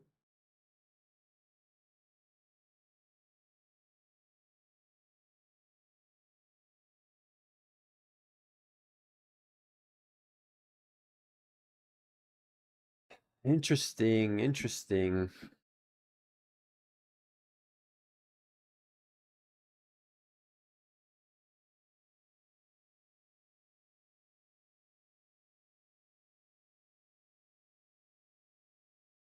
What's my prediction? I don't have one.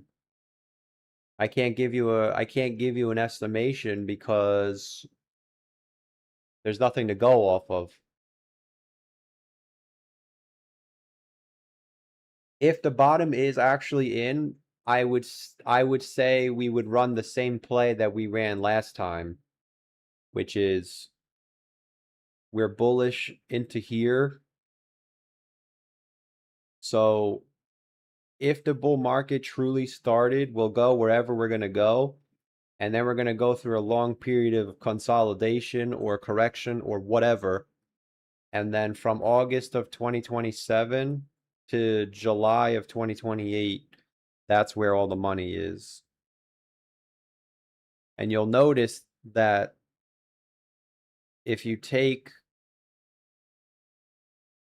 the other market cycles and you apply them to where the bottom is, if the bottom is in, that's what it lines up to.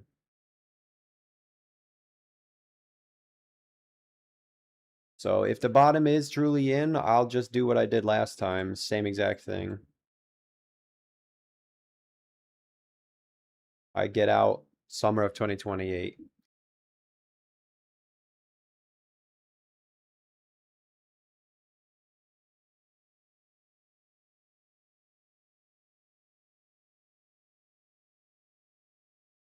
We got SB for 2 says thoughts on Turbo above MPC and in the top 300. The only problem with the old meme coins is we don't know if they're going to go back up. That's the only problem. So you do have to be careful. I don't even think Turbo has any liquidity.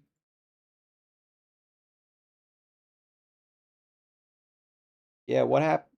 Oh, here it is. So you just got to be careful with old coins because there's no guarantees they're going to go back up. But I would expect a 618 retracement or new all-time high. So if I'm a moon boy on Turbo, I'm taking my downtrend.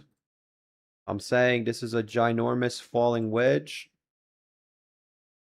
When alt season comes, wherever that is, I'm going to say a pump to the 23, pullback, right? 618 retracement, dead. Or a super cycle to 33 cents. So you're looking at a 40x from the low. Worst case scenario is a 5x. Would you be a 786? Sure. But for me, the extra risk isn't worth it. So when is this? Or when would this be? Well, if it's a 4-year cycle from the low, then this isn't gonna happen. It would be more like this. The big bull run isn't gonna be until 2028, 2027. That's why even if the bottom is in, I'm not gonna worry about it.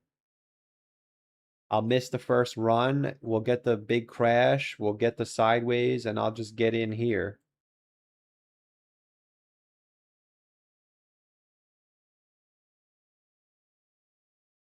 But that's what I would say. Maybe I'm wrong and it just goes, well, I actually think it is going to go down again. So I am wrong. If either of these happen, I am wrong. But for a Moon Boy chart, I would say at the minimum a 618 retracement. And worst case scenario. And then if Toad or whatever this is called ends up being the next Pepe, then 3 cents. Not financial advice, but I appreciate the 2.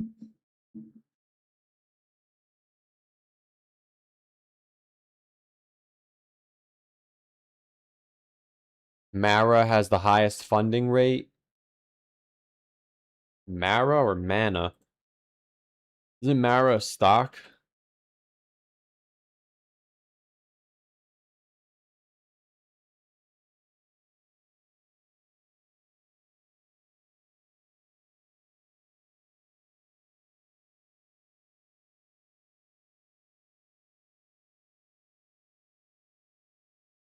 Yeah, Mara's... I don't even know what Mara is anymore.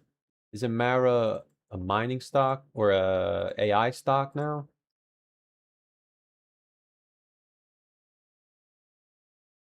Is this gonna go like this next? 7x?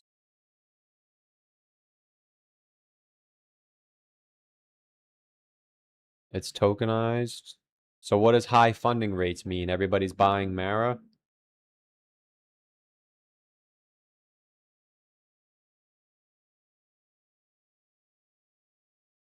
Or you're talking about the... You're talking about the other stock. I can't remember the name of it. Cancer cure. I can't remember the name of the stock. It's Moderna. That's what you're talking about. Not Mara. This.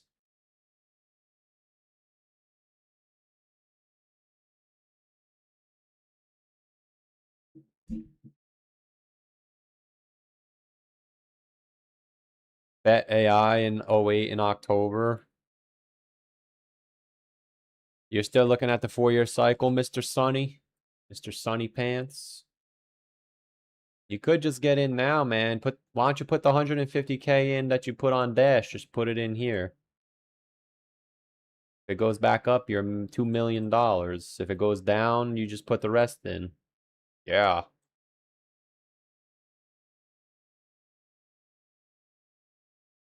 This guy's name is Jacob Fatu.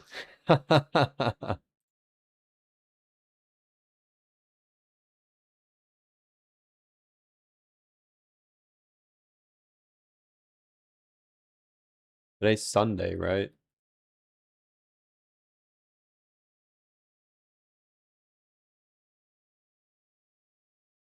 Pump NPC to $2. You guys think NPC is going to $2?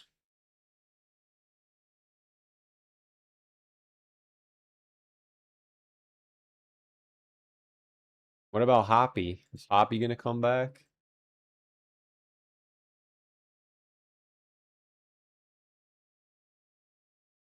NPC to $2.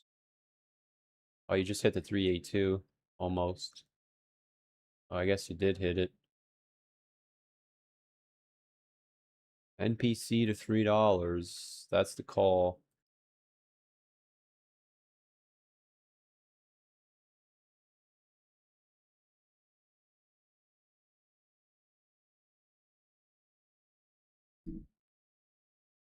Chat is 50-50 split. New low. Oh, why is nobody voting on the poll, man? You guys watching and not watching? Like you're listening? So we got a lot of bullish calls today. We're looking for 300K average for Bitcoin. 300K for Bitcoin. I'm still watching Tether. It's still not going up. Tether goes up every time the bull market starts. So we'll be watching Tether. We'll be watching Mr. Tether. Mara USDC. Yeah, but Mara doesn't cure cancer. You're saying it's the cancer stock, but Mara makes AI stuff. Mara's the Bitcoin stock. So I understand what you're saying, but then you follow it up with cancer cure when Mara doesn't do that. I'm grocery shopping. I appreciate that, Mr. Dropco. Are you picking up some steak and beef? Sonny says we'll make money in 2027. Are you looking at a new low, Mr. Sonny, or are you buying into the hype that it's a super cycle? I guess you're buying into the hype if you put 150K on Dash, man.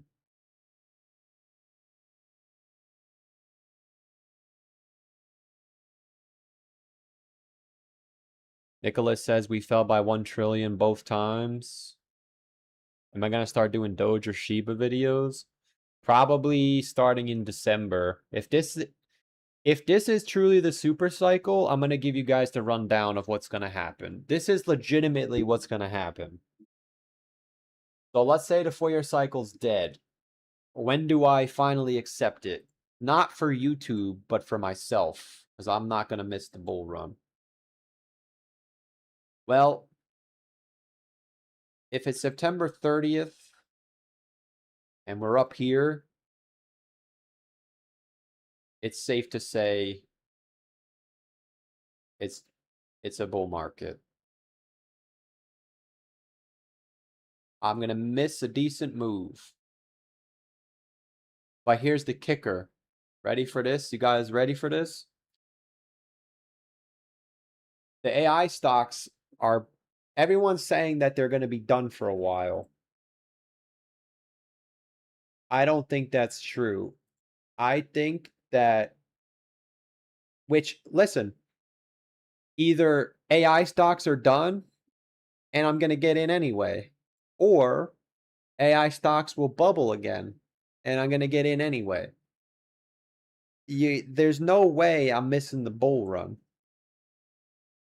And if it's a super cycle, this will happen when Bitcoin consolidates. So I would simply buy the AI stocks, wait for Bitcoin to consolidate, make money on the AI stocks, and then switch to Bitcoin stocks.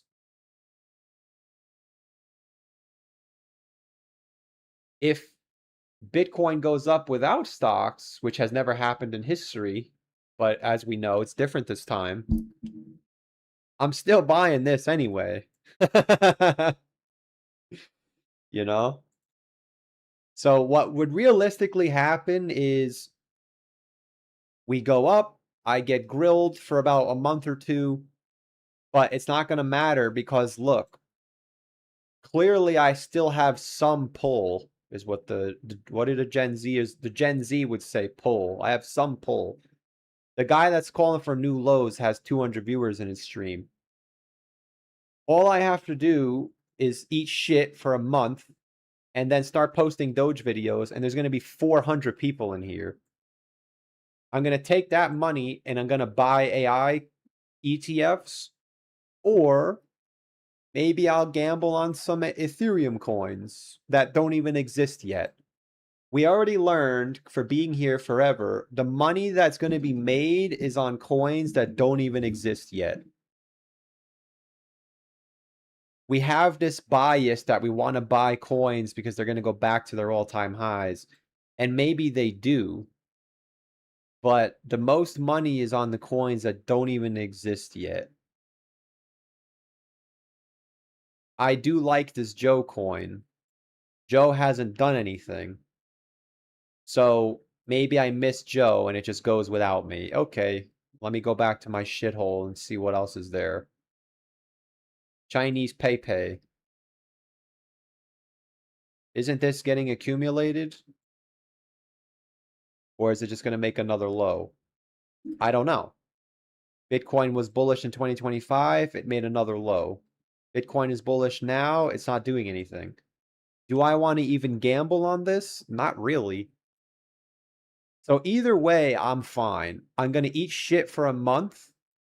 I'm going to start posting Doge to $2, Shiba to $1. I'm going to collect a check, play a character. I'm going to do the same thing I did in 2024, but instead of buying this garbage, I'm going to buy whatever, right? I have a Bitcoin stock watch list. BMNR is the biggest Ethereum ETF. Unless it goes like this to $50, then clearly I missed it. But then you open up the Moonboy can of worms. Well, $50 is only 25 billion market cap. Is this going to be the next MSTR? Maybe I'll buy this. What if this is the next MSTR? There's unlimited options. I no longer think on the basis, well, I have to buy the exact bottom because when I buy the exact bottom, I'm going to sell the exact top. That shit doesn't work. Everyone that bought the low, they're not going to sell the top.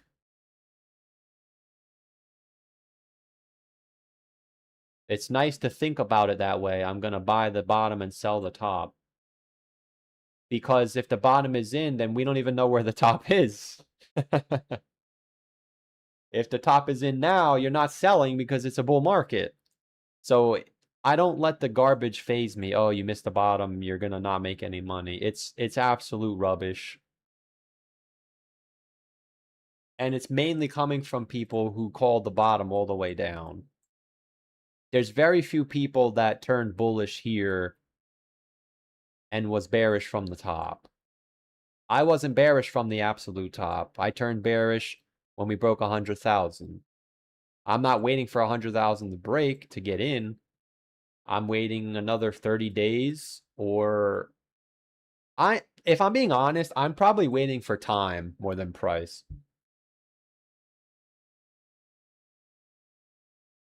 But I just like the chat is talking about 400K Bitcoin right now and alt season. I understand. I'm not saying that you're wrong, but are you prepared if this happens? I am prepared if this happens. I get it. So I missed the first leg. It happens. The only thing I'm not prepared for is this. I'll give it to you. If this happens, then I'm probably gonna miss the bull run. Like if we really go like this, you guys got me. Get fucked.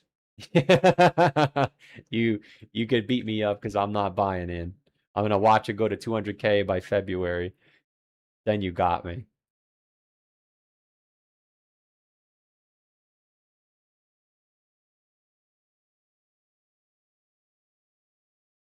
Viewers aren't here yet? Yeah, there are. There's 200 people in here. I had 100 viewers for the last 4 months. Now we doubled. We doubled the views and we didn't even break the high. Could you imagine if we break the high? There's going to be 300 people in here. Half of them are going to say you're an idiot. Half of them are going to say, who are you? I'm going to cater to the guys that say, who are you? The super chats are going to come rolling in. I'm going to tell you Doge to $10. I'm going to be a star. You guys don't understand. I know you guys, some of you understand, like who've been here, but for the negative people, which I don't even see them, I'm gonna be a star. Don't forget they put me on Robinhood, you cocksuckers. So you're not gonna have a bull market without me. I don't know what you think is gonna happen. Now you guys are getting me excited. Now I want it to go up because I gotta be a superstar. But let's see. I'm gonna wait for September. If September's bullish, you got me. If September's bearish and then we go back to the low like this, everyone who just got in is not going to be able to recover because the last leg down is the worst. The leg down, here's the thing, and I think that explains why the altcoins didn't go down that much. If it's a bear market still, the move down to the negative nupal is where the death comes.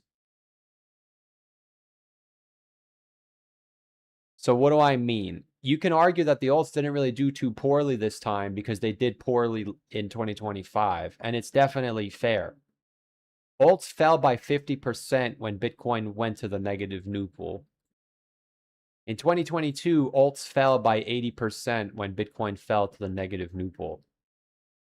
Bitcoin never fell to the negative nupal. So either this indicator is broken and the bottom is in, or Bitcoin's going to the negative nupal. And if everybody's all in and we go to the negative nupal, you're going to lose 60 to 70%. If you're not, and it's not going to the negative nupal, then you caught the low and you're going to get rich. But the reality is half the people that are in aren't even going to get rich. Some of them will. Because a lot of people might buy coins that don't go up.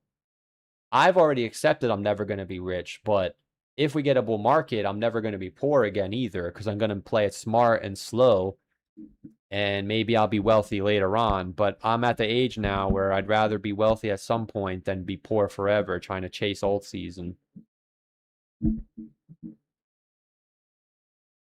But the reality is the big capitulations come when Bitcoin hits the negative nupal. We haven't hit that yet. So either it's not coming and it's a bull market, or it is coming and the worst is in front of us and it's not behind us. So you just have to ask yourself, where are we? Are we in the middle here like this? And we're getting ready to crash? Or are we already in here?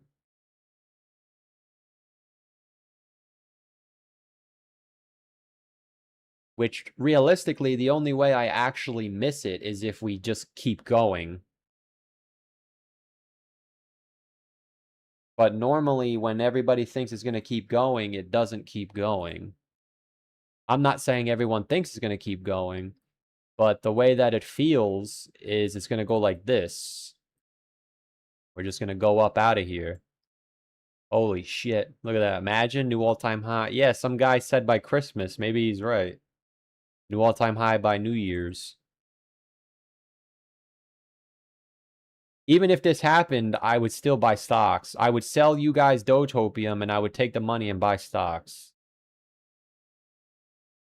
Because if this is going to happen for Bitcoin, then you're going to see, someone said this a couple months ago, then like we're in here, my brother in Christ.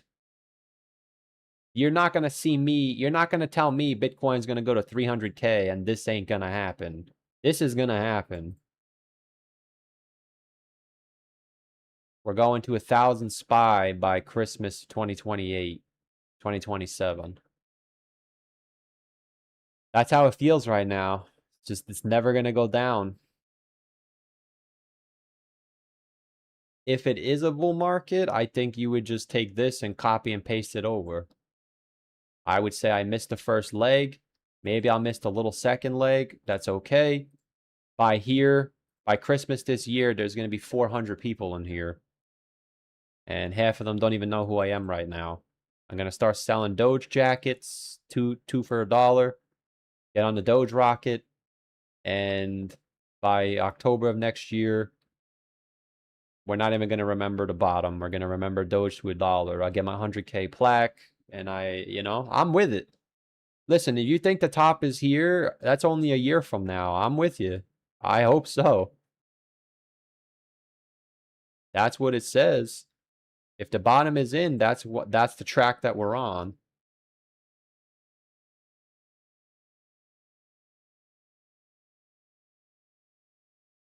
All-time high by Christmas is very possible.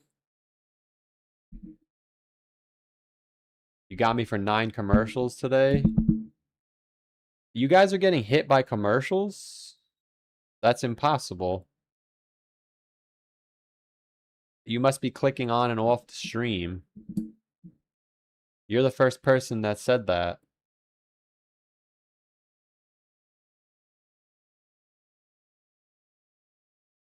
This guy said I'm having a bologna onion sandwich. I got some beef sausage, some sliced beef bologna, make fried bologna and onion sandwiches, but no bread. Why don't you don't use like lettuce or something? You don't use a lettuce bun? You use an onion as a bun? That guy's gone mad. Why don't you make an onion beef patty and wrap it in lettuce so you have a lettuce bun? An onion bun.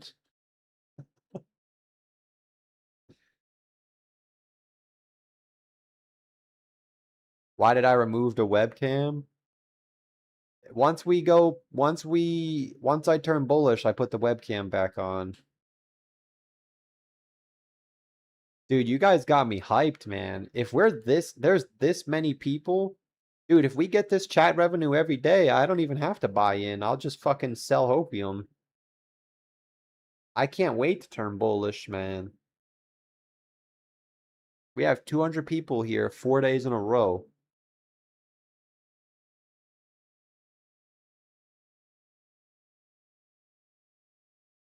So based on this, where will Bitcoin be in Christmas? I don't know. I think Bitcoin's going to be like 42K by Christmas. But if we're actually in here,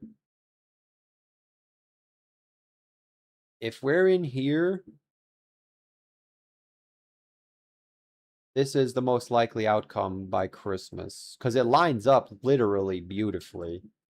It does.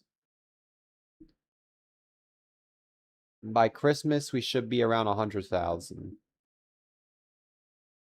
Which is beautiful. Because we already know that everybody gets so much money when we rally to the all-time high.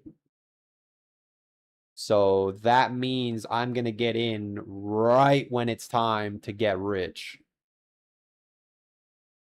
The rally back to the all-time high.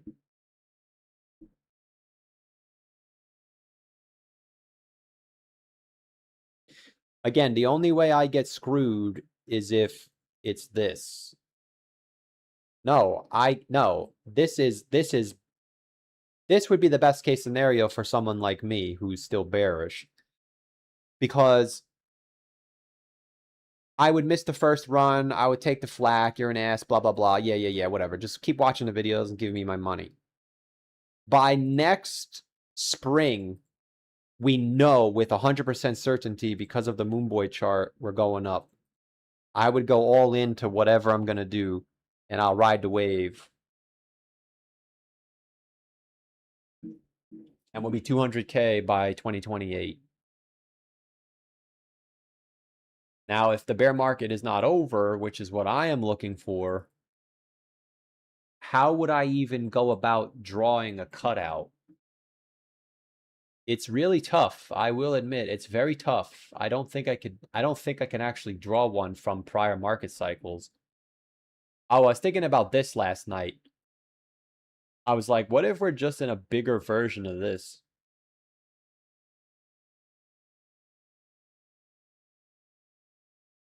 It's bear coke, but that's pretty much what I would have to look for.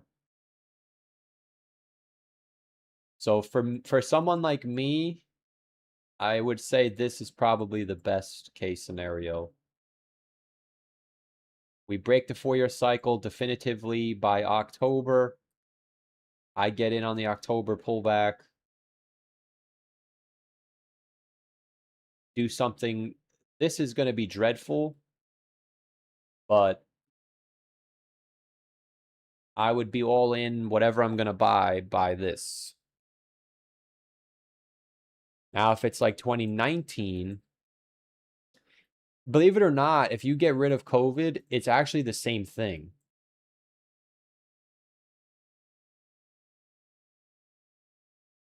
Right? It is. If you take away COVID, we might have turned bullish here. So I'll be all right.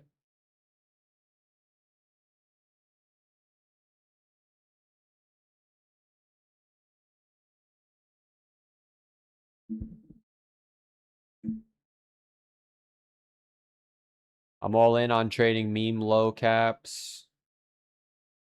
I think Bitcoin starts rising again in hours. This guy says keep dreaming 40K. Ain't happening. Keep dreaming. That's a new one. I never heard that one. Actually, keep dreaming. And chat's euphoric today. I can't believe even Sunny FOMO'd in with 150K, man. What made you FOMO in? I get if you FOMO'd in, but why did you sell right afterwards? So you tried to buy right here, Mr. Sunny, huh? It happens to the best of us, man.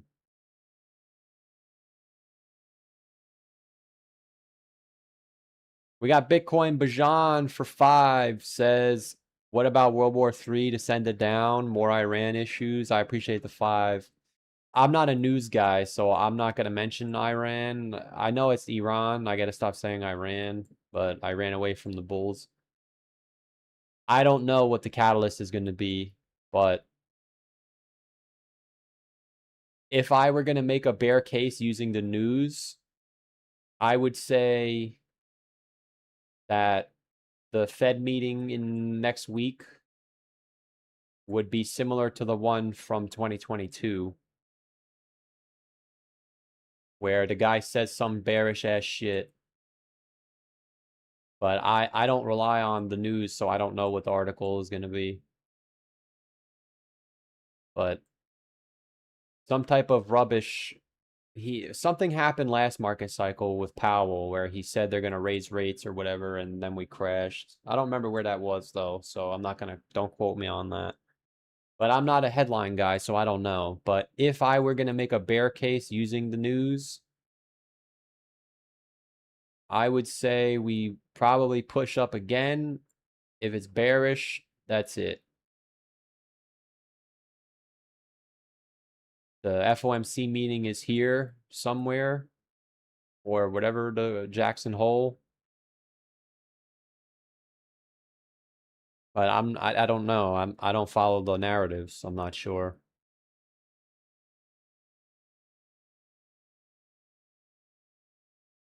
But I do appreciate the 5.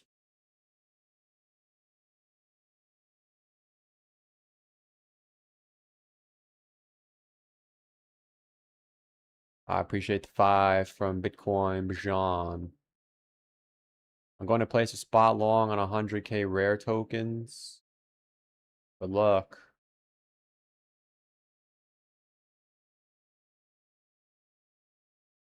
Trump spoke about economic D-Day. By the invasion, he gave us a hint. War isn't going to stop Bitcoin from rising. People that think we're not going down. Maybe Jerome Powell says something bearish. Jerome Powell's not even a guy anymore. They changed him. I don't follow it either. I think Kevin Warsh. It's Kevin Warsh, I'm pretty sure.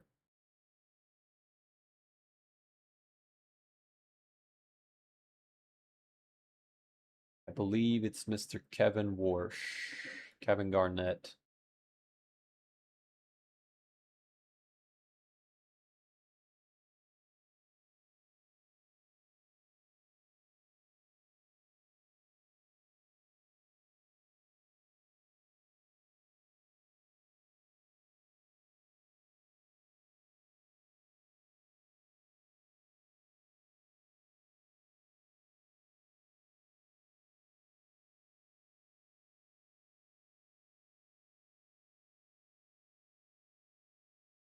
So there's 50-50 on the poll, but only the bulls are typing in the chat. That's okay. That's okay.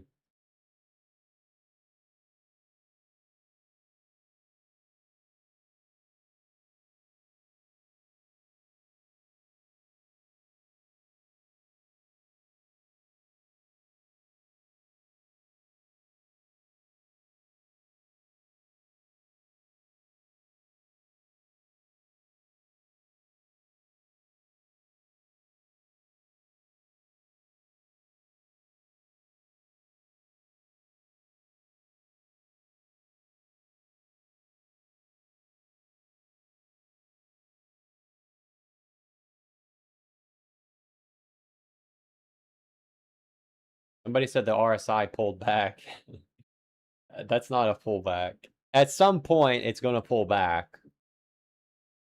And that's when we'll know it's bearish or not. Right? Even in 2024, it pulled back and then it went up, but then you had the real pullback. And by then, the top was in. Right? So even if there's another push higher, it'll let us know that it's bullish. You're still going to get a pullback. So obviously, if we got this, the bottom has been in. But how much do you really think you're going to get on another 10% gain? You know? Of course, if you're gambling on this garbage, you could always get a 5x, of course. But I'm not going to buy this anyway. Even if I know it's a bull market, I'm still not buying this. So let's pretend it was December of 2020. Let's just pretend we're at 40K, 50K, whatever it is, and it's December. I'm still not buying this.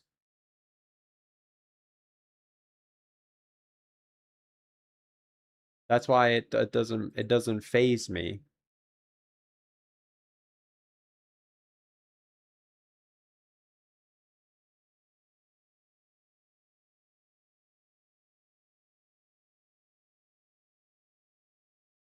Draw a trend line on the weekly RSI. Yeah, we already did that. We're making higher highs on the RSI and lower highs on the price.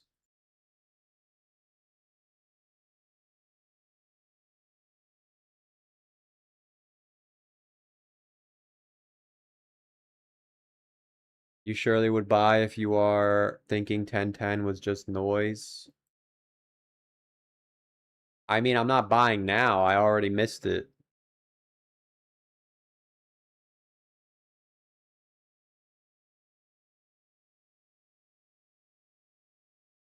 You would not buy Harry Potter at the right place and the right time. I don't even think I have access to Harry Potter.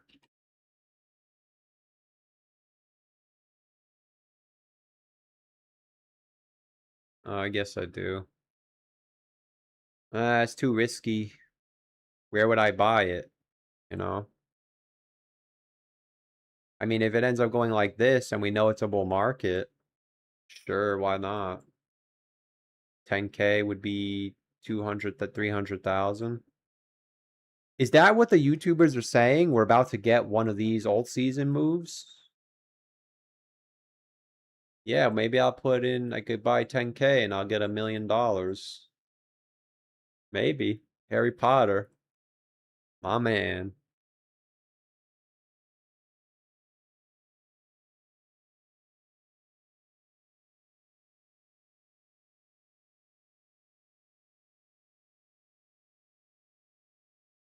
Harry Potter.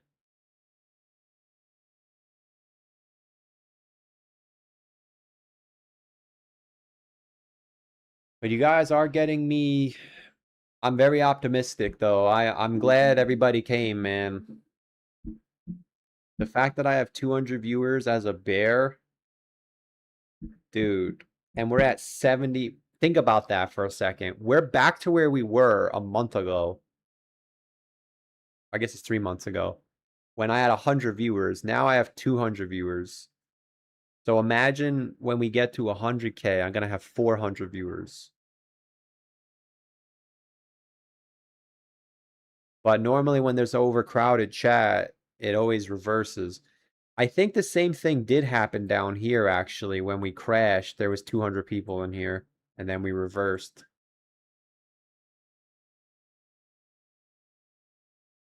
So even if we consolidate, you know? Honest question for the Moon Boys, why can't we do this? Where we consolidate and then push higher? We're just going to keep going?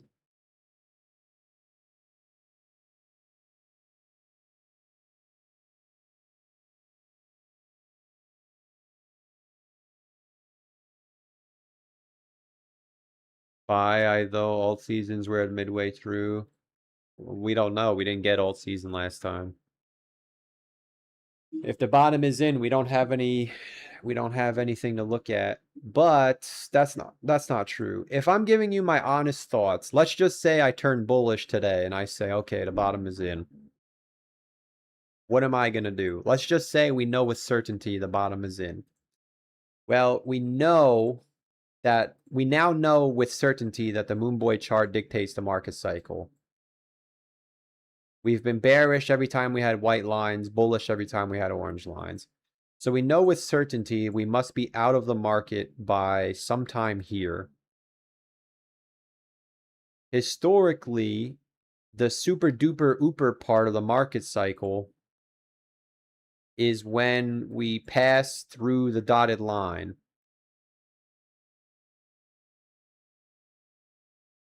That's always been the case. So the question is that going to happen now, or is that going to happen in 2 months? 2 months from now will be October. Obviously, if the price is still not going down, the bottom is in. Once this crosses through, it's Moonboy Mania. It's Moonboy Mania. So the top would probably be, you'd probably have to start getting out between the fall of 2027 and the summer of 2028. Not getting out, but like every time you make money, you would start withdrawing it because you're entering distribution. When you mark every time the stock RSI hits overbought, it's distribution. Now that's where the money is, but it's still you're at the end now. Of course, 2017 wasn't like that, but we know the market cycles are shifting and changing. Now, if you're in the camp that this wasn't a bear market and it's just a retracement, which I think is more believable because it was the same size as the retracement, then we would probably squeak up for a new all-time high pretty rapidly. And the top could be very quick. But typically, you would just start getting out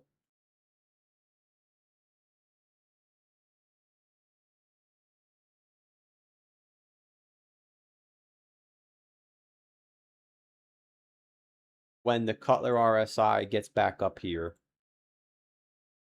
Now, because we didn't make it to typically what's the bottom, it's possible it goes higher, but it's still going to turn yellow. So whenever it turns yellow, it doesn't mean it's time to get out, but it means every time you start pumping, it's time to get out because the top is coming.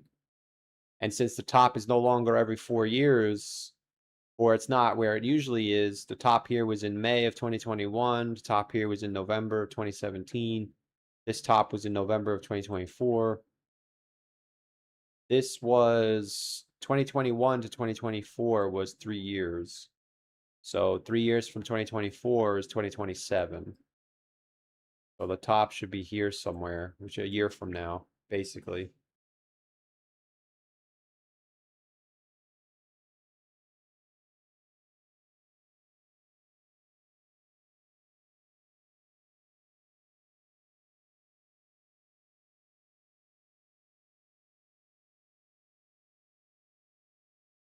The market is in markup phase, so dips will be bought up quickly. Retail won't be able to get in. They may turn bullish when we hit 100K, but by then the move is over. Well, that's true too. If we just go right to 100K, that's a little suspicious. So if dips are bought up, then the daily RSI is just gonna go to the hot. So where's the pullback? It's not coming. We're just gonna go to a 90 daily RSI. Well, that's not that far away, but even when you hit 90, you had a pullback.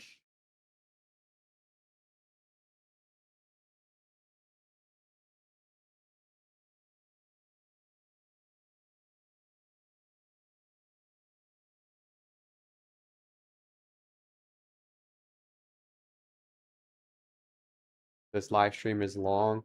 Yeah, they've been about 4 to 5 hours now. It's not gonna be like that forever. Once this calms down, it'll probably go back to 2 hours.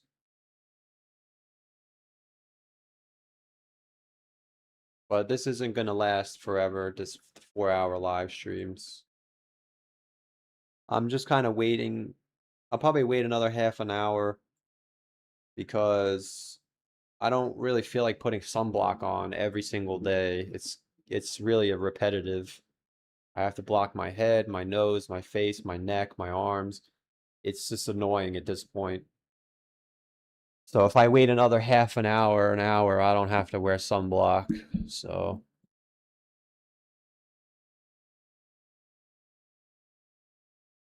the RSI will pull back, but not the price.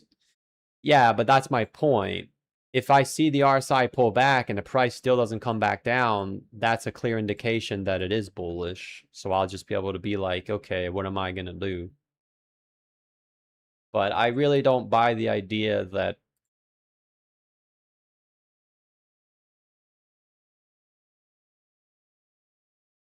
in other words, even if everything is about to go up, there's so much that hasn't moved. You could just close your eyes, right? Like, what about Circle? Circle has been getting accumulated for this long ass time. So if this is a bull market, then this is about to run. But I don't see these stocks running, even Gemini. And if that's not true, I was going to say I don't see the stocks running without the stock market. If these stocks aren't going to pump, then it's gambling. You have to basically pick the right coin. But we already tried that. It's almost impossible.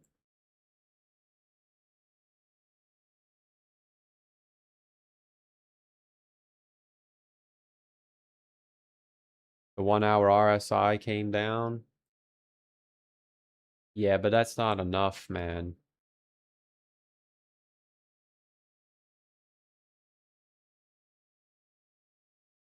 In order to confirm that the move is done, you'd have to see this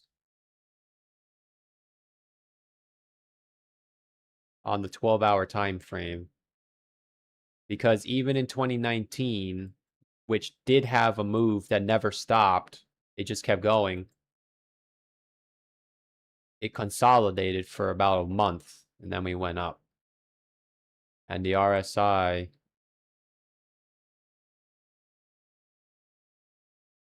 reset.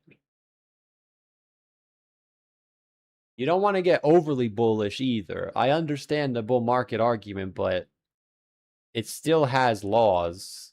Like, it's not, it can't just go to 100,000 without having any consolidation.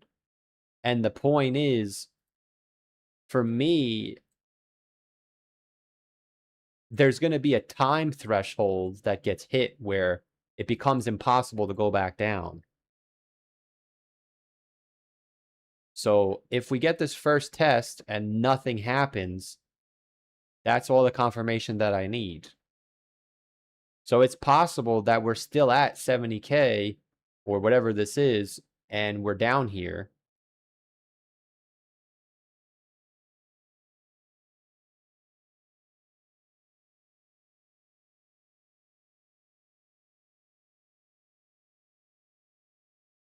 I wonder if the bear market is really over. Maybe it is done.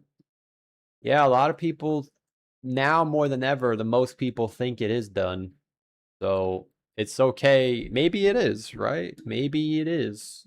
It's not unheard of. A lot of people think it is over. It's the most people.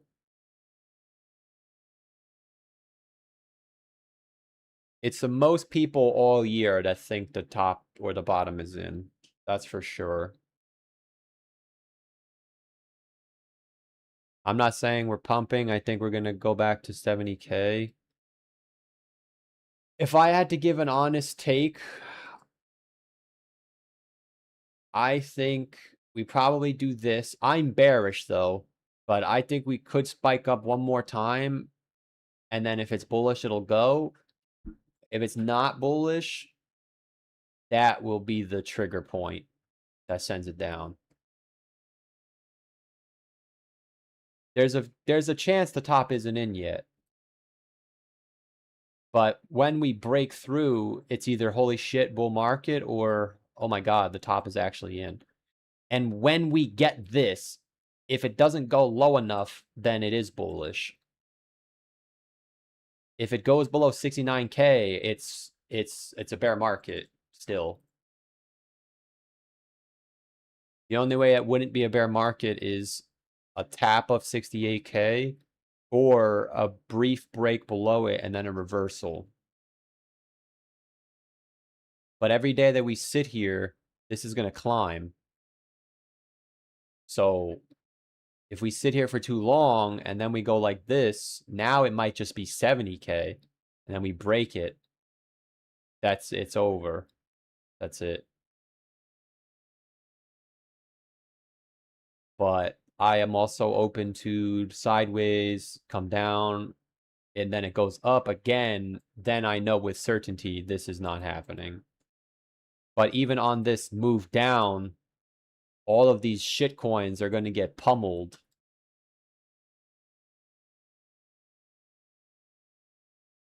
Some of them already are, and we didn't even go down yet.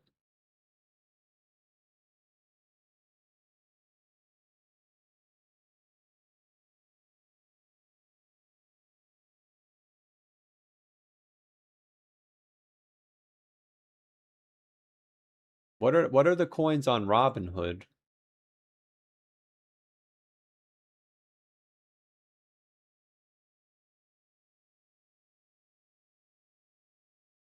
Oh, that shit had a nice recovery.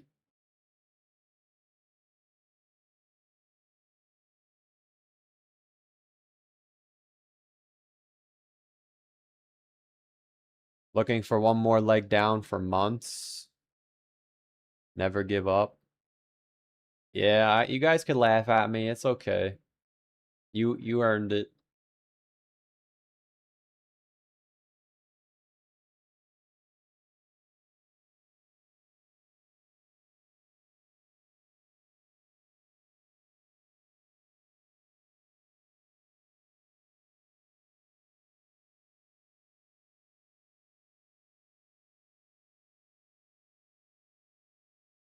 Imagine Robinhood had meme coins. Well, I don't fully understand the Robinhood situation, so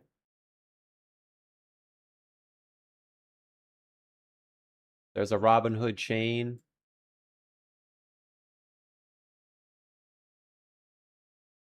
I don't know if that means you can buy on Robinhood. I don't think you can. There's a GameStop on Robinhood. Do I get in now? Do I get GameStop on Robinhood? There's unlimited options. Unlimited options.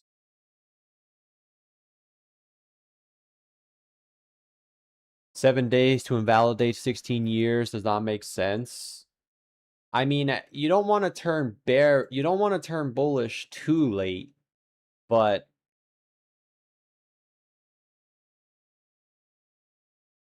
in order for us to complete the 4-year bear market and have it be what it always is, we have to have some time to go down, which we talked about in the beginning of the stream.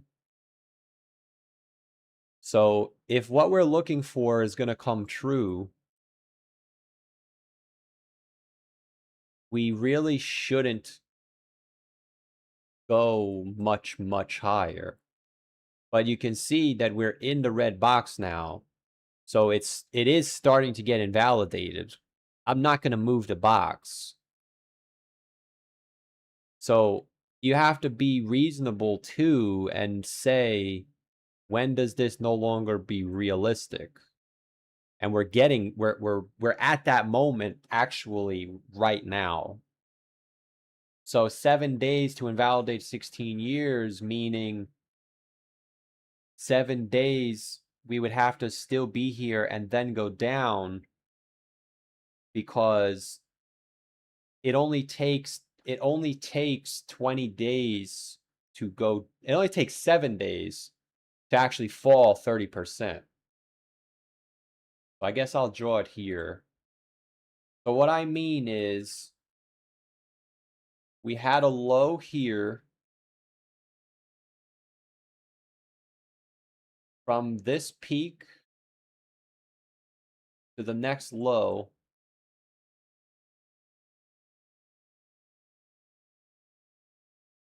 it took 24 days.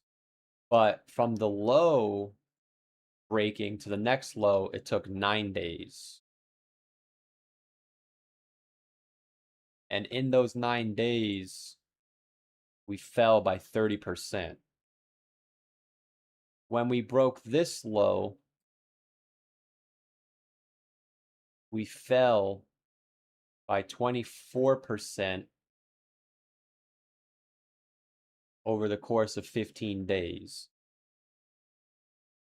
So it only takes 24, no, it takes 9 to, let's just say 9 to 20 days is fair. It takes 9 to 20 days to go down 20% from the bottom, which would be 46K to 43K. And if the 4-year cycle projects that the top, or excuse me, the bottom needs to be here somewhere, we need at least 20 to 10 days back from that, which is the end of September. So we would have to get back down here in September, which means we really can't go up too high, because how are you supposed to go up and then down by the end of September? This is impossible. That now even I would say it's not you're clinging on too long. Some would say I'm clinging on too long here. Maybe I am. But anything like this, I would even say, okay, I missed it. Which at that moment would probably be, the saying is when the last bear turns bullish, the top is in, which is why I'm okay with it, because it's probably going to consolidate. But you can't tell me this is the bottom and this is the top. We just had a 2-month bull run. It's going to consolidate for months. But what I'm saying is, in order to keep the 4-year cycle alive, we would basically need the exact environment we have right now, where the bears are getting laughed at. It's old season, 400,000 Bitcoin, the RSI is off the screen, there's no more pullbacks. Basically everything that the chat is saying right now. We would have to consolidate. This isn't going to happen either. You got to be realistic. We're probably going to chop around for a week. And then the first day or so of September, that's probably where you get your move. So I don't think we're going to have to wait all of September. We might only have to wait 1 more week. Because if it's still a 4-year cycle, the low has to get tagged in September. So we would probably chop around, maybe take the high, bullish, or chop around, take the high, and then shoot right back down. And what I'm trying to say here is, the only thing you need to see to make it bearish is a break of the short-term realized price, which is currently now climbing. Oh, I don't have it. I don't have it on this one.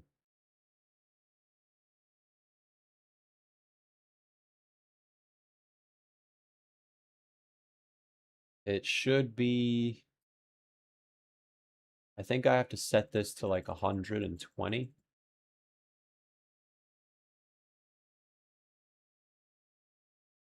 Yeah.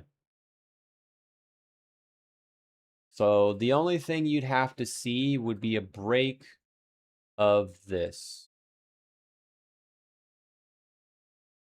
That's all it is. So if we're back at 70K in the first week of September, if you think it's a bull run, that's your chance to get in. If you think it's bearish, it should just break right through. And if it breaks right through, everyone who just bought in is going to sell when we break through this, because they weren't in the market, so they weren't able to sell here. And if they did sell and they bought back in, now they're going to sell again, but everybody already bought in and sold up here. So we're at the moment, literally right now, in the next 10 days, essentially, where if it ends up climbing, it's not possible to go all the way down here, right? It's just not possible to get a 70% correction in 2 months. Now I guess it's 50%, but it's still kind of asinine to call for. And people think I'm calling for it because, like, I want to be right or I want to be a bear. I don't give a shit. I want to get in. And because we're already overbought, I'm not getting in now. I'd rather let it go up, then I know it's not coming down, and then get in. And even if, well, let me put this back first, because I want to keep this. So essentially, this is where we're at, right? You have your bear so the original bear argument for the last 3 months, what we were looking for was this.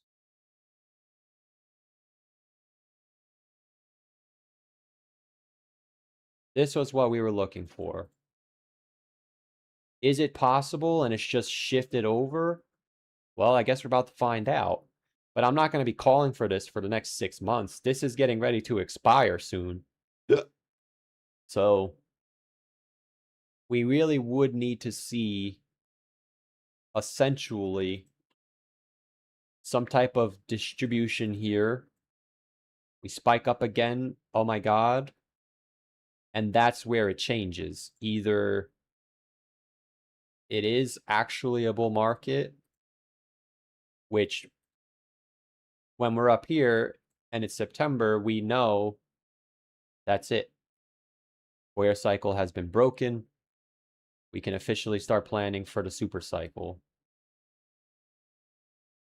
If not, and this is a trap, we would come right back to the short-term realized price, which is going to be climbing now in the other direction.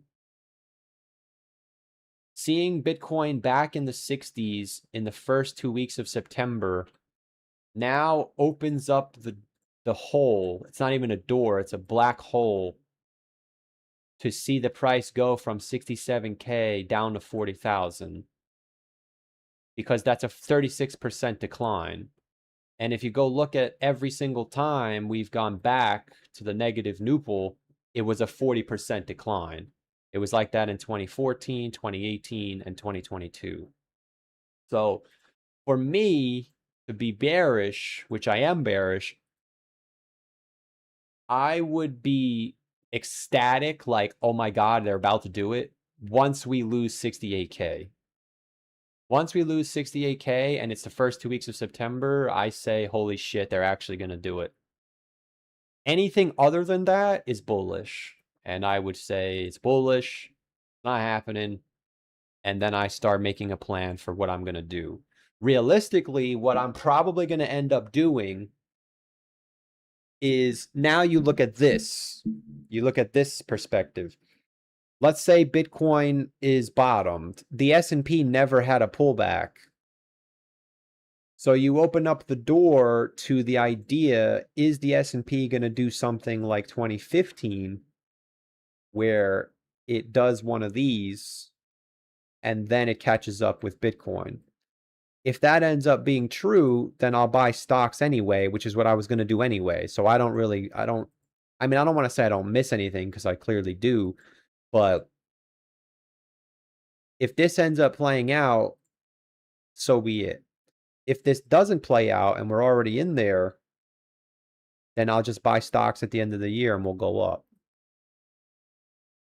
And I'll just make crypto content. So I don't have a plan yet because I'm waiting to see what happens here. But I'm fully aware that we're really getting to that moment now, because I'm not going to be the guy to call for a drop all the way up, because I'm not saying I don't care, but once it shifts bullish, you're in a bull market now. So it's time to start buying whatever you think is going to go up, not looking for it to go down. And the good thing about the 4-year cycle is, if it breaks, we know it's broken, which means there's no reason to go down. So it's safe to get in. But the 4-year cycle says it's time to go down, and the whole planet is screaming for alt season right now, which is usually what happens before we go down. So being that I already missed the bottom, if it's not going to go down, there's no incentive for me to buy in right now, because I wasn't going to buy crypto anyway. Even if it was December and it's 40K, I was not going to buy crypto.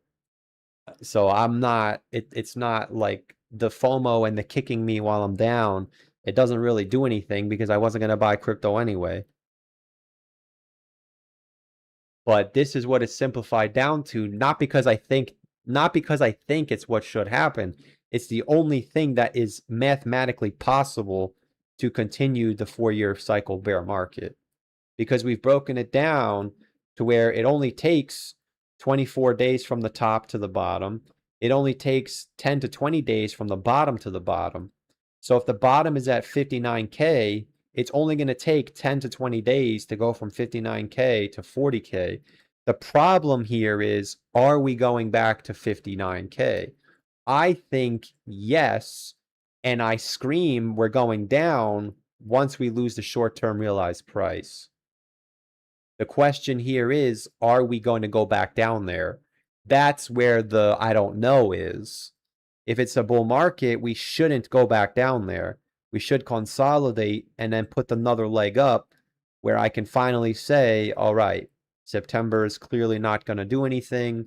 October could be bullish. Maybe it does nothing. I start making my plan for the bull market.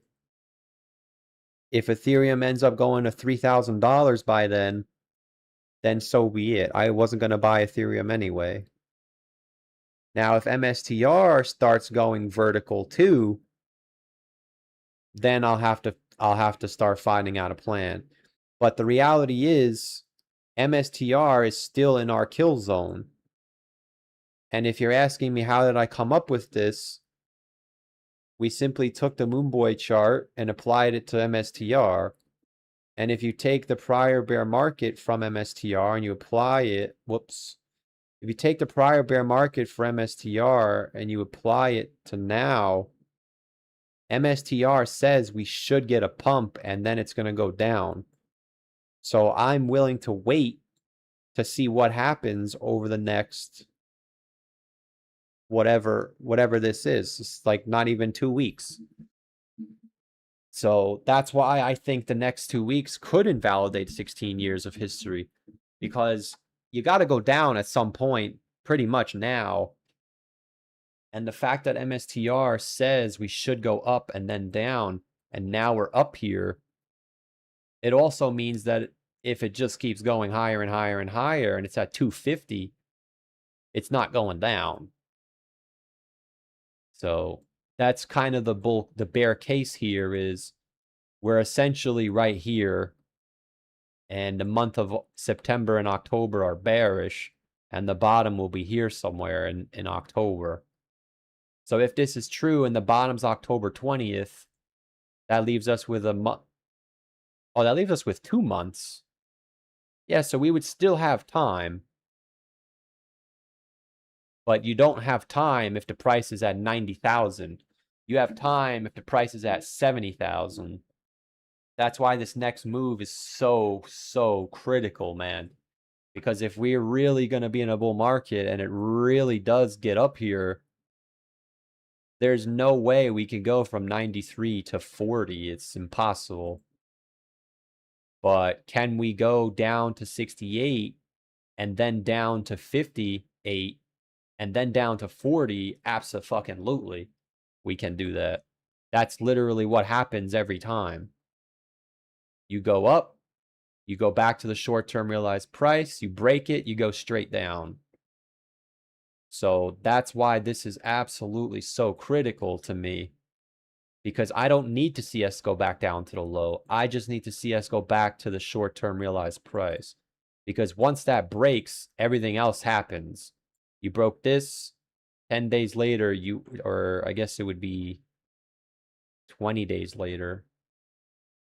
Not even 20 days later, you were down 24%. In 2018 or in 2022, when we broke it, we just went straight down. We fell by 40% over the course of 30 days. So you can't say it can't happen when it literally happens every time. Here we broke below the realized price, and 13 days later, we fell by 24%. Here it is again. This is what we were looking for, this trap. But I can't say that I was looking for a 3-day push all the way up here. Of course I wasn't. But that's why I'm asking, is it my emotions telling me it's not going to happen? Or is it not going to happen? And that's why I'm very suspicious. I'm open to the bull argument. I'm respecting it. But I'm also going to respect what we were looking for. That's why I'm just going to say it's bearish, because it's what we were looking for. It just took a little week. It took a week later. It happened a week later than anticipated, and it happened much faster than anticipated, if that makes sense. So the velocity of which it was obtained is much faster than I thought, but the amount of time that it took between the bottom and now was much larger than I thought. So I'm kind of in a weird spot.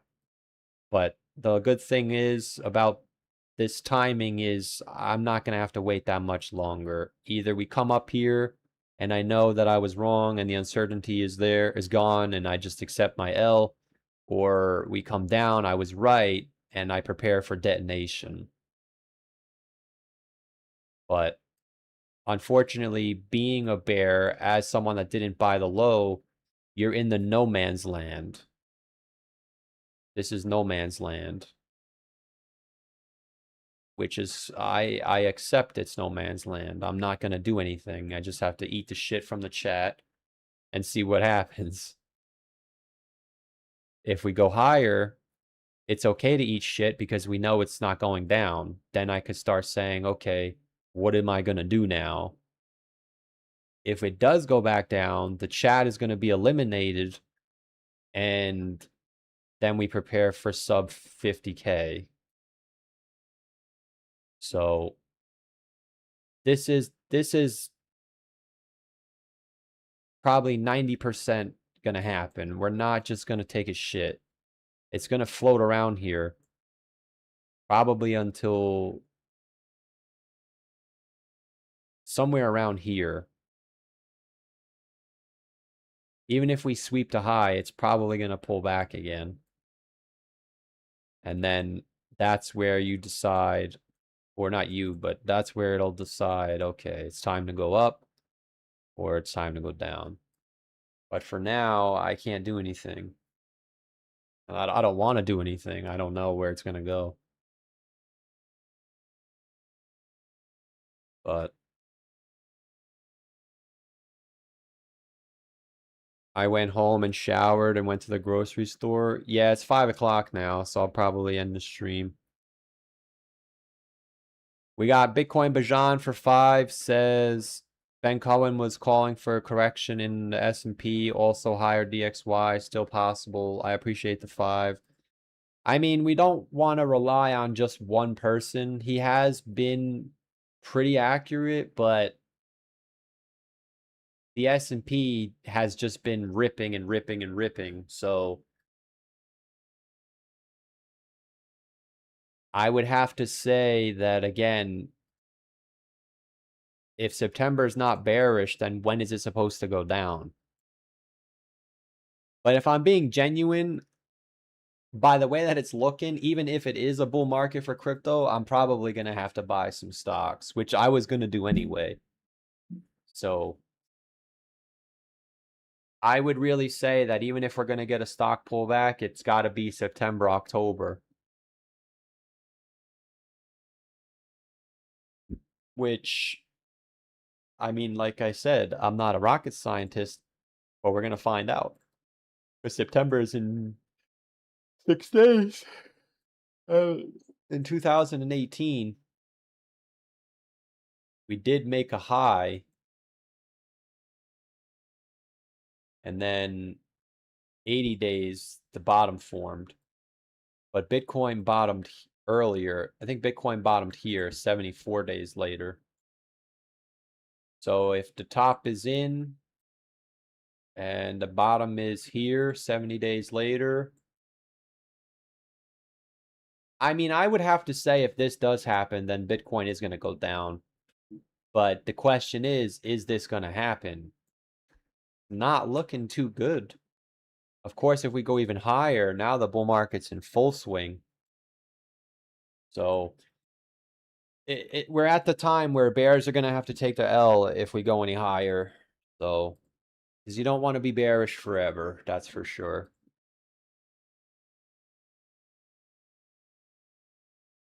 So it's possible that we're wrong and the 4-year cycle's broken or shifted or whatever you want to use. So, but I appreciate the 5. Ben is buying. He keeps telling all of us. Yeah, but how high you think Bitcoin is going? If you think Bitcoin's going to 180K and buying Bitcoin at 60K is a 3x. It sounds nice, but there's going to be stocks that outperform it. So that's how you got to look at it. Now, if you think Bitcoin's going to 400,000, then of course, Bitcoin at 58K is a steal.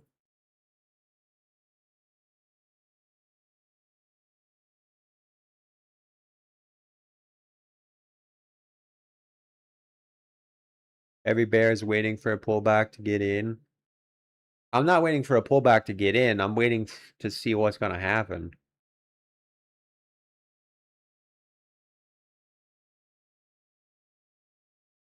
Alt season is here.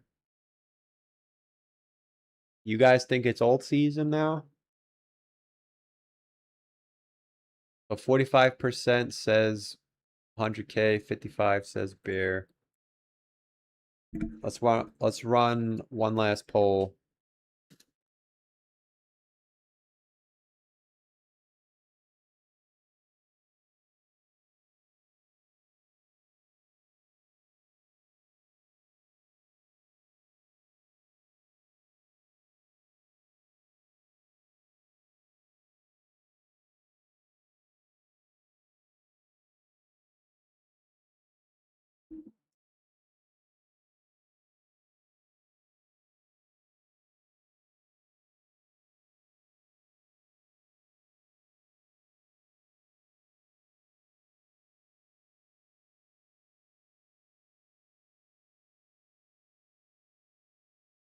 If 60K was the bottom, we went from 14 to 20. So 5 times higher would be 500K. So 500K is on the table for Bitcoin. Yeah, we got a couple of those today. 400, 500.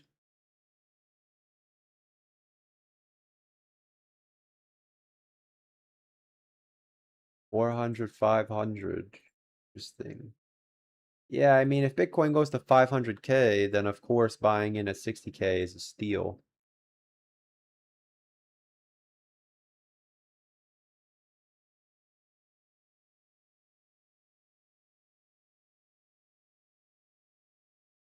We just had alt season in 3 days. This guy said we just had alt season. My man. My man.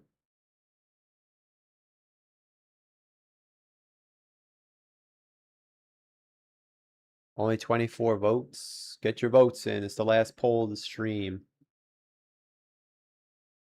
The last poll of the stream. Get your votes in. Get your votes in.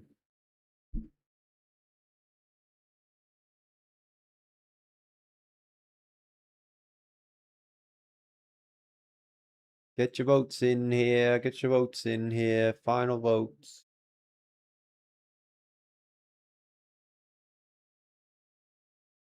Get your votes in here.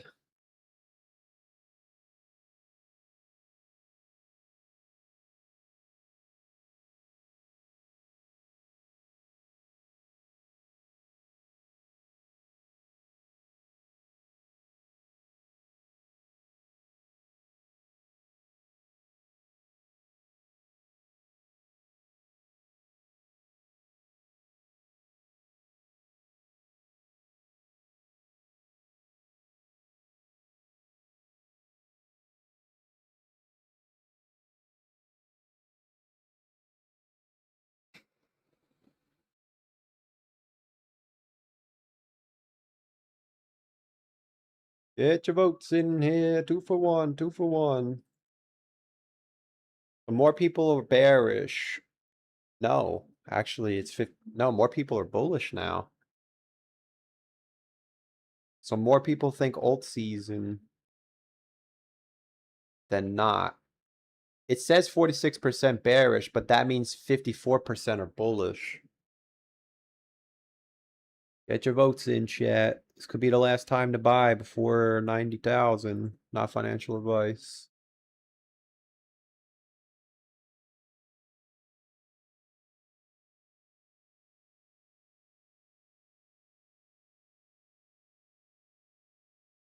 Many years not talking in the chat. Welcome. Welcome.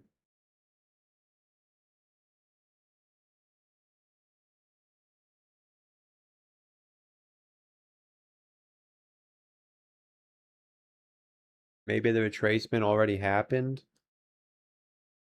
Oh, we haven't moved. Oh, the views are going down now. The people are tapped out. Some guy said they got hit with a commercial. You guys got hit with commercials? Or is it that guy just trolling?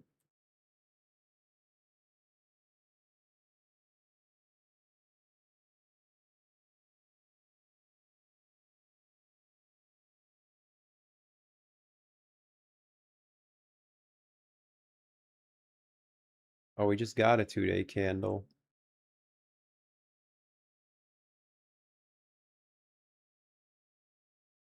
When do we get a 5-day candle? Oh, shit. We get a 5-day candle today. Oh, today's a big day. Yeah, the 5-day stock RSI is my favorite. All right, it should hit 100. Should hit 100. All right, so this week is a freaking nasty week because it should hit 100 tonight, which means you're either going vertical again, nothing happens, you get the cross. A move down to the short-term realized price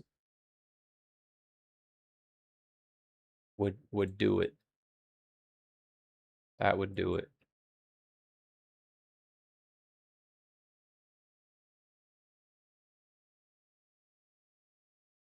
Right? Because this went from April to June. It took 40 days. So do we have 40 days from August 29th? We have just enough time. Actually, yeah, the bottom could be somewhere back. Be back here. So this is it. As you all know, either this is the bull market like you guys think, and I'm not telling you that you're wrong. Maybe you're right. But we can't stay up here forever. The only way you stay up here forever is if the price continues to run vertically, which it is right now. So you got a Samsung ad.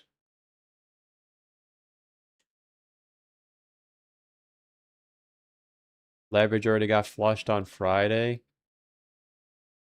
I thought you were advertising Samsung. How are you guys getting commercials? Are they randomly popping up?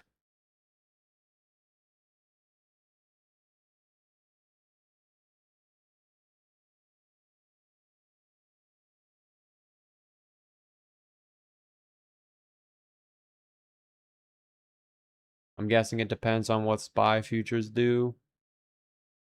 No, I don't think SPY is gonna do anything until September. There's really there's no, what's the word I'm looking for? There's really nothing left to make it bearish other than September. So we're probably not going to be bearish until September, if it is bearish.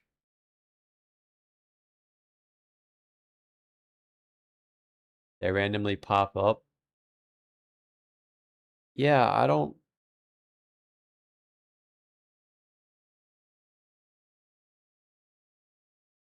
And you guys, maybe that's why the views keep going up. I better be getting paid for that. And when did that start happening?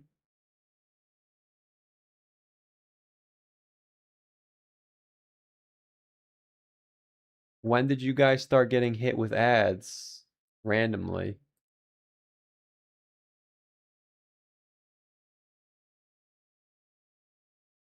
I had 3 back to back.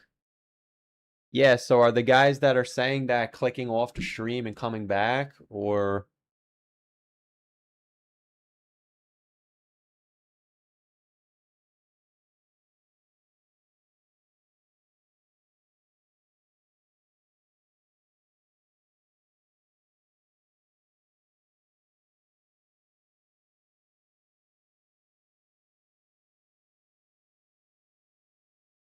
I don't even, yeah, there used to be a setting.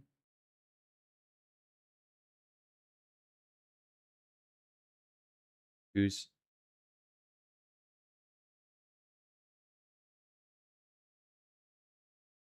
No, it says mid-roll ads. Viewers may not see ads at the same time in automatic mode. You will still be able to manually insert ads. I have it set to manual, which means I have to submit it.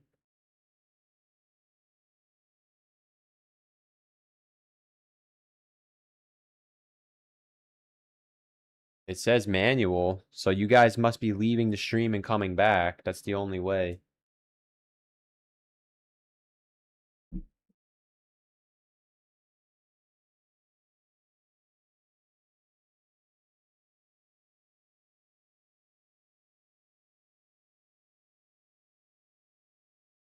Get your votes in, people. 200 viewers.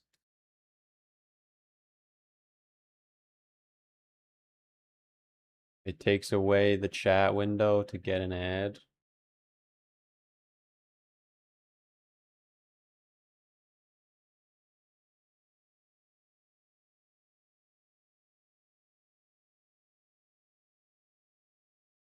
We should get some more viewers now, yeah?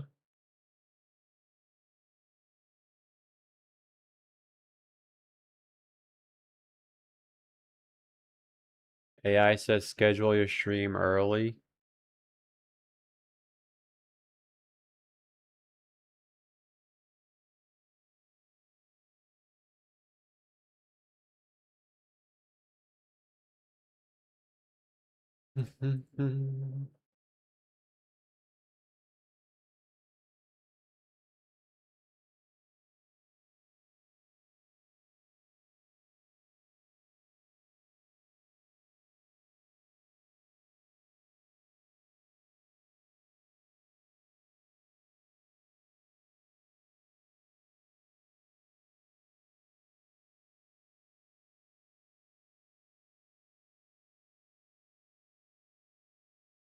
I can't believe I missed alt season.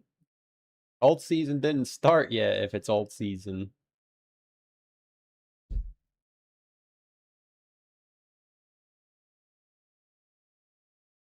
Right? Well, I don't know what the term alt season means anymore, so I guess you're right, honestly.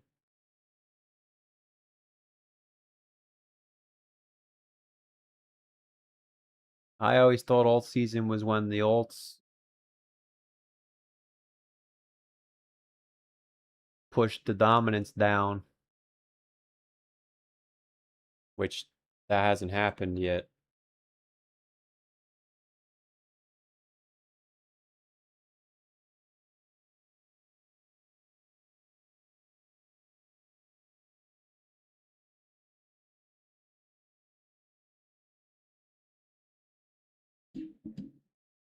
Oh, this guy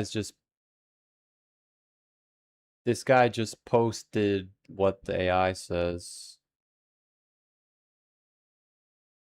You don't have to keep posting it. I see it, man.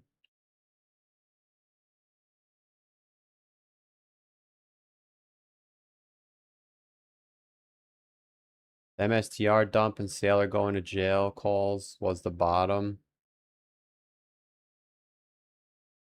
I mean, listen, if you're under the impression that the bottom is in, I'm not here to convince you otherwise. I'm just laying out the foundation of the 4-year bear market. I understand the bullish argument. It's the same argument that I use to try and call the top. It's the momentum. It's there.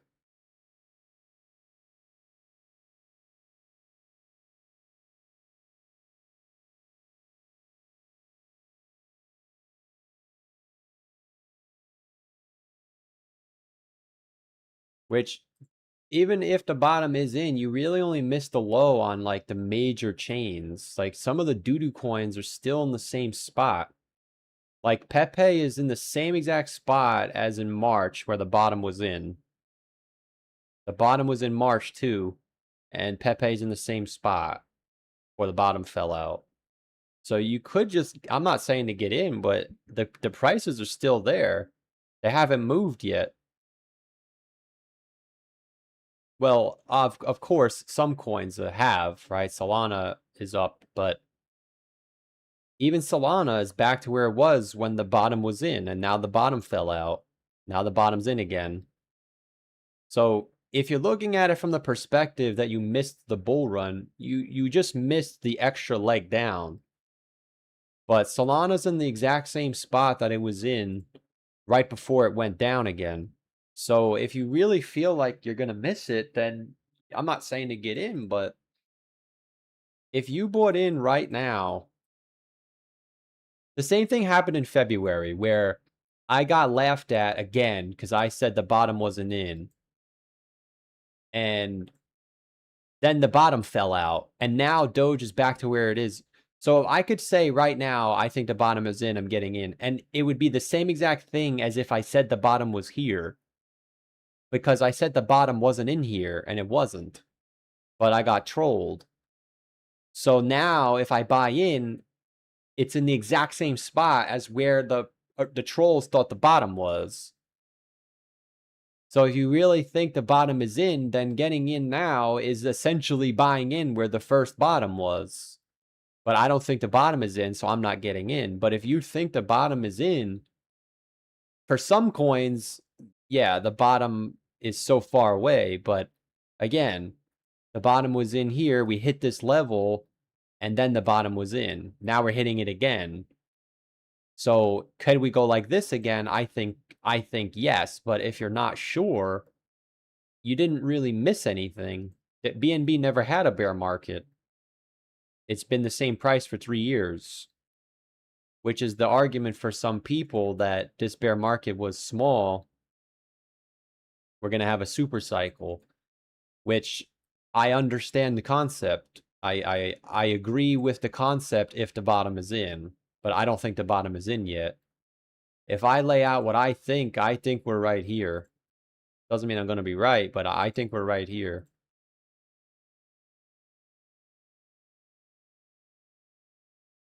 Someone asked me before if I saw that ETH made a higher high. I did see that. It's kind of like this. I think we're going to get something like this. It doesn't mean I'm going to be right, though. I understand the bull argument. Some people think we already got this. I think it's coming. Which it's never going to do the same thing twice in a row, so I don't know how it would look, but something like this, kind of. Well, I guess it would be squeezed. But quote unquote missing the bottom, you really only missed the bottom on like Ethereum and Solana and BNB, you know? Like Avalanche, oh my God, I missed the bottom, but I already thought the bottom was in up here, so I bought in. Now I'm underwater even though the bottom is in. So there's plenty of coins that are still undervalued. You only missed the bottom if you were going to buy BNB or Solana, assuming the bottom is in. But I personally still think there's one more leg down left. Same thing with SWI. It literally did the same exact thing. The bottom was in, holy shit, we're going up, crash. The bottom was in, holy shit, we're going up, crash. The bottom is in, holy shit, we're going up. Maybe it is going up this time, but if it isn't, then you're right here and right here, which means the next month and a half is going to be ultra bearish. I'm willing to take the bet that it is. If I'm wrong, I'm wrong. If I'm right, I never have to do this ever again. I can read you guys the news, DCA stocks, say thanks for everything, and call it a career. If I'm wrong, I have to do probably the same thing, but just do the same thing I've been doing, essentially. Sell you guys Dogecoin, you know? So the question isn't, am I going to win? It's, am I going to win a lot, or am I going to have to wait longer to win? Because either way, I'm never going back to Dex Screener being the #1 wallet on some shit-ass coin. I'm never going to be rich, that's for sure. But I'm never going to be poor again either. That's how I'm looking at it. Because I don't want to be 40 still trying to gamble on shit coins.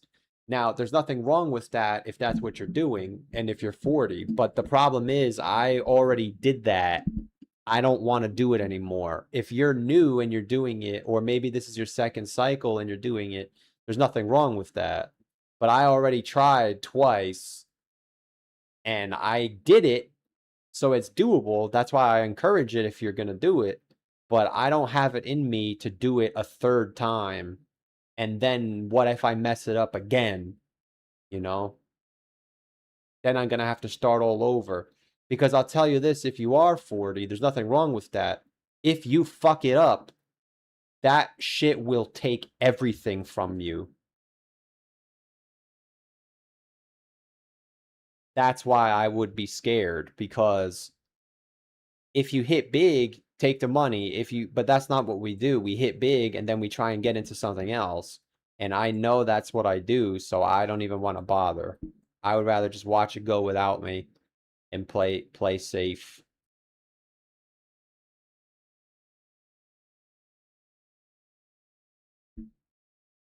But a lot of my viewers are in their 30s and 40s, and there's nothing wrong with that. I am too. But I've already done it twice, and I know that I always get a certain way where I get greedy and whatever, so I'm not even gonna bother. I'd rather just start now doing it the smart way, and then maybe by the time I am 40, I'll be wealthy, but if I fuck it up again, I'll never be wealthy, and I don't want to take that risk anymore, so I'd rather play it safe.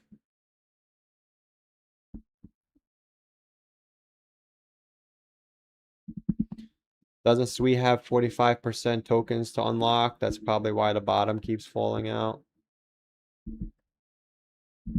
Hey, I'll be 50 soon, easy.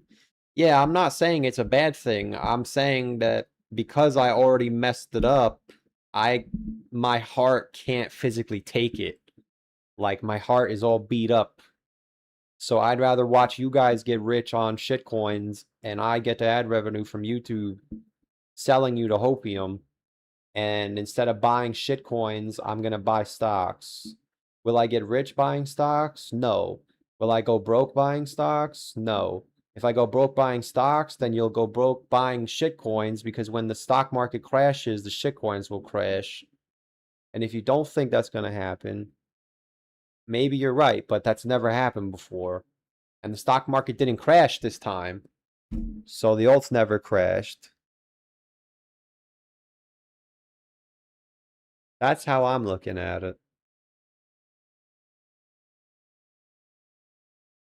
The casino is here next month. Will be hard for Super Cycle boys.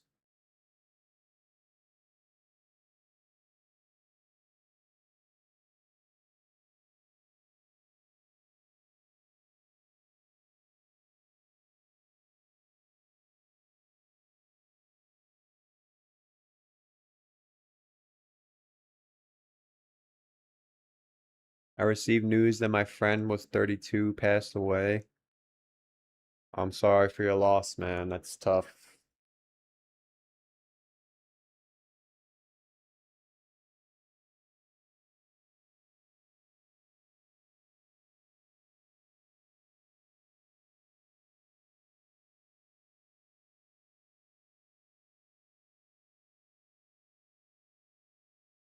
NBA history, boys. Strap up.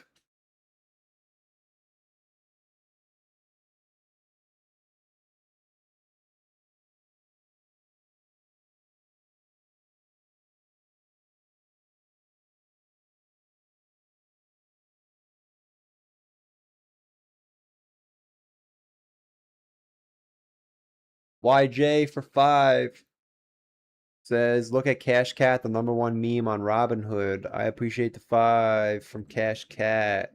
Cash Cab. Can you guess the American history? Artificial Inu. What is this? Holy shit. Cash Cat.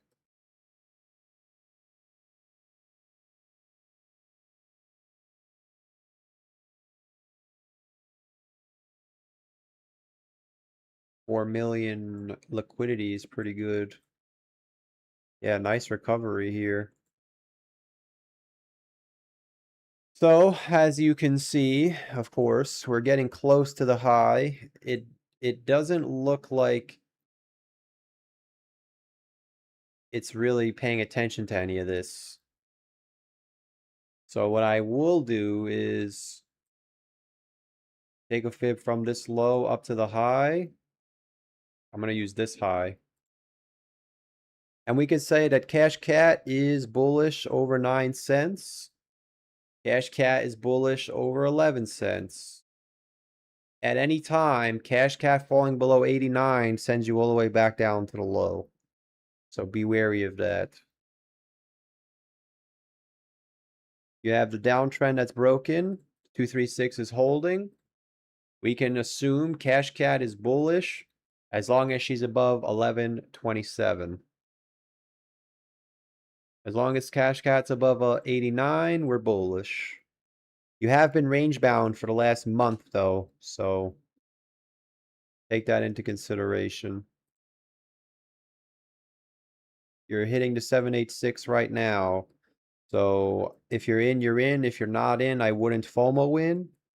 A breakout over 14 would send you to 25 if it is actually alt season. So you got to watch out for alt season rally to 25 cents. As long as you're above 11.25, we can look for 25 cents. Once you lose 11.25, 25 cents is out. 89 is next. Once you lose 89, bearish. I do appreciate the 5 from Mr. YJ Rule.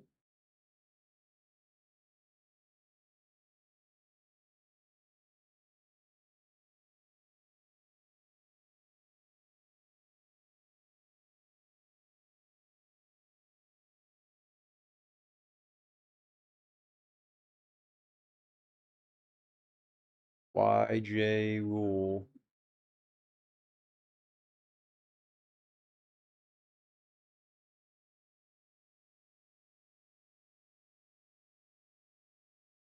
Get your votes in on the poll. We got 60% bullish. The chat has officially shifted. 60% bullish, 40% bear market. Chat has officially shifted bullish.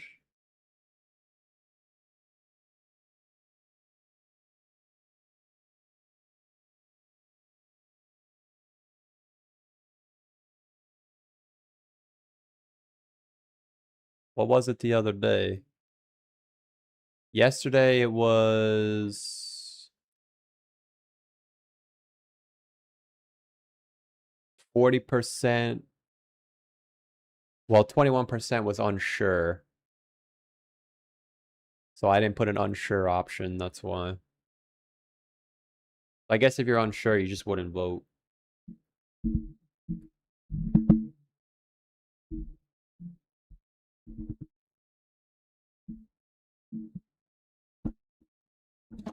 What do I think personally? I'm still waiting to see if the bear market's over yet. I'm not convinced.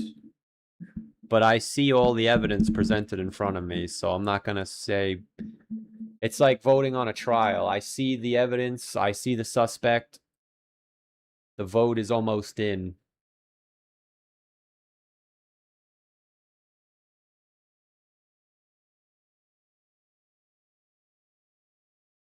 The trap is not a trap. It feels like a trap. That's why it's a trap. I mean, it doesn't feel like a trap. It looks like it's going to go vertical.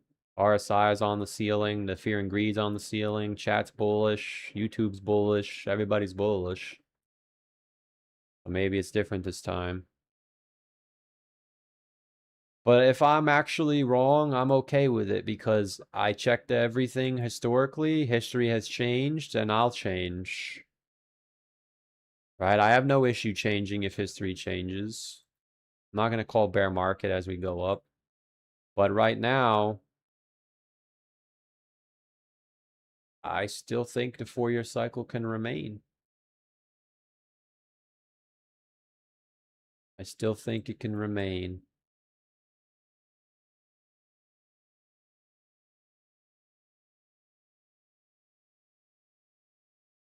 Only 100 votes. Get your votes in. Get your votes in. Get your votes in here. Free votes here.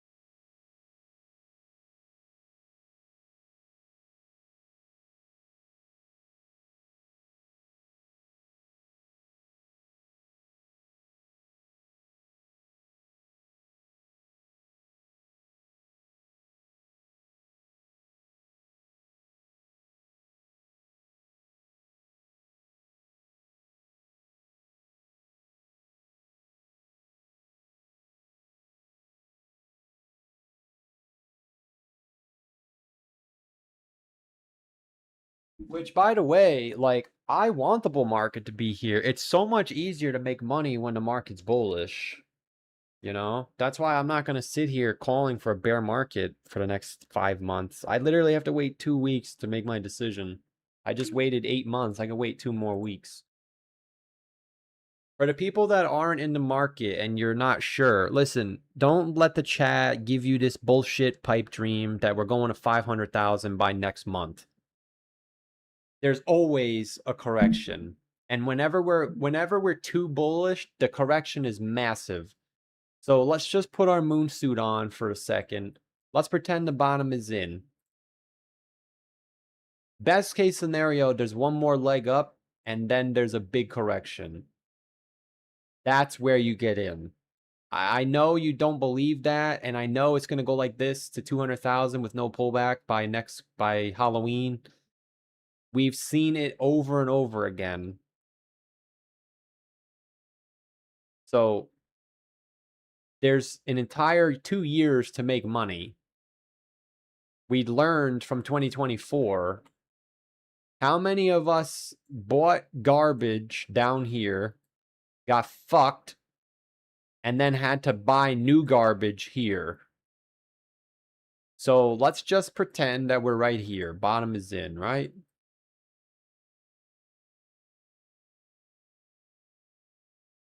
You're almost following this to the damn T. So another leg up.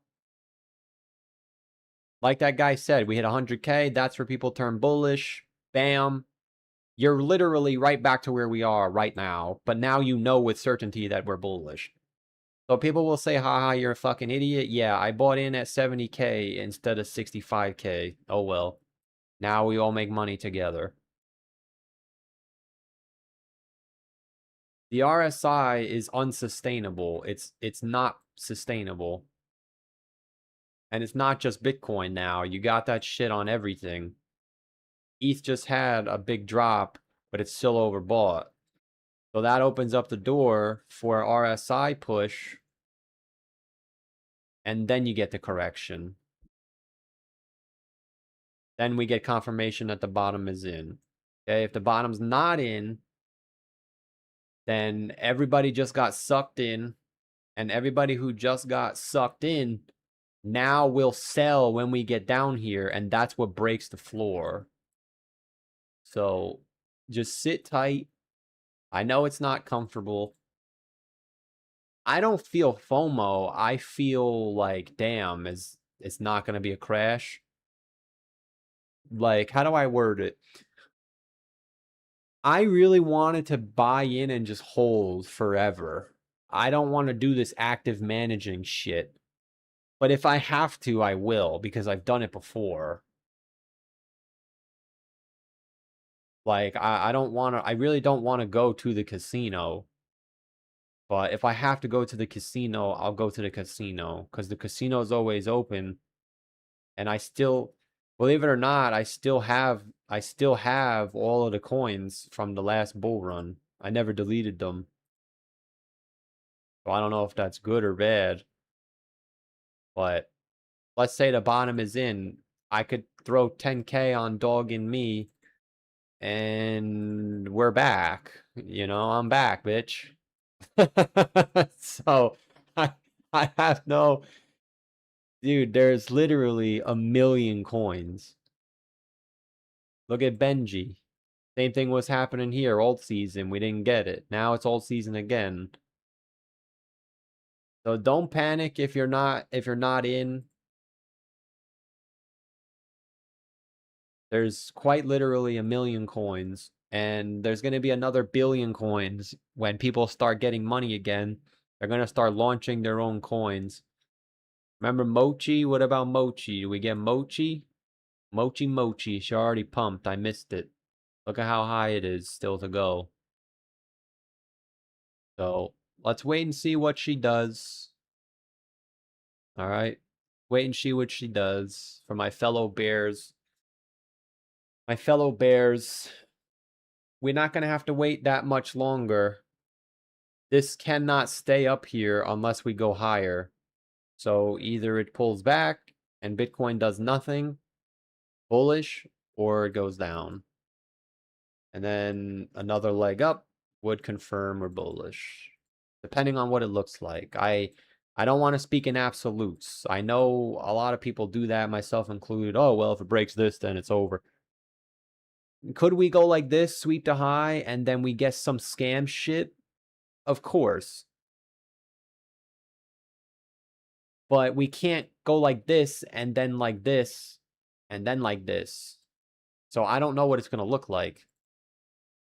I think the consolidation and retracement is kind of going to be from here. Because it makes sense. You don't ever just shoot up and then come right back down. You always get like a distribution phase, which could be what this is. We're not going to know until after the fact. That's why you take the risk, whatever you think it is. A bullish statement would be, sorry, the bear argument would be the RSI is the highest ever. YouTube is bullish. The chat is bullish. So, what's that guy's name? The Fed buy, that's a bullish argument. So the bearish argument would be YouTube turned bullish for the first time ever. 62% voted bull market. We're overbought on every time frame. All the shit coins are hitting their trend lines. The 4-year cycle says it's time to go down.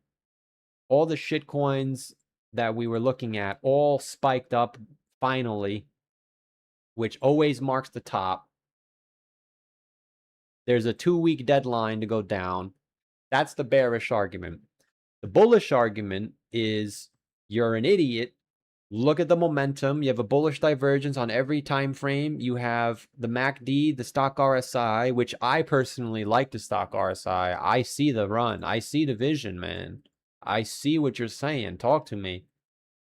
You're telling me the stock RSI is bullish. I see it. I was the one that said, no, I'm just kidding. We know the stock RSI is bullish. That's the only reason why I'm not shocked we went up. I am shocked we went up that violently. I thought we would get a little move to like 72 max and then come back down. But if we're in a bull market, I'm making the bull argument.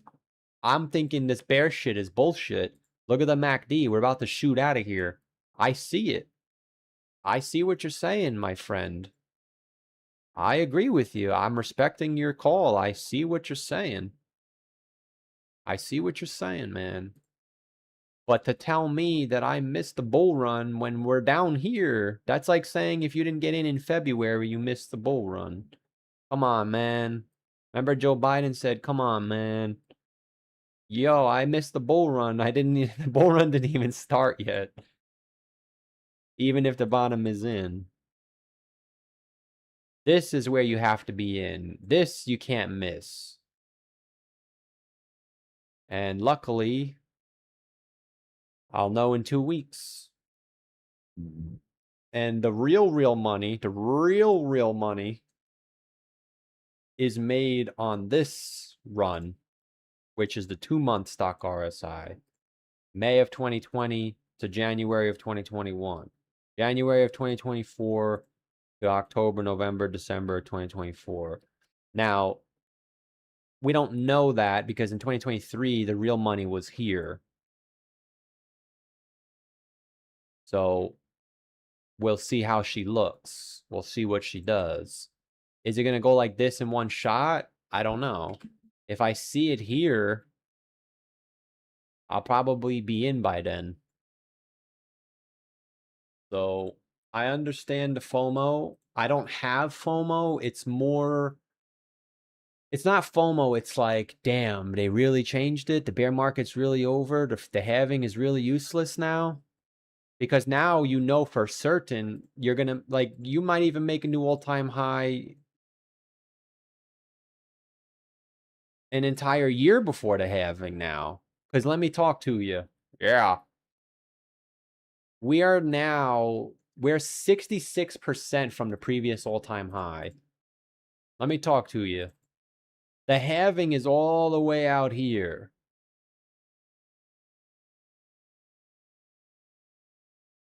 We're going to have to wait 600 days to go up 70%? I don't think so.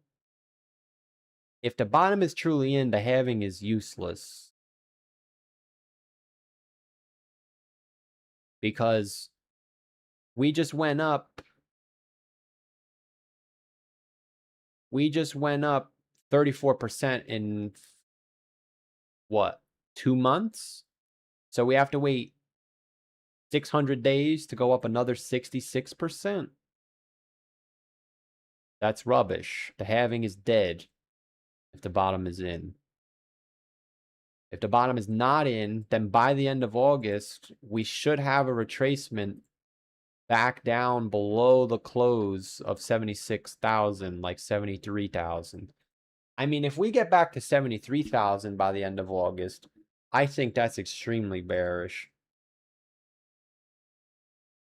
I mean, it's true. We don't even know what this week is going to bring, man. What if we go down this week? Then everything we talked about is even more likely.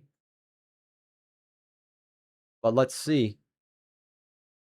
So if you're bullish, congrats, you caught the low. If you're not bullish and you're not sure, I would still exercise caution. But if you feel you have to get in, I understand.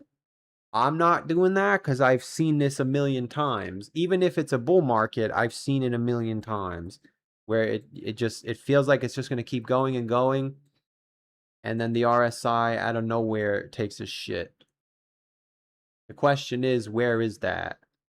Right? Imagine we're right here, which is bear cope. But it just feels like it's never going to stop. It's never going to stop. It's never going to stop. And then it stops. We would have to go much higher.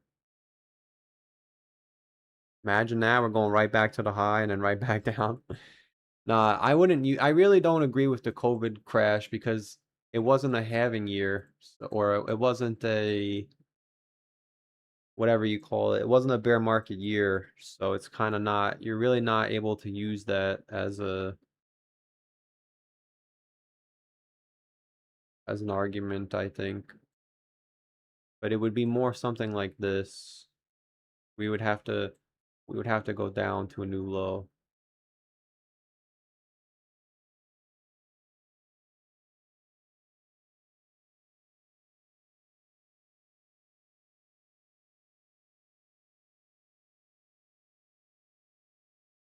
It would be like the 2019 crash.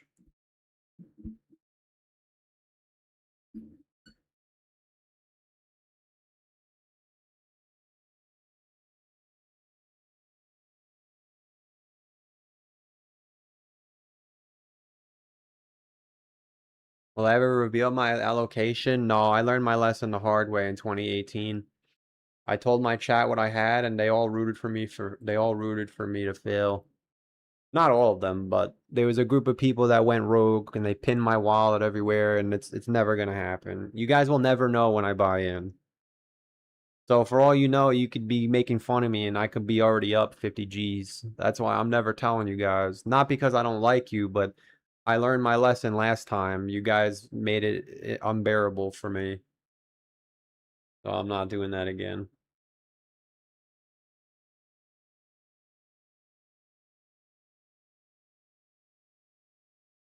The bottom is in. We will be the same price in September and probably the end of September. And that's the other thing too.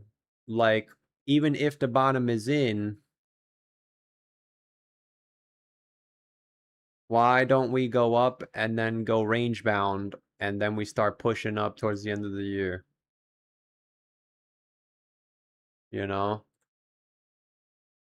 I feel no FOMO. Zero. I'm excited for the bull run because my YouTube channel is going to take off. At least I don't have to go to McDonald's. You guys are taking care of me, man. But I'm not going to throw whatever money I have into Mochi because I think the bottom could be in when every time the bottom is in, the bottom falls out. So I'd rather watch you guys get rich. Maybe I'll let you guys get rich. I'll start selling Doge crack on the streets. And I'll buy some stocks. Buy some stockaroonies. We buying some Riot? Am I buying some Riot at the top? Is MSTR gonna ever go up, or is that it? Yeah, how could the #1 coin with 800,000 coins not go back up if the bull market started already? There's unlimited options. And if we're right here,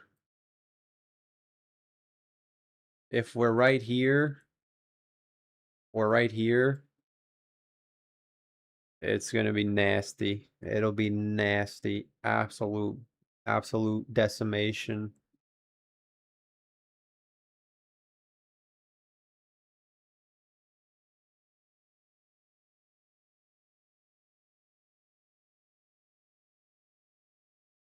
Nobody knows yet. We are at a decision point soon. I mean, some people know. I still think we're going down, but yeah, regardless, we're at the inflection point. It's either going up or down. So we're not going to have to wait. Some of you are already in. You don't have to wait at all. But I have to wait probably 2 more weeks. If we're still up here in 2 weeks, I think we have to reach a decision. This would obviously be the bear market. This would be the bull market. This is the bull market. I don't see us going back down like this. See, that's where I would draw the line if I started telling you guys, look, we're right here. Then I would just be making shit up. I'm trying to make shit up with history. I'm not saying, look, this is where we're at. You guys are about to get fucked. I don't think that's not possible. The only bearish outcome is consolidation, one more push, and then the rug. But it has to be quick. Not looking good, I'll be honest. It's not looking good. But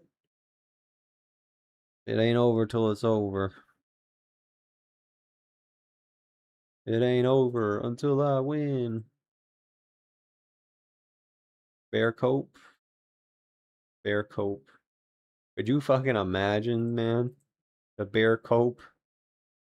The bottom is right here. Bear cope. Look at the liquidations below 67. Yeah, there's a lot of money down there.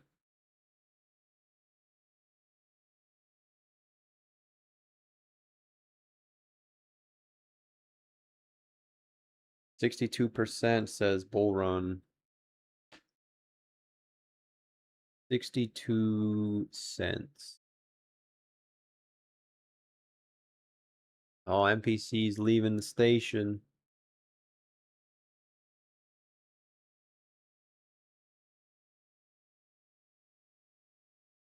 NPC's leaving the station.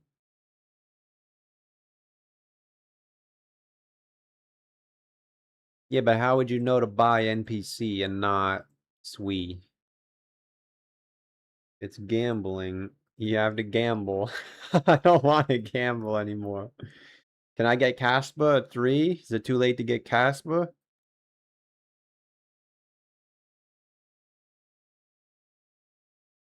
What if now's the time to FOMO? I'm not FOMOing. I don't care how high it goes. I'll wait for the pullback. Some people think that's like a meme, but they don't know that when we pull back, their shitcoin's gonna get cut in half anyway. So it's gonna be the same thing as buying in now. Unless you bought NPC.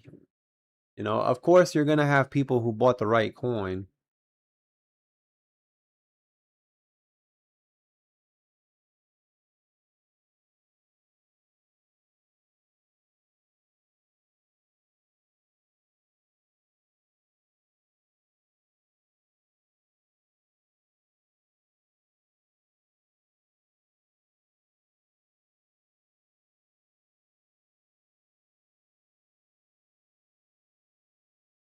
Imagine it just goes right back to the high.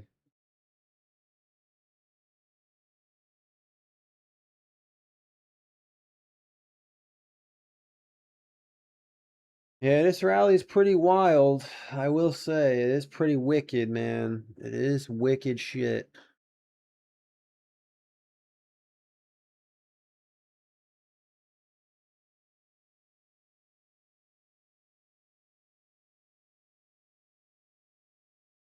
It is wicked shit. I'll give you that.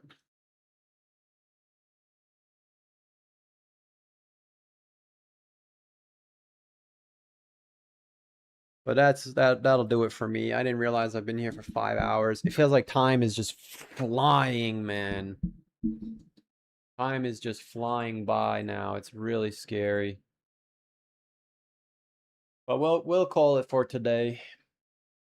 Surprisingly, yeah, we'll call it for today, man. So, best of luck. Of course, if you're bullish or bearish, I would never want you guys to fail. I want you guys to succeed. So, we'll, for the people that are not in, like myself, we don't have to wait that much longer for the decision point. The invalidation is pretty clear cut. You got a break of the high with continuation. You got consolidation into September. So we got a 33% chance to get it.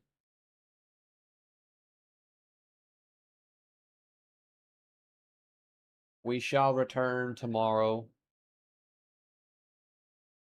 I appreciate the subs. Oh, wait a minute. Actually, I am getting subscribers again. You guys know I've been losing subscribers since the bear market started.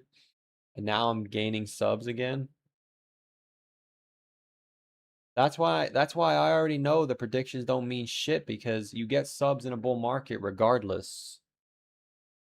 I mean, I don't want to say they mean shit as far as being wrong, because it matters, but when the bull market comes back, all sins are forgiven. It's true. And you guys are saying we're going to have the biggest alt season ever, then I'm going to get to 150,000 subscribers because I'm going to shill Doge. I'm ready for the bull market either way, man. So I just got to wait 2 to 3 weeks to see how this resolves.